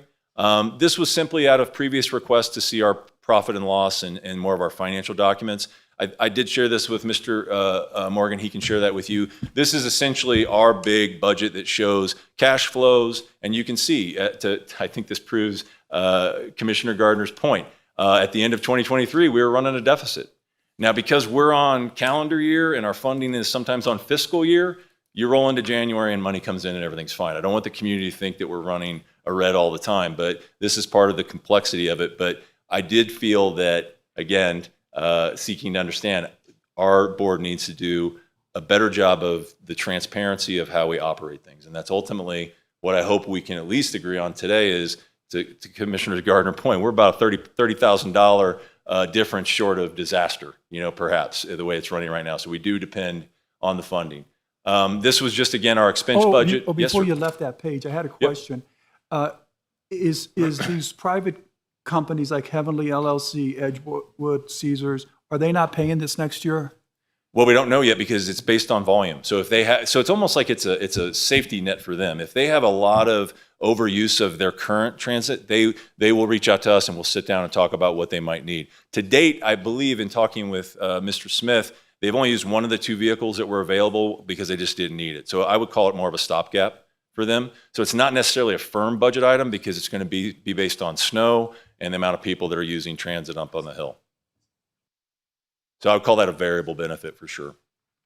Again, this is our expenses. It's pretty simple. You see there in the first column, that's our executive director's company who basically provides him to us. You've got our vendor, the operator, Downtowner, which is roughly, and again, this is a variable cost because it says 166.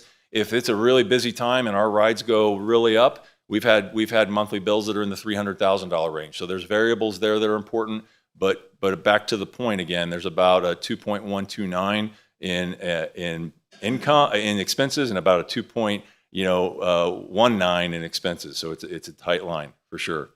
I think the only other things I'd like to finish with, and apologies for going long, we do survey our customers. We do that through the application. So back to your point, Commissioner Gardner, that it is still app-based, okay? It's still on the phone. It is still, I don't know if I would call it to your door because sometimes we can't get to people's doors. So sometimes we have pickup zones and drop-off zones, but there are examples within our system where somebody could walk out of their front door and a ride could pull up. It just depends on how busy the system is. This to me is probably, I would say, maybe my favorite slide. In the healthcare world, we talk a lot about social determinants of health. These are factors that influence our overall health and well-being. Some common ones are housing instability and food insecurity. Transportation is probably the number 3rd on there. And so for me, I'm proud of the fact that we started this as a way to help the event center achieve a portion of their permit conditions, really to decrease vehicle miles traveled for people going to and from events. And what we found 2 years later is 47% of our riders are using it for work. 20% of our riders are using it for shopping. So I feel like that's very, very seldom do we hear about unintended consequences that are positive. I would say that's, in my position, that's an unintended consequence that is positive. It's serving a need, and we want to figure out how to do more of it, honestly.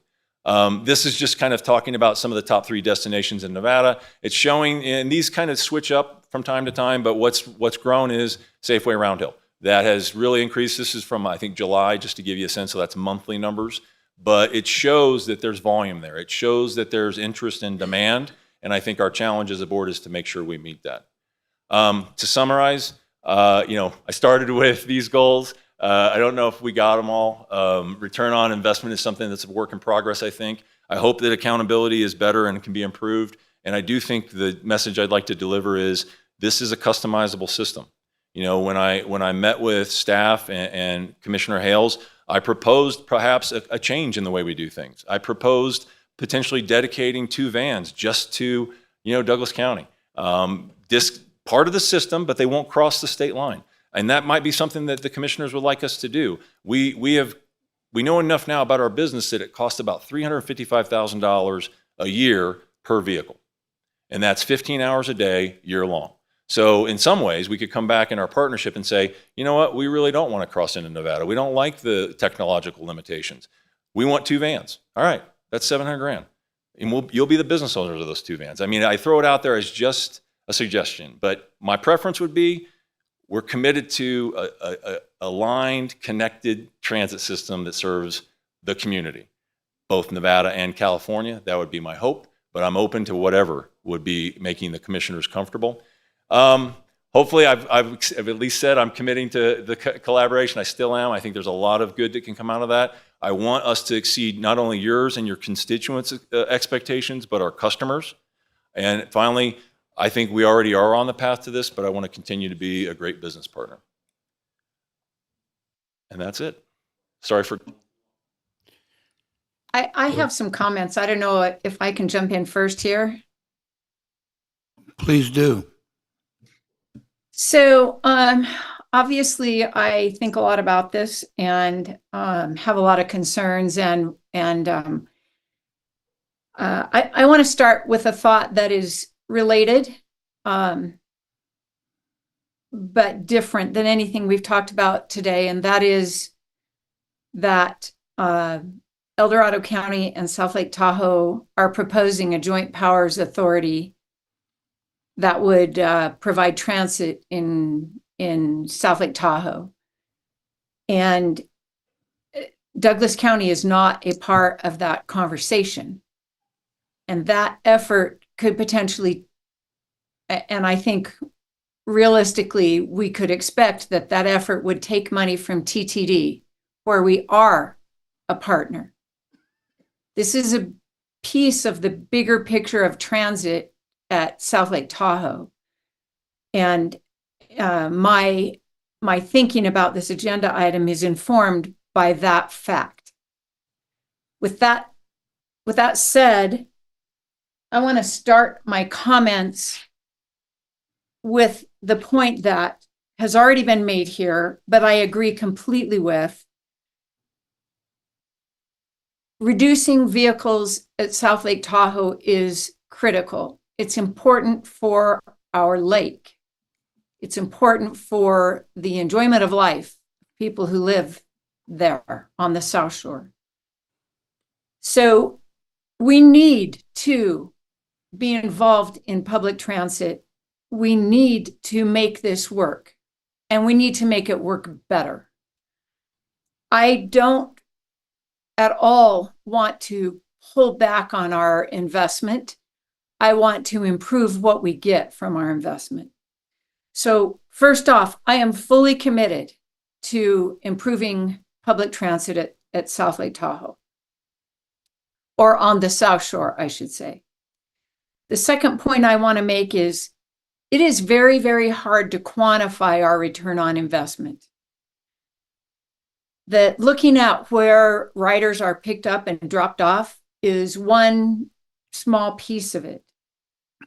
We also know that LakeLink brings workers and spenders to places in Nevada. And we also know that our casino core generates a lot of money for our county.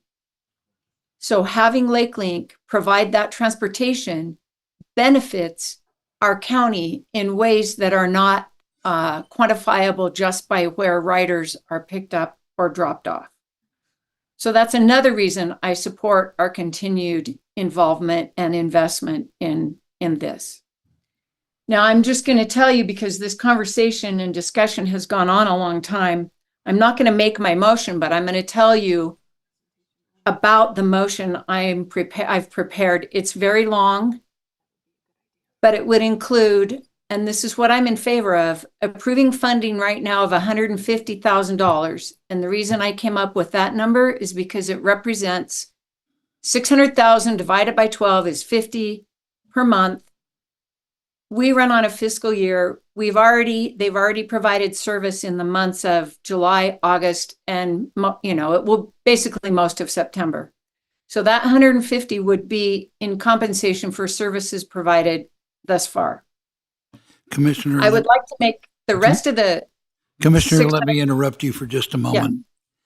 Yeah. Item number 6 was for presentation only. Oh, gosh, I'm jumping the gun. And so sorry. We are now well into item number 7. So yeah, if sorry. you would allow me, let me read that into the record so that This discussion will be on point. Before we go there, I did have some comments on this one, on this. This was for presentation only, and we can discuss it in the next section. So Okay, very I'm going to good. read into the record. Item number 7 for possible action. Discussion to approve an interlocal agreement between Douglas County, acting as the Douglas County Transportation District, known as the district, and the Tahoe Douglas Visitors Authority to partially fund the operation of microtransit system within the district from the 1% transient lodging rental tax collected pursuant to Douglas County Code Section 3.14.020, Section B, in an amount to be determined by the board for fiscal year 2024-25, and to direct staff to return to the board to finalize the budget augmentation and associated resolution at a future meeting. And that was to be presented by Mr. Morgan and Mr. Waddle. And Commissioner Hale, you may now continue. Well, Mr. Morgan might want to. Point of information. Yes. Because we've gone into number 7, we certainly cannot, before we have public comments on an action item, we can't entertain motions yet. And that's what Commissioner Hales is. No, I was not making a motion. I was explaining my Okay. feelings about this and Okay. giving you an idea of the kind of motion I would make. Okay, I just want to make sure that we still allow public comment. There was no public comment on number 6. There will be public comment on number 7. Mr. Morgan.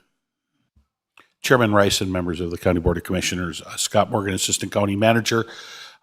Before you today is an agreement, an interlocal agreement with the Tahoe Douglas Visitors Authority for the operation of a microtransit system for up to 0.5% or the budgeted amount of $600,000 up to that amount. You've recently had a presentation from the vendor for the Tahoe Douglas Visitor Authority explaining the operations of the microtransit system as it relates to a condition of the event center. I am available for any questions should you have them. We also have representation from the South Shore Transit Management Association and the Tahoe Douglas Visitors Authority.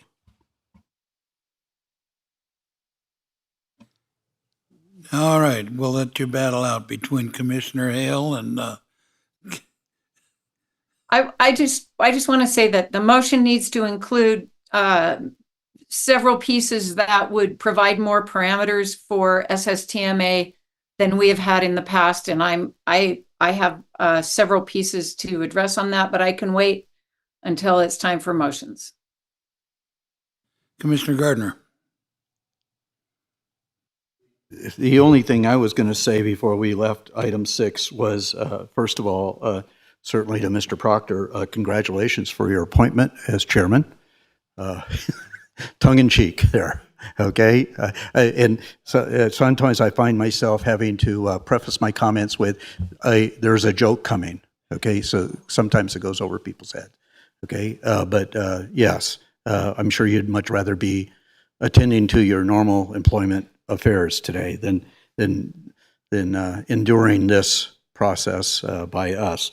And also on behalf of Mr. Morgan, I'm sure he's glad that you took this on and didn't have to answer those questions today, right? Right, Mr. Morgan? Yes, okay.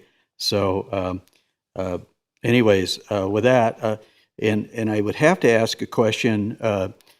We've indicated, or you've indicated that Heavenly basically does contribute to microtransit in regards to actually buying additional vehicles should their transportation system be overwhelmed. Have you entertained the idea of perhaps, since a lot of this, as I saw your when you did your public survey there, the 40% work, right, related. Have you entertained the thought or process of asking, for instance, a lot of this work, I would assume, is casino related? And as perhaps maybe the Barton Hospital gets built, there will be a tremendous amount of that. Have you looked into permanent funding out of those organizations in also having contributions for public transportation set and perhaps even buying vans to transport their own employees? Appreciate the question. Yes, I mean, we're still in those early phases, but I'll just use Barton as an example. With Barton's expansion, if it happens, we will have to figure out a solution for transportation. Right now, of our 1,000 workforce, probably 700 go to come from California, go to California. So I do think as the TMA matures, we want the same thing. We want sustainability. We want to avoid having to go to our private funders every year with our, with a hat held out. And we do think that we're starting to prove the case that this is of a value and this does serve needs that maybe weren't originally intended. So yes is the answer. It's not happening yet, but it is definitely in our strategic plan. It became very obvious to me on the very first event that I attended at the event center that microtransit was never designed to provide transport of 5,000 people within a half hour of an event ending to take care of that vehicle miles traveled. So that was a realization I had to come to. So thank you. Anything else? You mean we whipped that horse to death? Huh? Okay. No, before we do that, Commissioner Hill, did you have anything else you wanted to add? I think we're ready for public comment. All right, and I am glad to see that. So we will now open this to public comment. Go at it.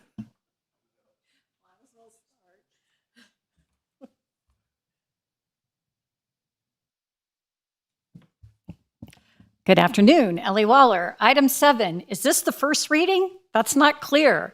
This needs to come back at a future meeting. It's very confusing in my opinion. The budget numbers in 2 separate agenda items and 6 different charts on many pages are different and need to be reconciled to reflect what we may bring forward as a contribution. Items 6 and 7 are interrelated, yes. The staff report starts on page 696 to 735. For those of the people that don't regularly follow meetings, item 7 was posted in the supplemental several days after, and those people that don't understand that didn't get to read item 7 staff report. Douglas County and Tahoe Douglas Visitors Authority previously entered into a tax increment. That's all been explained to you by staff. Thank you. In anticipation of the TRPA permit, the board previously approved a resolution in 2020, also stated, it is a placeholder in the budget, but not a requirement. Please correct me if I'm wrong. Funding passed through to TDVA from a letter sent to the Tahoe Regional Planning Agent, the TRPA Legislative Oversight Committee on TRPA after Chair Daley requested more information from Ms. Chaplin. A letter was submitted May 16th, 2024, that letter to you for budget consideration from me. This letter dated April 16th, July 2022 had 22 different funders. Hands out, I understand that. Went down to 11 in 2023 and expected to be 8 or 9 in 2024. A condition of the event center permit required paid parking be executed by the casinos, Harrah's, Harvey's, Bally's, and Hard Rock at the time. All collect parking fees. Why are they still not contributing annually? Thank you for that remark. This could go on and on. I will be submitting my lengthy comments so they'll be part of the record. How much more is going to be needed when the seasonal help goes forward? And again, it is not Douglas County's responsibility to make the microtransit whole. It is a mitigation for the Tahoe Douglas Visitors Authority, and I'll talk some more about that in my closing public comment. Thank you.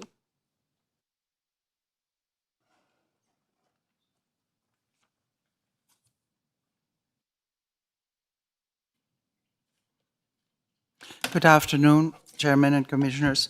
I will present the history of microtransit as I see it. After the Douglas Court of Commissioners approved the event center by tax increment funding, they passed Resolution 2020-R-037 with the intent to reassign the paid-off bond obligations from the parking garage at State Line to operate a transit system. This transit system was to specifically serve the expanded needs of the new event center and the Douglas County residents. Up to 1% of the Lake District's TOT shall be used not earlier than 1 year prior to the opening of the event center. It allowed other interested parties to join in this interlocal transportation venture. On May 22, the special meeting up at the lake by the Board of Commissioners explained to the public how this microtransit would work. The members of the public and the commissioners received the project very positively. After all, the only transportation up there is DART, which is funded by grants that are not transferable. And it ends at Round Hill. Several comments stressed, though, that there had to be equity between the financial contributions and the coverage area. Mr. Teixeira painted a picture of this free transit system reaching all the way to Zephyr Cove Resort and potentially to Glenbrook. But Mr. Feldman dampened the enthusiasm by stating it would initially serve South Lake Tahoe to the Y. Then Chairman Gardner pointed out it only went 250 feet into the state line, which hardly could be called coverage. Given that there was no plausible answer, Mr. Feldman pleaded that this was just the initial phase. Commissioner Rice concurred that it was more important to get this project off the ground than to dissect the details. And it is now 2 years later, and Douglas County has contributed $1,120,000 towards this project, which is much more than required by the resolution, and your constituents have seen very little for it. This year, the Safeway at Round Hill was added, mainly because Raley's closed and there's no other grocery store close by for a long time. Tourists needed provisions. During the Tahoe Summit, the Lake Link was easily available to the participants. At last week's senior luncheon, I have presented this and have asked the participants, 108, and 88 from them said they would be very interested to use it. I have a survey running since I saw that on the agenda. It's only on the social media since Monday. And from the respondents, 50% wanted it to use it up to Cave Rock, and 35% to Glenbrook, and 14% in Kingsbury. So yes, there is a need, there is a wish to use it, and I think that it should be funded with these provisions to extend to that area. Thank you.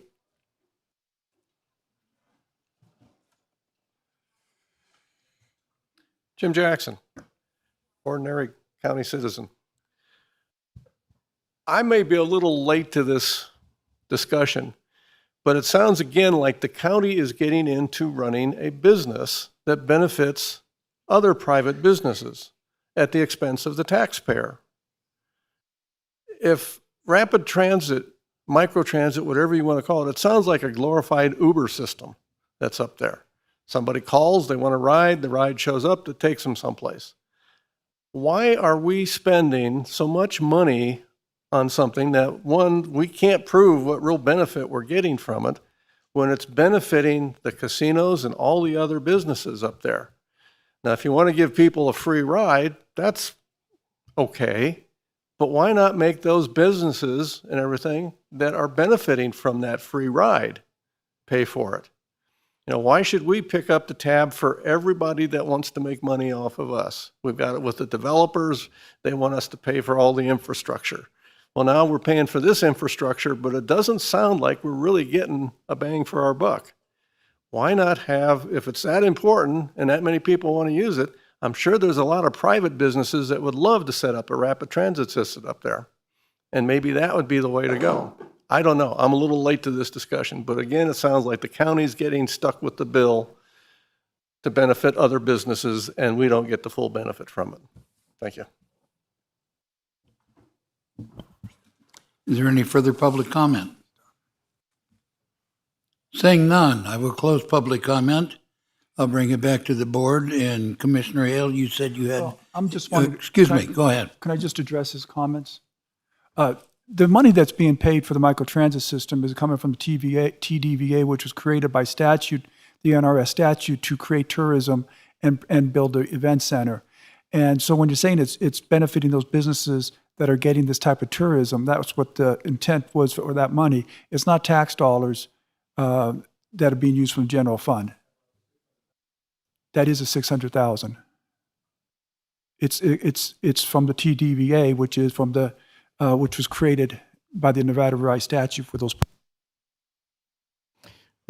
Okay, so just for clarification, and not to, just to give better, I don't want to say better, but, you know, okay. Anyways, when a individual uses a lodging property in the Tahoe Township, they pay 14% taxes on that of every $100. Of that, 1% is set aside for transportation and road maintenance projects. And that's where and that creates Fund 236. And those are the only funds that we have available to us to actually, for transportation projects. So that's where that $600,000 is coming from, Mr. Jackson, not from the general fund, but from that dedicated fund that lodging people, tourists, participate in that activity up there. That's where those funds go for. So we understand that visitors to our area are going to tear up our roads or have impact on our roads, and that's why I believe that fund was probably created. Yeah. So I stand corrected, and thank you. Harmony, I love it. Okay, Commissioner Hale. I'm ready with a really, really, really long motion. I move that we warn the secretary. I move that we approve funding of $150,000 immediately to SSTMA, and that we approve funding of $450,000 for the remainder of fiscal year 24-25 on conditions to be negotiated in an agreement between staff and SSTMA, but to include at least the following.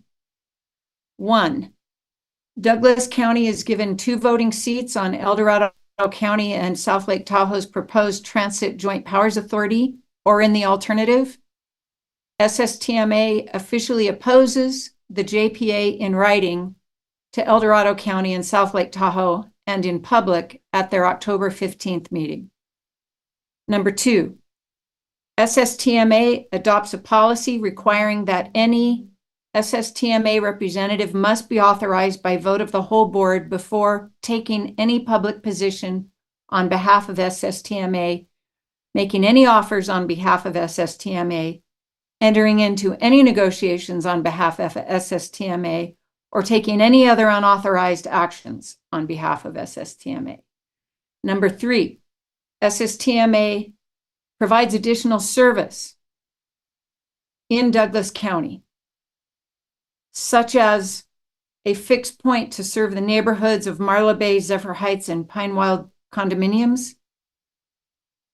And number 4, all references in the future in SSTMA documents to Nevada rides must include an accurate explanation of that data point. The end. Is there a second to her motion? I will second that, but I do have a point of clarification, Commissioner Hales. And when you said an additional representative, did you expect that or intend that to be another assigned commissioner or a member of the public? I wasn't talking about additional Nevada representatives, but I believe that point has been made, and we could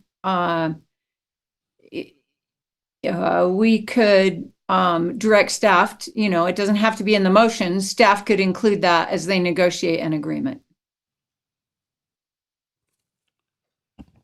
Or we can amend the motion. If I may, Mr. Chairman, and I think Mr. Wadelay is coming up here for a clarification. right now our current agreement is with the Tahoe Douglas Visitors Authority. I think we would prefer to negotiate with the Tahoe Douglas Visitors Authority with those various conditions as outlined in the motion, and not negotiate directly with the SSTMA. Is that agreeable? Commissioner Hales, did you hear that? Yeah, that's fine with me. The same things could be included, and SSTMA would be bound. I'm not sure. Mr. Waddle. Go ahead. Thank you, Mr. Chair. Zach Wadley, Deputy District Attorney. As Commissioner Hales was making the motion in my head as to how to make this work, frankly, as an attorney that was looking to try to draft something like this. And Mr. Morgan identified one of the issues going forward, that our agreement, meaning the county's agreement in this sense, is with TDVA to fund a portion of the microtransit system, which obligates TDVA to use it for that purpose. Our agreement has not been with SSTMA, who is the third-party contracted operator of the system. Personally, my recommendation is it'd be a lot cleaner and easier to understand if the board simply approved the $150,000 immediate funding commitment, consistent with the agreement that's in your packet, and left it at that, at least from a contractual standpoint right now. And obviously, Commissioner Hales and the rest of the board have provided direction today as to how they want to see this process and this service administered going forward. And everybody in the room's heard that. And if staff and the interested parties can negotiate what ultimately is an acceptable agreement going forward to this board, then we can come back with the remaining portion of the funding request to get up to the $600,000 at a later time. But I just think it's difficult to work through, and there's a lot of potentially unknown hypotheticals in what Commissioner Hales has proposed that, as I think through it, would be tough to nail down an agreement right now as far as conditioning that funding. But it is very clear if you simply offer the $150,000 funding now, that agreement is made. And if we're in a position to come back later to amend the agreement with the second portion of the funding, if the commission is comfortable at that point in time, then we do that. With all due respect, I don't want to have this again. And my motions isn't that those be the terms, but that we direct staff to negotiate terms, including these.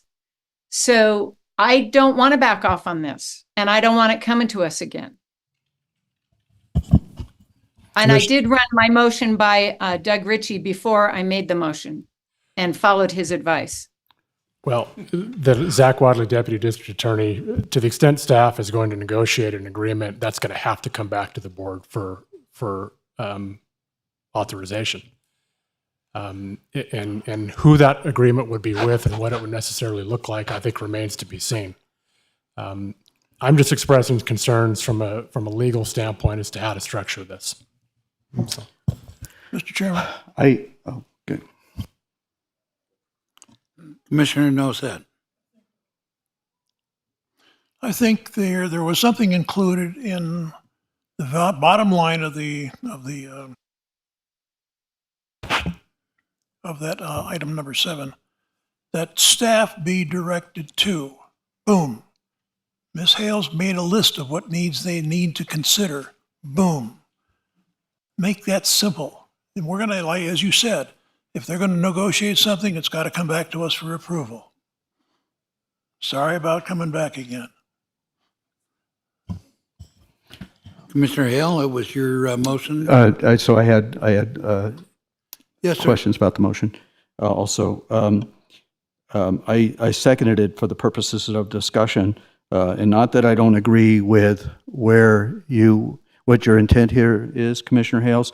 Our agreements, however, have always been with the Tahoe Douglas Visitors Authority, who then contracts with SSTMA for the provision of microtransit. So I think we need to continue to do that. I don't think we want to be funding directly to the South Shore microtransit system.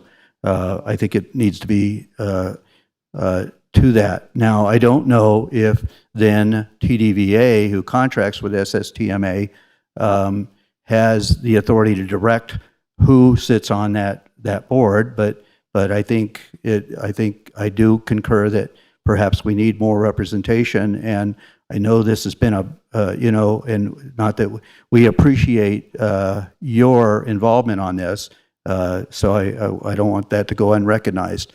But I think adding a second commissioner on that perhaps would help, would allow for collaboration a little bit more from this board, and provide us with a little bit more foundation, or I don't know what the right word is. But otherwise, I concur with everything you're saying. So that's the only way that I would basically adjust this, is to indicate that should be with the Tahoe Douglas Visitors Authority an agreement, and that it include a second commissioner. Yeah, I'd like to amend the motion. Let me just Can throw I my do that? 2 cents in. I'd love the motion. I thought it hit every single point, and if it doesn't follow the legal grounds that you want, I hope that you amend it so it does, because I thought all 4 points you made were really important. So can I move to amend my own motion?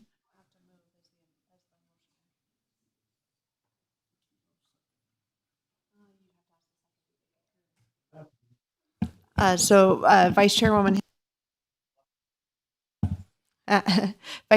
Hales, Jennifer Davidson, County Manager, for the record. So if we're following Robert's rules, as the motioner, you can make the amendment without making a motion. You just have to ask the seconder if they concur with your amendment. Okay, Commissioner Gardner, are you okay with an amendment that would add an additional condition, which is another dedicated Nevada representative on the board? Or, yeah, leave it at that. Once again, I will second that motion based on that it be a second commissioner, and that the agreement be with the Tahoe Douglas Visitors Authority, not with SSTMA. Agreed. Are we clear on Then I what- believe we have an amendment and a second in place. Are we clear on what the motion is? No. I would ask Mr. Waddle's Commissioner saying no, Hales. and I'm saying I got lost in the dust there somewhere. So would I you can- restate the motion? All 5 points. Sure. Approve funding of $150,000 immediately, and approve funding of $450,000 on condition, but that is for the remainder of fiscal year 24-25, on conditions worked out between staff and TDVA, that would include the following conditions. Number 1, Douglas County is given 2 voting seats on El Dorado County and South Lake Tahoe's proposed Transit Joint Powers Authority, or in the alternative, SSTMA officially opposes the JPA in writing to El Dorado County and South Lake Tahoe and in public at their October 15th meeting. Number 2, South Shore Transportation, SSTMA adopt a policy requiring that NA SSTMA representative must be authorized by a vote of the whole board before taking any public position, making any offers, entering into any negotiations, or taking any other unauthorized action on behalf of SSTMA. Number 3, SSTMA provides additional service in Nevada, such as a fixed point to serve the neighborhoods of Marla Bay, Zephyr Heights, and Pine Wild condominiums. Number 4, all references in future SSTMA documents to Nevada rides include an accurate exclamation of that data point. And number 5, that there be an additional Douglas County Commissioner on the SSTMA board.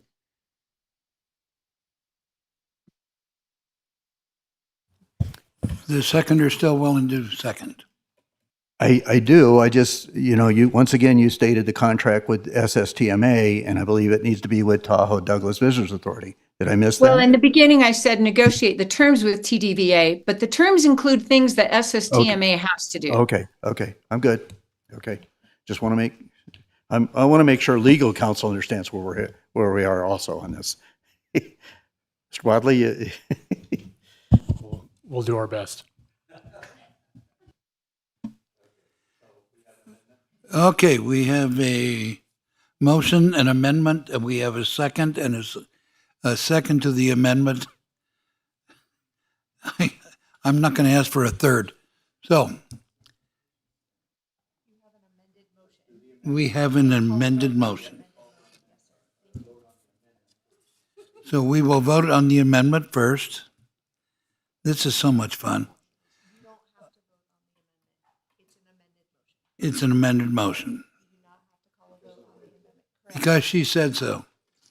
All those in favor say aye. Aye. Aye. Any opposed? All right, motion carries 4-1. Thank you. And we will move on to item number 8 for presentation only.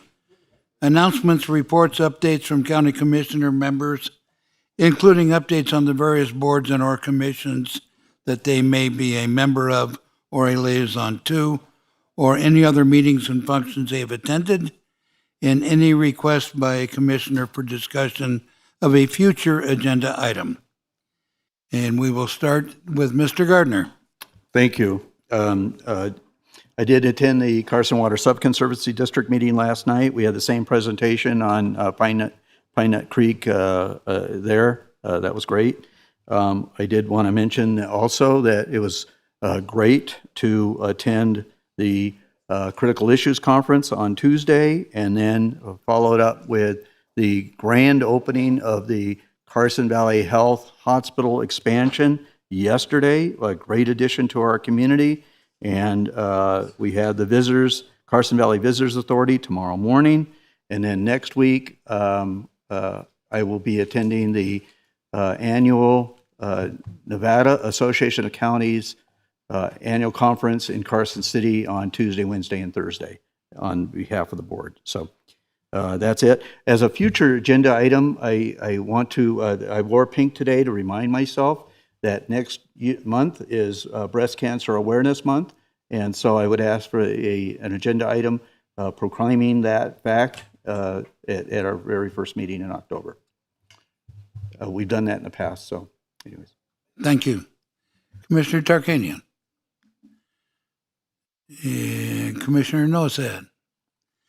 And Commissioner Hale. I'll pass.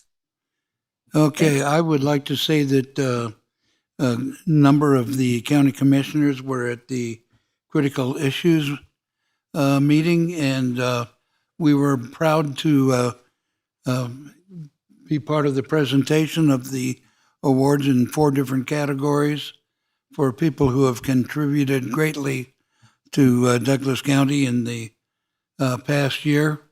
And unfortunately, I left my program at home, and I know that one is Coffee on the Main.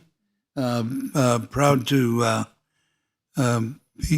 enjoy their coffee, amongst other things, but it was a very excellent meeting at the Tahoe Blue Event Center. And with that, I will open to closing public comment.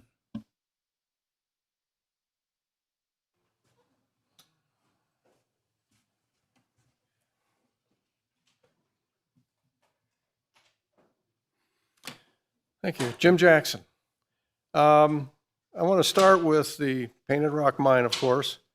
I just want to warn you that our negotiators, you're walking into a trap. It's been set, and if you don't be careful, you're going to get caught in it. Everything. And that's from a very strong legal source that I've been told that. On all this other stuff that's just been going on, you were saying that this $600,000 is not from the tax money down here. does all that have to be given to them, or can it be given to some other source that does the same thing, but not go through the two agencies up in Lake Tahoe, the TVDA or whatever they all are? I get them confused all the time, because to me, it sounds like there is an absolute conflict of interest between those two organizations.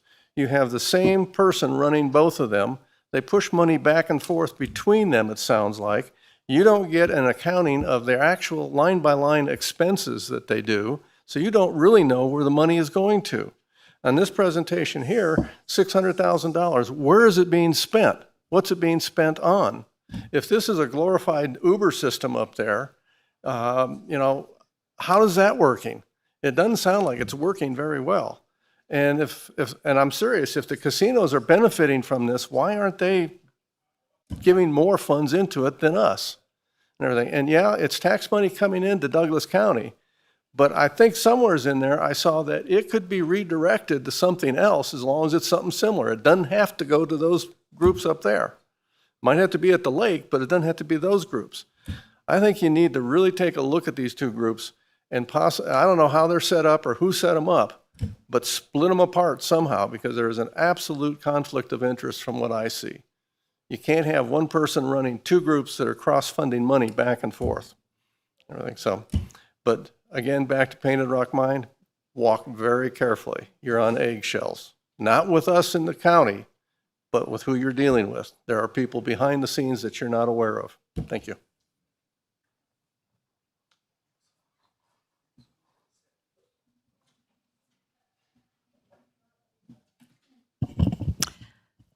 Thank you. Ellie Waller, back to LTVA and TDVA. The lines are blurred. You heard from somebody else besides me. One is a nonprofit and one is legislated to receive specific funds. They are inexplicably commingled and have the same CEO. Thousands of dollars go to LTVA, and the statements have been published. It's easier as a combined operation administratively. Add the Tahoe Chamber and the South Shore Tourism Improvement District MOU, and you tell me if you can unravel the expenditures and budgets. Incoming revenue from what sources and outgoing expenses for each need to be presented to you as a board before many more or just the microtransit is sent out. Incoming sources and outgoing expenses for each were presented to you and not presented to you. Elizabeth stated this on September 5th at your board, line item by line item. We listen. More plainly stated, revenues come in, expenses go out, report a balance. I'm not sure I can speak for anybody else, but this makes my head spin on the budget contributions legislated without proper accountability and audits. The 2023 I. Bailey audit stated, note 12, subsequent events, the Tahoe Blue Event Center opened to the public on September 23rd, 2023, and started hosting events. Along with the opening of the Tahoe Blue Event Center, the authority did not renew its current lease. The authority, OVG 360, the operator, and the LTVA all maintain office space within the same event center space. Cause, accounting personnel do not have the current resources of time and training necessary to prepare the financial statements in accordance with generally accepted accounting principles. As a result, the authority has chosen to contract with I. Bailey. Effect, the authority's internally prepared records upon which the financial statements are prepared do not contain all the information required by generally accepted practices. Understatement of approximately $39 million. Understatement of liabilities of approximately $1.9 million. Understatement of deferred inflows of resources of $475,000. Understatement of net position of approximately $37 million. Overstatement. You get my point. They recommend that they start to have their own internal resources understand this. They continue to say they don't have enough staff or money. Lastly, the South Shore Area Plan, I sent in a submittal. I hope all of you are starting to pay more attention as this develops. The TRPA has a website now. I'm glad to see additional information from Douglas County. Thank you.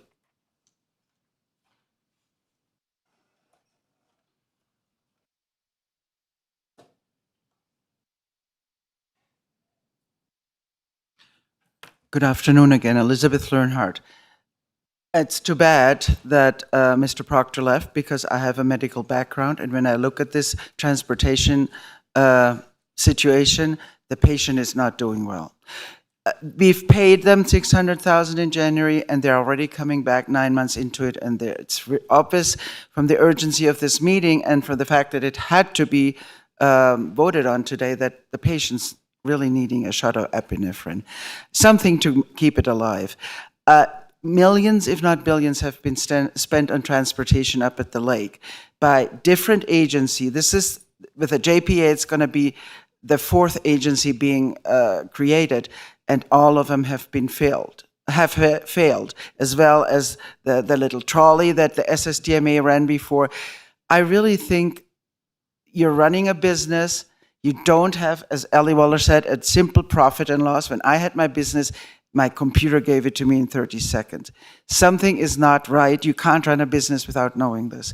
This patient is failing, and I think this resolution today was a step in the right direction, but it should have been had 2 years ago. Thank you. Is there any further public comment? Seeing none, we are adjourned.